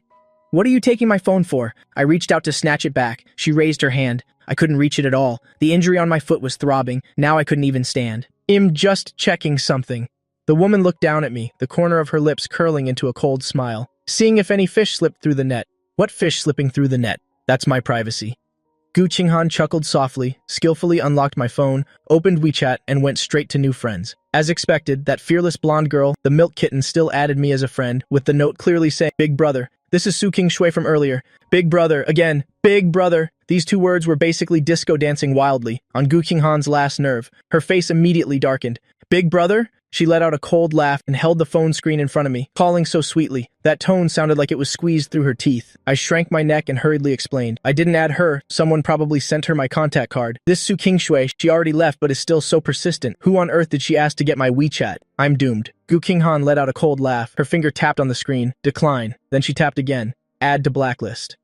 A series of actions as smooth as flowing water. Next, she opened my contacts, found herself. The note I set for her was Sister Han. She squinted. An expression of disdain on her face, deleted it, and retyped, wifey, and even pinned it to the top. After doing all this, she threw the phone back to me. I looked at the note pinned to the top, and my face immediately flushed red. What did you change it to? What if my sister sees it? I was about to change it back when the woman suddenly bent down, trapping me on the sofa, and the phone immediately fell. Gu Qinghan, she pinched my chin. You like hearing people call you Big Brother that much? Is it some kind of special fetish? Do you want me to call you that a few times now, so my baby can hear it? Big brother. That voice was melodious, without any hint of girlishness, full of the danger and allure of a mature woman. I got goosebumps all over. Don't call me that. Act normal. I am very normal. Her fingertips gently rubbed my lips, her eyes dark. You're the one who's not normal. Chatting and laughing happily with that little milk kitten right in front of me, baby. Did you forget your girlfriend was right beside you? Her gaze was too dangerous. My heart trembled violently, and my breathing became chaotic. I don't have one. You do. Her finger rested on my lips. I have a duty to make you remember deeply that you are someone who has a girlfriend. As soon as she finished speaking, she pulled me up and headed straight for the second floor. I panicked, kicking wildly with my uninjured leg. I remember my girlfriend is Gu Qinghan. I remember, but the woman just chuckled softly. That enchanting laugh made my whole body feel hot. This vixen, seeing her pull me step by step towards the bedroom, I had to save myself. I hurriedly lifted my injured leg. Gu Qinghan, my foot is injured. I'm an injured person. You can't be such a beast. Of course, she replied curtly. Don't worry. How could I do anything to an injured person? Sis, it's just that as baby's wife, I have a duty to serve my sprained baby. I immediately got goosebumps. The word serve from her mouth was definitely not proper, but my foot is sprained. I absolutely can't escape. The next second, I was placed on the cold sink in the bathroom. The steaming hot bathtub was right beside us, and in front of me was the tall, slender Gu Qinghan. Her hand traveled up from my injured ankle, finally stopping on the belt buckle at my waist. Darling, your foot is sprained. Can't touch the water. She slowly undid my belt buckle. I can bathe myself. I frantically pressed her hand down. Be good, don't move, let me. She pushed my hand away, hooked her fingers into my belt, moving so slowly it was maddening. Her eyes were glued to every inch of my exposed skin, as if she were unwrapping a gift that belonged only to her. My pants slid down and her fingers brushed over my collarbone, too skinny, then slid down to my waist. The waist is good, but the abs need more work. With every sentence she spoke, my face grew another shade redder. This wasn't helping me bathe. This was clearly the work of a huge pervert. The last piece of clothing fell, and I was so embarrassed I wanted to crawl into a hole. Gu Qinghan pulled me into the bathtub, carefully propping my injured leg on the edge. The hot water enveloped me, but the real torture had just begun. Because after Gu Qinghan put me in the tub, she didn't leave. She lifted her long legs and stepped in too. Water splashed everywhere. I let out a surprised yelp. What are you getting in for? How can I help you bathe if I don't get in? The woman replied matter-of-factly. I bit my lower lip, not believing her for a second. But when my eyes fell on her, I couldn't look away. She actually didn't take off her clothes, but that's what made it even more deadly. Her black dress was soaked through, clinging to her body, her hot, delicate curves revealed in full detail. This was a true, peerless beauty. Compared to that immature figure of Su Qingshui, the impact was more than 100 times stronger. A drop of water slid down her beautiful neck, disappearing into her collar. I couldn't help but swallow. This damn woman's body was truly top tier. Darling, have you had enough of a look? The woman's husky voice suddenly rang out. Who? Who's looking at you? I abruptly turned my head away, absolutely refusing to admit that I was mesmerized by her beauty again. If I admitted it, this flirtatious vixen would be up to her tricks again. Gu Qinghan raised an eyebrow, suddenly leaning closer, her deep eyes shimmering with a glittering light. Then, darling, take a closer look. My heart pounded. It seems darling is very pleased with what he sees. Get lost! I raised my hand and pushed her stomach. The woman took a step back from my push, her wet clothes becoming even more transparent. In the steam, she looked like a demoness from ancient times, but I think darling is indeed very satisfied. She curled her lips, slowly squatting down, her long, slender fingers gently caressing my face. Your expression tells me so. My face felt like it was on fire. I wiggled my injured leg, reaching for a towel to cover myself, but my leg was held firmly in her palm. Don't move, let's bathe. Her deep, husky voice made my heart race. The next second, she picked up the bath sponge, placed her small hand on my firm back, and with just the right amount of pressure, began to scrub in earnest circles. But her fingers always, accidentally or intentionally brushed against my skin, sending shivers through me. I had to admit, this damn woman's service, though torturous, was actually very comfortable. But just as I was scrubbed until my whole body went limp, moaning against her chest, her deep, husky voice suddenly came from beside my ear. Does that little milk kitten have a body like mine? Has this jealousy not faded yet? My voice was weak. I couldn't see clearly. I couldn't see. Gu Qinghan suddenly laughed, and then she grabbed my hand, pressing it directly against her soaking wet chest. Beneath my palm was her wildly beating heart, the astonishingly soft and hot curves, making my fingertips burn. Can you see clearly now? She actually forced my hand to move downwards, from her chest to her waist, and then she whispered in my ear with a soft laugh, her chest vibrating. Didn't you like watching the wet seduction? Look your fill. The steam was thick. In the end, Gu Qinghan carried me out of the bathroom, my body wrapped in a towel, my skin flushed a seductive pink. After getting out of the bath, I dove straight into the blankets, my face too red to even look up. Gu Qinghan came back to the bedside, holding a bottle of medicinal wine. I'm sleepy. I only let my eyes show, trying to bluff my way out of it. No. She reached out and flung the covers off. The next second, she precisely grabbed my uninjured ankle and gave me a tug.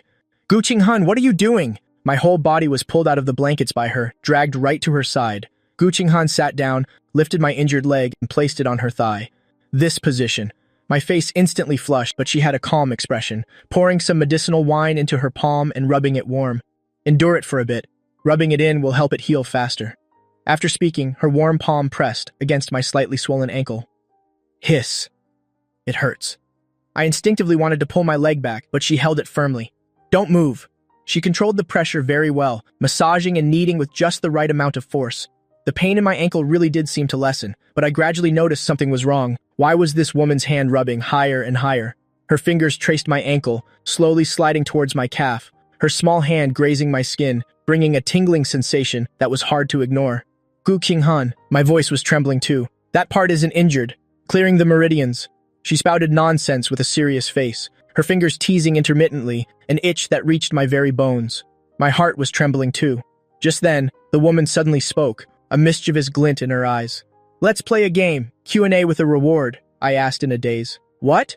Will you dare to look at another woman's body in the future? I bit my lip, my face beet red. No, I won't look anymore. Too quiet, I can't hear you. Her fingers suddenly tightened, and tears immediately welled up in my eyes, my toes curling. Do you dare? She asked again. I don't dare anymore. I really don't dare, I shouted with a sob in my voice. Then in the future, if that little girl calls you big brother, will you agree? I won't agree. I won't agree anymore. I was pushed to the point where I'd say anything. Gu Qinghan was amused by me, and the pressure from her hand finally eased. But the look in her eyes as she watched me grew deeper.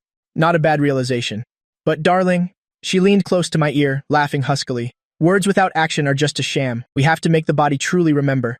I was limp on the pillow, panting, looking as if I had just narrowly escaped death. Gu Qinghan leisurely wiped the medicinal wine from her hands, her movements noble and elegant.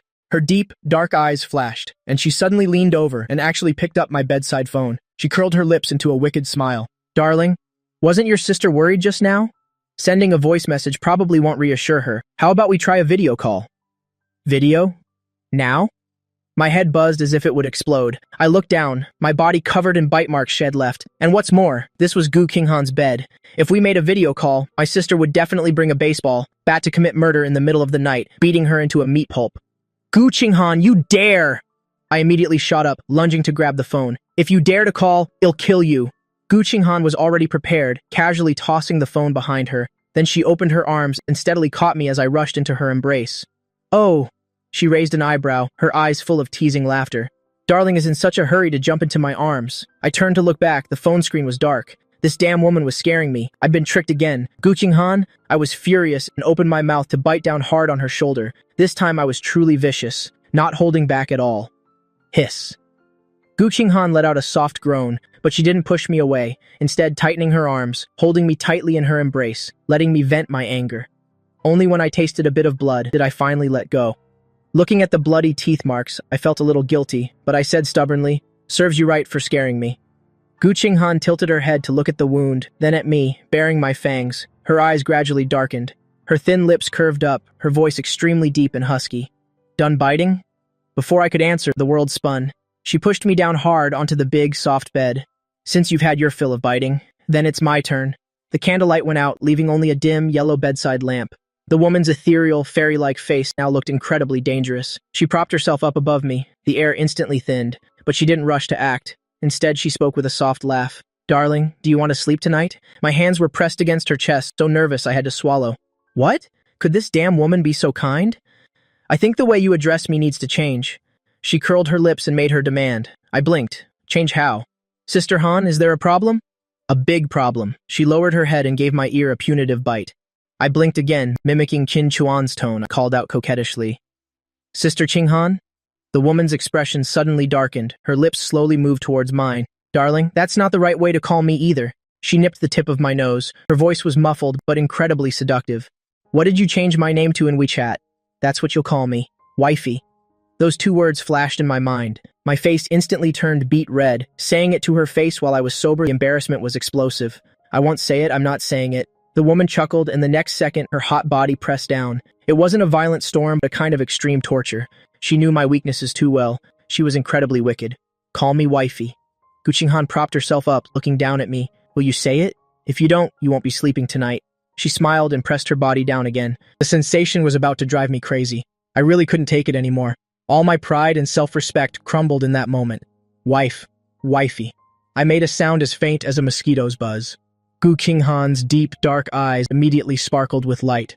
That call was more potent than the strongest liquor. Her voice was hoarse, her breath hot.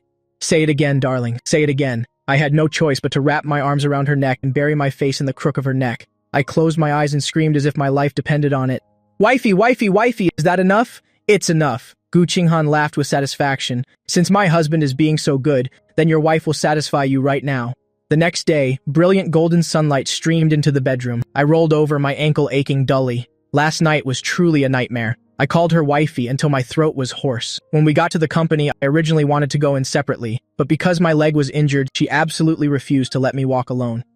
So Guqinghan still supported me from the parking garage into the CEO's private elevator. In this confined space, our breaths mingled. Watching the floor numbers ascend, we'd be there soon. Let go, the colleagues on the top floor are definitely all here by now. I couldn't, under everyone's watchful eyes, be helped out by Guqinghan. But the woman's fingertips stroked my collar. She curled her lips, looking at my handsome face. Darling, don't you think we're just like a couple having a secret affair? I was instantly speechless. What kind of weird description was that?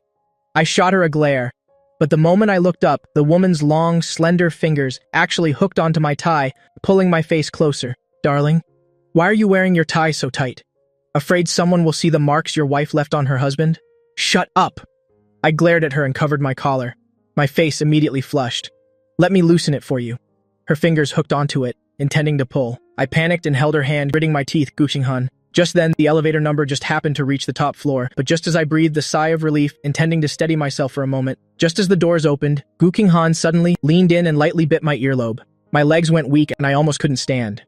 The elevator doors had just opened wide, and the staff from the CEO's office on the top floor immediately began greeting their CEO Gu. But instead they saw their CEO Gu, helping me step by tiny step out of the elevator, and it looked like my legs were incredibly weak. Both my hands were clinging to CEO Gu's arm. My handsome face was bright red. Has Secretary Lin's leg not healed yet?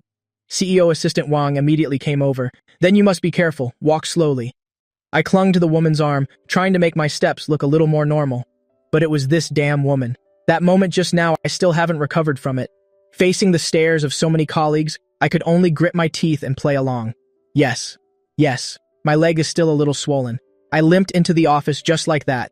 As soon as the door closed, I immediately lost all strength and leaned straight into the woman's embrace. Darling is in such a rush to throw himself into my arms again. The woman lifted me straight up and strode towards the desk. It seems your wife didn't try hard enough last night. The next second, she actually placed me on the large desk. Don't be crazy. I glared at her and propped my knee against her stomach. This damn woman, she was clearly the one who worked hard last night, so why is she still the one full of energy? Darling. She placed her hands on either side of me and curled her lips into a smile. I think it would be more exciting in the office. Want to try? My pupils trembled. Try my ass. This woman is truly hopeless. Her mind is full of dirty thoughts. I pushed her with both hands. Move, I want to work. But darling, Guqinghan took my hand again, sliding it slowly over her soft chest. I'm your boss. Serving me well is your job. Who? Who's serving you? I turned my face away, determined not to be seduced by beauty. Guqinghan, wasn't last night enough? I'm about to be crippled. You won't be crippled. The woman's dense kisses fell on my face one by one. The woman's kisses finally moved to my lips, fierce and unstoppable. I couldn't push her away at all. I could only tilt my head back and endure it, just as Guqinghan's hand traced its way up my pants. The sound of hurried footsteps suddenly came from outside the door, followed by the high-pitched voice of CEO Assistant Wang. CEO Lin, please wait a moment. CEO Gu is still busy. You can't go in. The sound successfully made our movements in the office stop. My hazy eyes instantly cleared. CEO Lin? Lin Wan? Why would my sister barge into the Gu group at this hour? I hurriedly pushed the woman away. My voice was trembling. Guqinghan. When I saw our current state of disarray, my pupils contracted violently. My pants were pulled halfway down. My shirt was hiked up, revealing my firm abs, and my tie was hanging askew around my neck. More deadly was that my face was covered in her lipstick stains. If my sister saw this scene, wouldn't there be a murder? Gu-King-han, we're done for. I fumbled to pull up my pants. My whole face was on the verge of tears. But from the other side came the sound of the office doorknob turning, along with my sister's booming voice. CEO Assistant Wang, why are you stopping me? I'm not here to see him. My sister's voice carried through. My heart suddenly clenched. As soon as she entered, she would see the two of us, with our clothes in disarray. That scene would be too beautiful to behold. I didn't dare to imagine it. The more I panicked, the messier I became trying to fix myself. My hands were also trembling violently, but just then, click, click, the doorknob wouldn't turn. The office door was locked from the inside. My heart seemed to stop for a moment. Looking at the door that wouldn't open, I was completely stunned. Don't be afraid. The woman suddenly took my hand, using her warmth to heat my ice-cold hand. The next second, she pulled me into the adjoining lounge and put me on the sofa. Then she opened a bottle of medicinal wine and casually sprinkled some beside me. Her voice was calm. You stay here and straighten yourself out first. Leave the rest to me. Don't worry, I won't let your sister find out. Her voice was very quiet, it brought a sense of reassurance. I was still shaking. I really thought my sister was going to push the door right open. I didn't even know when this woman had locked the door. Then, what about you? It's fine, Gu-King-han stroked my head. It's okay. I'll fix myself up. Seeing my expression soften, she turned and walked out of the lounge. I watched her walk out while pulling out a tissue, wiping the lipstick stain from her face. Her fingers also quickly straightened her slightly messy collar. By the time she walked towards the locked door, she had returned to being Seo Gu, that arrogant, cold, and stoic Seo Gu. She went to open the office door. Outside, my sister was raising her hand to knock on the door. King Han, why did you lock the door right after getting to work? As soon as the door opened, my sister almost couldn't pull her hand back in time, and she stumbled in. She steadied herself, and her eyes immediately swept across the office. She didn't find anything unusual. She suddenly turned her head back, squinting and glaring at Gu-King-han. Why did you lock the door? Were you doing something in there that you couldn't let others see? Where's my brother? She was carrying large and small bags in her hands. One look and I knew they were all for me. Her scrutinizing gaze swept past Gu-King-han as she strode to my workstation. My workstation was tidy. Then she rushed over to Gu-King-han's place, next to the messy desk, and picked up the briefcase I left there. My brother already came to work. Where is he? My sister's expression changed instantly. As if she had thought of something, she stared fixedly at Gu-King-han. But the woman in front of her didn't look like she had just done something wrong. My sister questioned again. Where's my brother? Gu-King-han tilted her chin, pointing towards the lounge. His leg is injured. I just applied some medicine for him to avoid anyone saying I mistreat my employees. Oh, so you were applying medicine. My sister let out a sigh of relief, and that strange feeling immediately vanished. She immediately walked towards the lounge. I'll go take a look. But as soon as she moved, Gu-King-han stretched out her long leg, blocking her way. It's not very convenient. Gu-King-han's expression was indifferent. Not convenient? My sister immediately flew into a rage. What do you mean, not convenient? Gu-King-han, what did you do to him? Her eyes widened, instantly becoming incredibly sharp. Damn it, you better confess honestly. Don't tell me you're just a wall away from me. Hearing the words from outside, my heart felt like it was about to jump out of my chest. It's over. It's over. Could my sister have really found out? My sister can lead the Lin family business to greater heights. She's not a fool at all. Just as my sister was about to charge in, Gu-King-han sighed and pulled her hand back.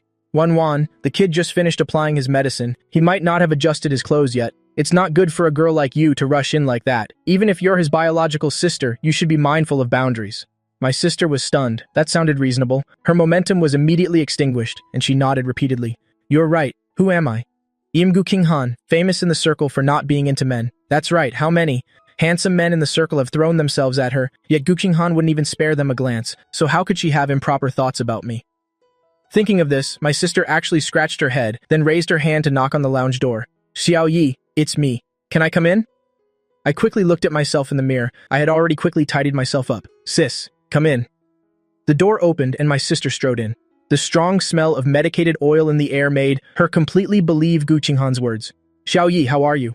She immediately squatted down beside me, looking at my slightly red ankle. It's better. I was so nervous I could die, too guilty to even look at her. But the next second, Xiao Yi, why is your face so red? My sister immediately realized something was wrong. She suddenly raised her hand to touch my forehead. It was burning hot. Her face hardened as she stared at me. Why are your lips swollen too? Something's not right, Xiao Yi. Your hemorrhoids must have flared up. Come, I'll take you to the hospital, she said, grabbing my hand, wanting to pull me up. I was so scared my palms were covered in sweat. How am I supposed to explain this? That I was kissed until my lips were swollen by her best friend? Just then, Gu-King-han spoke up. Wan, Xiao Yi's leg is still injured. If you pull him like that, Be careful not to injure him a second time.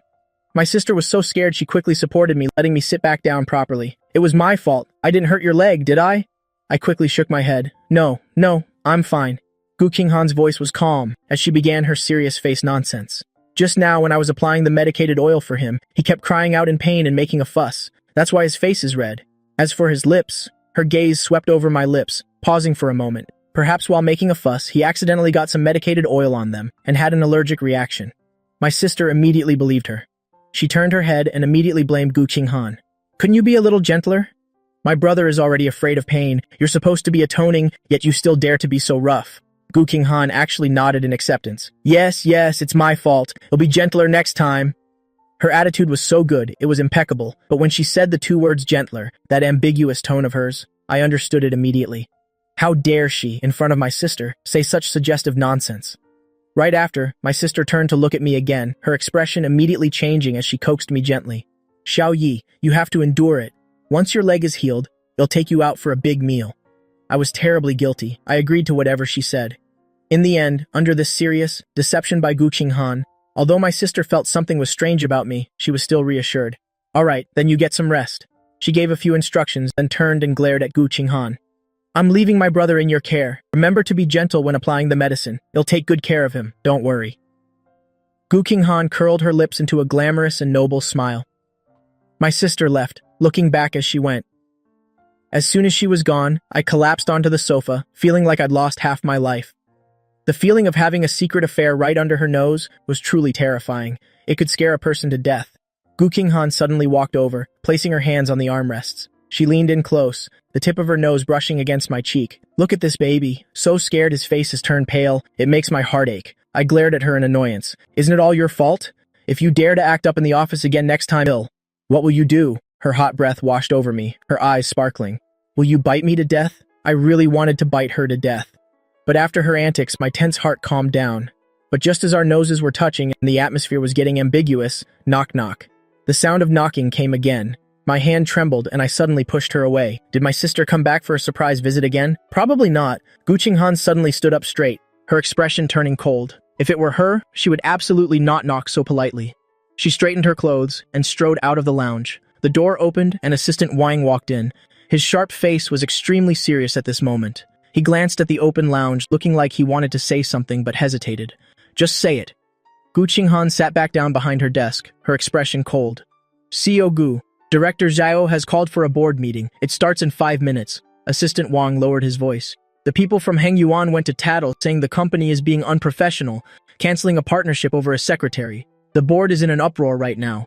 Gu Qinghan narrowed her dark eyes. Zhao Ling? Assistant Wang nodded. He's the one who teamed up with a few old shareholders preparing to make trouble during the meeting. Just then, I limped out of the lounge. Heng Yuan, is that young Master Yang from the other day? Assistant Wang saw me and nodded. Today's meeting on the surface is about Heng Yuan, but it's actually targeting you, Secretary Lin. Targeting me? I pointed at myself, my face full of confusion. Heng Yuan Corporation believes that CEO Gu refused the partnership because of you. They couldn't stand it, so they complained to the board of directors. Director Zhao even specifically requested that you attend the meeting as well. Gu Qinghan let out a cold laugh, slamming the fountain pen in her hand onto the desk. My secretary is also someone they can order around? She suddenly stood up. Her aura was chilling.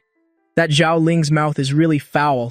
After saying that, she looked at me, her expression immediately softening. You just rest here, or go handle it. She didn't want me to have to face those harsh words. But how could I hide? They've already come knocking at the door. Can I still hide? I lifted my chin and straightened my clothes. The partnership with Heng Yuan was indeed because of me. I can't hide behind her forever. I am the young master of the Lin family, not some gigolo who lives off women. Gu Qinghan looked at me, a smile gradually appearing in her eyes. She walked over, and in front of Assistant Wang, she tightly grasped my hand. Then she lowered her head and leaned into my ear, using a voice only I could hear. Baby. Okay, then I'll go with you. He'll hand you the knife. My gaze turned a bit cold. I placed my hand on her arm to support me to my workstation. Before going to the meeting room, I have to prepare a little. 5 minutes later, the atmosphere in the meeting room was as tense as an interrogation. On both sides of the long table was a group of shareholders over 50, each with a sour look on their face. The one at the head was Director Zhao, over 60 years old, his hair permed into stiff little curls. As I followed Gu Qinghan in, more than a dozen pairs of eyes shot towards us in unison. Scrutiny, contempt, and unconcealed malice. I'm really not compatible with this office. Nothing good ever happens whenever I come here. Just then, Director Zhao spoke in a sarcastic tone. Oh, so this is the Secretary Lin, for whom CEO Gu would disregard everything just to protect. He didn't even stand up, just leaning back in his chair like that, his eyes casually sizing me up. I had just entered the meeting room when Director Zhao's contemptuous voice reached me. He looks decent enough. No wonder he could bewitch CEO Gu until she lost her senses. But young man, this is Gu Corporation, not a nightclub. He snorted, his insults becoming increasingly vulgar. You just joined the company and already got so many people fired, and now you've even ruined the partnership with Heng Yuan. So young, yet your ambition is not small. These words were practically cursing me to my face, saying I rely on a woman to get ahead. My steps faltered. The next second, Gu Qinghan's tall figure naturally shielded me. She blocked Director Zhao's naked gaze. Her eyes immediately darkened. Director Zhao, I can understand having poor eyesight due to old age, but is your mouth also failing you? I don't mind fixing it for you. Her voice was very light, but it exuded an icy coldness. Right after, she walked step by step towards Director Zhao, each step as if treading on his heart. Gu Qinghan got closer and closer, her deep, cold voice like a life-reaping blade. This is the boardroom, not a wet market. If we're discussing business, then speak with data. If you're here to discuss my secretary's appearance and make malicious speculations, she suddenly stopped, looking down at Director Zhao from above. Then get out. One word made Director Zhao's face turn pale with anger. He wanted to slam the table and stand up, but when he met Gu Qinghan's gaze, a chill ran down his spine and he couldn't utter a single word. Gu Qinghan didn't spare him another glance, walked straight past him, and sat in the chairman's seat. I immediately steadied myself and followed with composure, standing firmly by her side. But at this moment, one of her legs suddenly crossed over, pressing right against my calf. My body went stiff. Through the thin fabric, her unique warmth was clearly transmitted. She didn't do anything excessive, just pressed against me like that, as if to say, "Don't be afraid."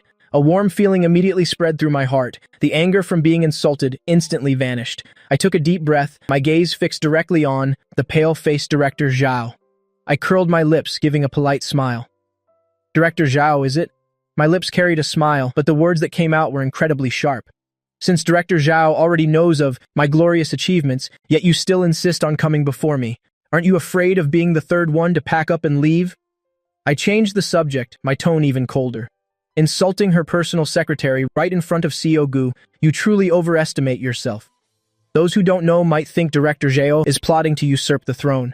As soon as the words left my mouth, Director Zhao suddenly slammed the table, furious to the point of shame. "Who gave you the nerve to speak to me like that? A mere secretary like you dares to threaten me?" He was so angry he laughed. "Do you believe I can make you pack up and get out right now?" "I don't." The one who answered wasn't me, but Gu Qinghan. The woman's voice was cold. Her gaze towards Director Zhao was as cold as a frozen lake. She was clearly protecting me, openly confronting Director Zhao. Director Zhao's throat tightened, shame and anger completely overwhelming his fear. A proper director didn't even have the authority to fire a mere secretary. He stubbornly cursed. "CEO Gu, everything I'm doing is for the company, yet now you're confronting me over someone like this. You cut off the partnership with Heng Yuan because of him. Do you know how much profit the company will lose?" Hearing Director Zhao's words, I actually laughed instead. I took out my tablet and connected it directly to the meeting room's large screen. "Director Zhao, the profit you speak of, is it ultimately the company's profit or your own personal profit?" Director Zhao's face turned ashen as he pointed at me and roared, "What do you mean by that?" I smiled at him, my voice clear. "You keep saying that Heng Yuan is a high-quality partner, so why don't we take a look at what this is?" My finger swiped lightly on the tablet, and immediately, countless data charts and comparison photos appeared on the big screen. This is the material inspection report for Heng Yuan's construction materials from last quarter. Substandard density, excessive radiation, and even large-scale artificial coloring. I presented the evidence clearly. Over the past 3 years, the construction materials supplied by Heng Yuan, the failure rate in quality inspections reached as high as 15%. And there's this. I opened up a screenshot of a chat conversation. This is CEO Yang from Heng Yuan's, evidence of trying to use kickbacks to bribe the head of the procurement department. Everything I presented was factual. Compared to Director Zhao's helpless rage, it was much more convincing. The shareholders, who were just filled with indignation, their expressions changed instantly. Their gazes towards Director Zhao also became full of meaning. Director Zhao looked at the evidence, his face turning pale, then green. He never expected I would have so much on him. He pointed at me and cursed. "You're slandering me. It's all fake." "Fake?" Just then, Gu Qinghan lazily leaned back and spoke. She raised her hand, and Assistant Wang immediately distributed documents to all the shareholders. Gu Qinghan chuckled lightly. "Could it be that the documents in my hands are also fake?" Her gaze was cold, looking straight at Director Zhao. Previously, this data was suppressed because my Jibo took kickbacks. Now that she's gone, are we supposed to keep this kind of trash supplier around to harm the company's interests? The shareholders flipped through the reports in their hands, their faces growing uglier by the second. The money Heng Yuan embezzled was their money. Canceling the partnership this time was indeed stopping the losses in time. Director Zhao's breathing was ragged as he forcefully turned the spear towards me. Even if Heng Yuan has problems, on what grounds did an intern like you have to insult the young master of the Yang family? Could it be that this was also ordered by CEO Gu? Gu Qinghan's eyes darkened. Just as she was about to speak, I took a small step forward, the tip of my shoe faintly brushing past her knee. There was no panic on my face. My smile remained gentle. Director Zhao, the surveillance cameras at the scene have everything. I took out a USB drive and placed it on the table. It was CEO Yang who first destroyed important company documents and insulted a company employee. According to Article 18 of the Employee Handbook, any act that harms the company's interest and image gives us the right to refuse cooperation. I spoke word by word, firm and forceful. I was protecting the honor of Gu Corporation and the authority of CEO Gu. May I ask Director Zhao, is there a problem with that? A series of counter questions left, Director Zhao speechless, but I didn't stop there. I suddenly tilted my head, my tone innocent. Oh right, Director Zhao, I'm very curious about something. You're defending Heng Yuan so much, I wonder if it's because you have a special affection for their subpar materials, or a special affection for the filial piety they send you every year? Director Zhao's lips trembled, unable to utter a single word. Everyone's eyes immediately focused on him. Just then, Gu Qinghan curled the corner of her lips, her voice faint. Secretary Lin, let me see that data. I immediately brought the tablet in front of her, bowing slightly. Our distance was immediately closed. In front of everyone, her lips almost brushed against the shell of my ear. Her hot breath carried a clear, cool fragrance. She spoke in a voice that only the two of us could hear. Well done. Husband is so good. Wife will reward husband handsomely. My hands trembled, and I almost dropped the tablet on the floor. I cursed inwardly. This crazy woman dares to mess around on any occasion. Isn't she afraid of being discovered by these shareholders? But right at this moment, Director Zhao shouted angrily, "Nonsense! You're speaking complete nonsense!" He pointed at Gu Qinghan and roared, "You just condone your subordinate like this, slandering the senior shareholders? Let me tell you, if you don't make him get lost right now, I will convene a general shareholders meeting to condemn you for your promiscuous relationships." Slander? The corners of Gu Qinghan's eyes lifted. Her cold face showed no emotion, but her jet-black pupils were as deep as a cold pond. She curled her thin lips. But I don't think my secretary said anything slanderous at all. Her tone was nonchalant, but it exuded a terrifying sense of oppression. The entire conference room immediately fell silent. As for convening a general shareholders meeting, Gu Qinghan sneered, her voice turning bone-chillingly cold. I'm afraid Director Zhao won't have that chance. Director Zhao's throat went dry, and his voice trembled. What do you mean? Gu Qinghan casually raised her hand. Assistant Wang immediately handed over a file. Gu Qinghan took the file, then casually tossed it onto the long table. With a crisp slap, the file slid, precisely in front of Director Zhao. If Director Zhao is so confident, then take a look at this. Gu Qinghan's slender fingers tapped lightly on the tabletop, the sound seeming to strike directly at Director Zhao's heart. He tremblingly opened the file, and with just one glance, his face instantly turned as pale as paper. It was all the accounting records of him taking bribes from Heng Yuan over the past few years. Every single transaction was crystal clear. Director Zhao's fingers trembled uncontrollably, his eyes staring fixedly at Gu Qinghan. Now he finally understood why Manager Mai had collapsed. Faced with such ironclad evidence, he had nothing left to say in his defense. Gu, CEO Gu, this. Director Zhao's arrogance was completely extinguished. He lowered his posture, his tone pleading, I was. However, Gu Qinghan stood up directly, placing both hands on the table. She held the upper hand, like a queen looking down on all mortals. Considering you're a meritorious official of the company, and also considering your old age, submit your resignation yourself, to keep things decent. Director Zhao's pupils widened in disbelief. You want to kick me out of the Gu Corporation? He was actually proven right by a junior secretary like me, becoming the third person to pack up and leave. Director Zhao could not accept this outcome. He forcefully slammed the file shut, then angrily threw it back on the table. Gu Qinghan, don't be too outrageous. His breathing was heavy, his whole body completely out of control. If the water is too clear, there will be no fish. But in this circle, which high-level manager's hands are clean, taking some kickbacks, receiving some benefits, that's the unwritten rule of the industry. The more he spoke, the more agitated he became, his bloodshot eyes pointing at me. I've worked my ass off for your mother for decades, and now you, for a junior secretary like him, want to discard me after I've served my purpose. Don't use the company's interests as an excuse. You are clearly abusing your public office for private gain. For a junior secretary, you've successively fired key employees of the company, making the meritorious officials heartbroken. Aren't you afraid that before you've even secured your position, you'll become a fatuous ruler ridiculed by the world? I heard Director Zeo's words twisting black into white and frowned in anger, just about to retort. Gu Qinghan spoke first. Her voice was indifferent. Are you done? There wasn't a trace of anger on her face. On the contrary, she absently adjusted her cuff. Then she lazily raised the corners of her eyes, her jet-black pupils bottomlessly deep. You said I'm abusing public office for private gain? Gu Qinghan leaned forward slightly, a sarcastic smile playing on her lips. Director Zhao, you seem to be mistaken about one thing. If the water is too clear, there will be no fish. That's not wrong, but you're not a fish. You're a leech sucking the blood of the Gu Corporation. As soon as she finished speaking, Gu Qinghan actually looked straight at me without avoiding it. Her tone was arrogant and wild. Of course, you're not wrong about one thing. I am indeed venting on his behalf. Since you've touched my person, you must be prepared to pay the price. As for the fatuous ruler you mentioned, Gu Qinghan sneered, but the smile didn't reach her eyes. In my Gu Qinghan's territory, my word is the rule. Even if I am abusing my office for private gain, you have to endure it for me. She pressed closer step by step, her cold, ascetic aura almost, making people suffocate. Director Zhao, I advise you to cooperate obediently. Otherwise, I don't mind letting you spend your retirement in prison at your age.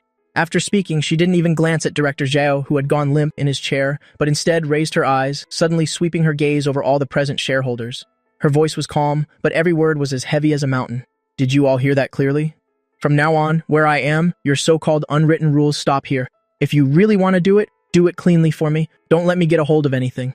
Otherwise, her fingertips tapped lightly on the table. She raised her eyebrows, pausing the story. Immediately after, she stood up and adjusted her jacket. A garbage enterprise like Heng Yuan, the Gu Corporation will never cooperate with them again. A parasite like Director Zhao, the Gu Corporation will absolutely not tolerate. Does anyone else have any opinions? The entire hall was deathly silent. Director Zhao's disastrous example was right there. Who would dare say anything else? Gu Qinghan's gaze swept over everyone, one by one, and no one dared to look her in the eye. If none of you have any opinions, the meeting is adjourned. She didn't spare the other shareholders a glance and strode towards the conference room door. But after 2 steps, she suddenly stopped and turned to look at me as I was gathering the documents. In front of everyone, she curled her lips into a smile. Secretary Lin, considering your excellent performance just now, from now on, if anyone still dares to use insulting words to attack you, you have the full authority to act first and report later. These words were clearly meant for the shareholders. She was using her own way to protect my honor. We had just left the conference room and turned a corner when my wrist was grabbed by a slender hand, and the next second I was pulled into the lounge next door. With a click, the door was locked from the inside. My whole body was pressed against the door panel, the light tea scent on, the woman's body enveloped me. Gu Qinghan. I was startled and quickly placed my hand on her chest. This is a meeting room. There are people outside. Darling, I can't wait anymore. Gu Qinghan lowered her head, her nose touching mine, her hot breath fanning down. Darling spoke so well in the meeting. Let me give you a kiss. Darling was so imposing and even protected my authority. I'm the boss. Shouldn't I reward you handsomely? My cheeks burned. I was just dealing with that old man. I hadn't finished speaking when Gu Qinghan suddenly pressed me forcefully against the door, her lips immediately locking onto mine. My back was against the cold door panel. Outside were the hurried footsteps in the hallway, separated by just a door. All my senses were infinitely amplified. Gu Qinghan. I struggled to push her away, my face flushed. Stop fooling around. Someone could come in at any moment. But the woman just buried her head in the crook of my neck, nuzzling me. Darling was really so good just now. Her hand slowly slid down along my waist. My whole body stiffened, my heart pounding wildly. By the time we got back to the office, my lips were slightly swollen and red. I glared at her irritably, silently cursing in my heart that she was a real lunatic. I limped, about to walk back to my desk when my waist was suddenly gripped tightly, and the next second she pulled me into her arms again. Gu Qinghan, what are you trying to do now? Get back to business. Gu Qinghan rested her chin in the crook of my neck, nuzzling. Darling, look at this. Only then did I notice a file on her desk, with a line of words clearly printed on it. Dismissal and lawsuit against Director Zhao. My eyes widened immediately. This is the document to deal with Director Zhao? Mm-hmm. Gu Qinghan took a fountain pen and pushed it into my hand. Then her hand covered mine, enveloping it completely. She leaned close to my ear, her deep and alluring voice making my limbs go weak. You're the one who tore Director Zhao apart with evidence. This signature must be yours. Darling, this is your trophy. I held the pen, my fingers trembling slightly. This was like passing a death sentence on a meritorious official of the Gu Corporation. Me. Isn't it inappropriate for me to sign? What's inappropriate about it? Gu Qinghan chuckled softly, taking my hand and signing stroke by stroke. Darling, you are the future CEO of the Gu Corporation. Here, you have the power of life and death over everyone. After signing the document, Director Zeo's fate was sealed. I felt a little hot and wanted to get up from her lap, but she kept holding me. It's signed, let go. However, the woman's gaze shifted downward, landing on my ankle. I stood for so long just now to build up my presence. She squatted down in front of me and placed her hand on my leg. It hurts again, doesn't it? Only then did I feel a sharp pain in my ankle. I was in so much pain I almost gasped. Gu Qinghan frowned immediately, and she helped me straight into the lounge.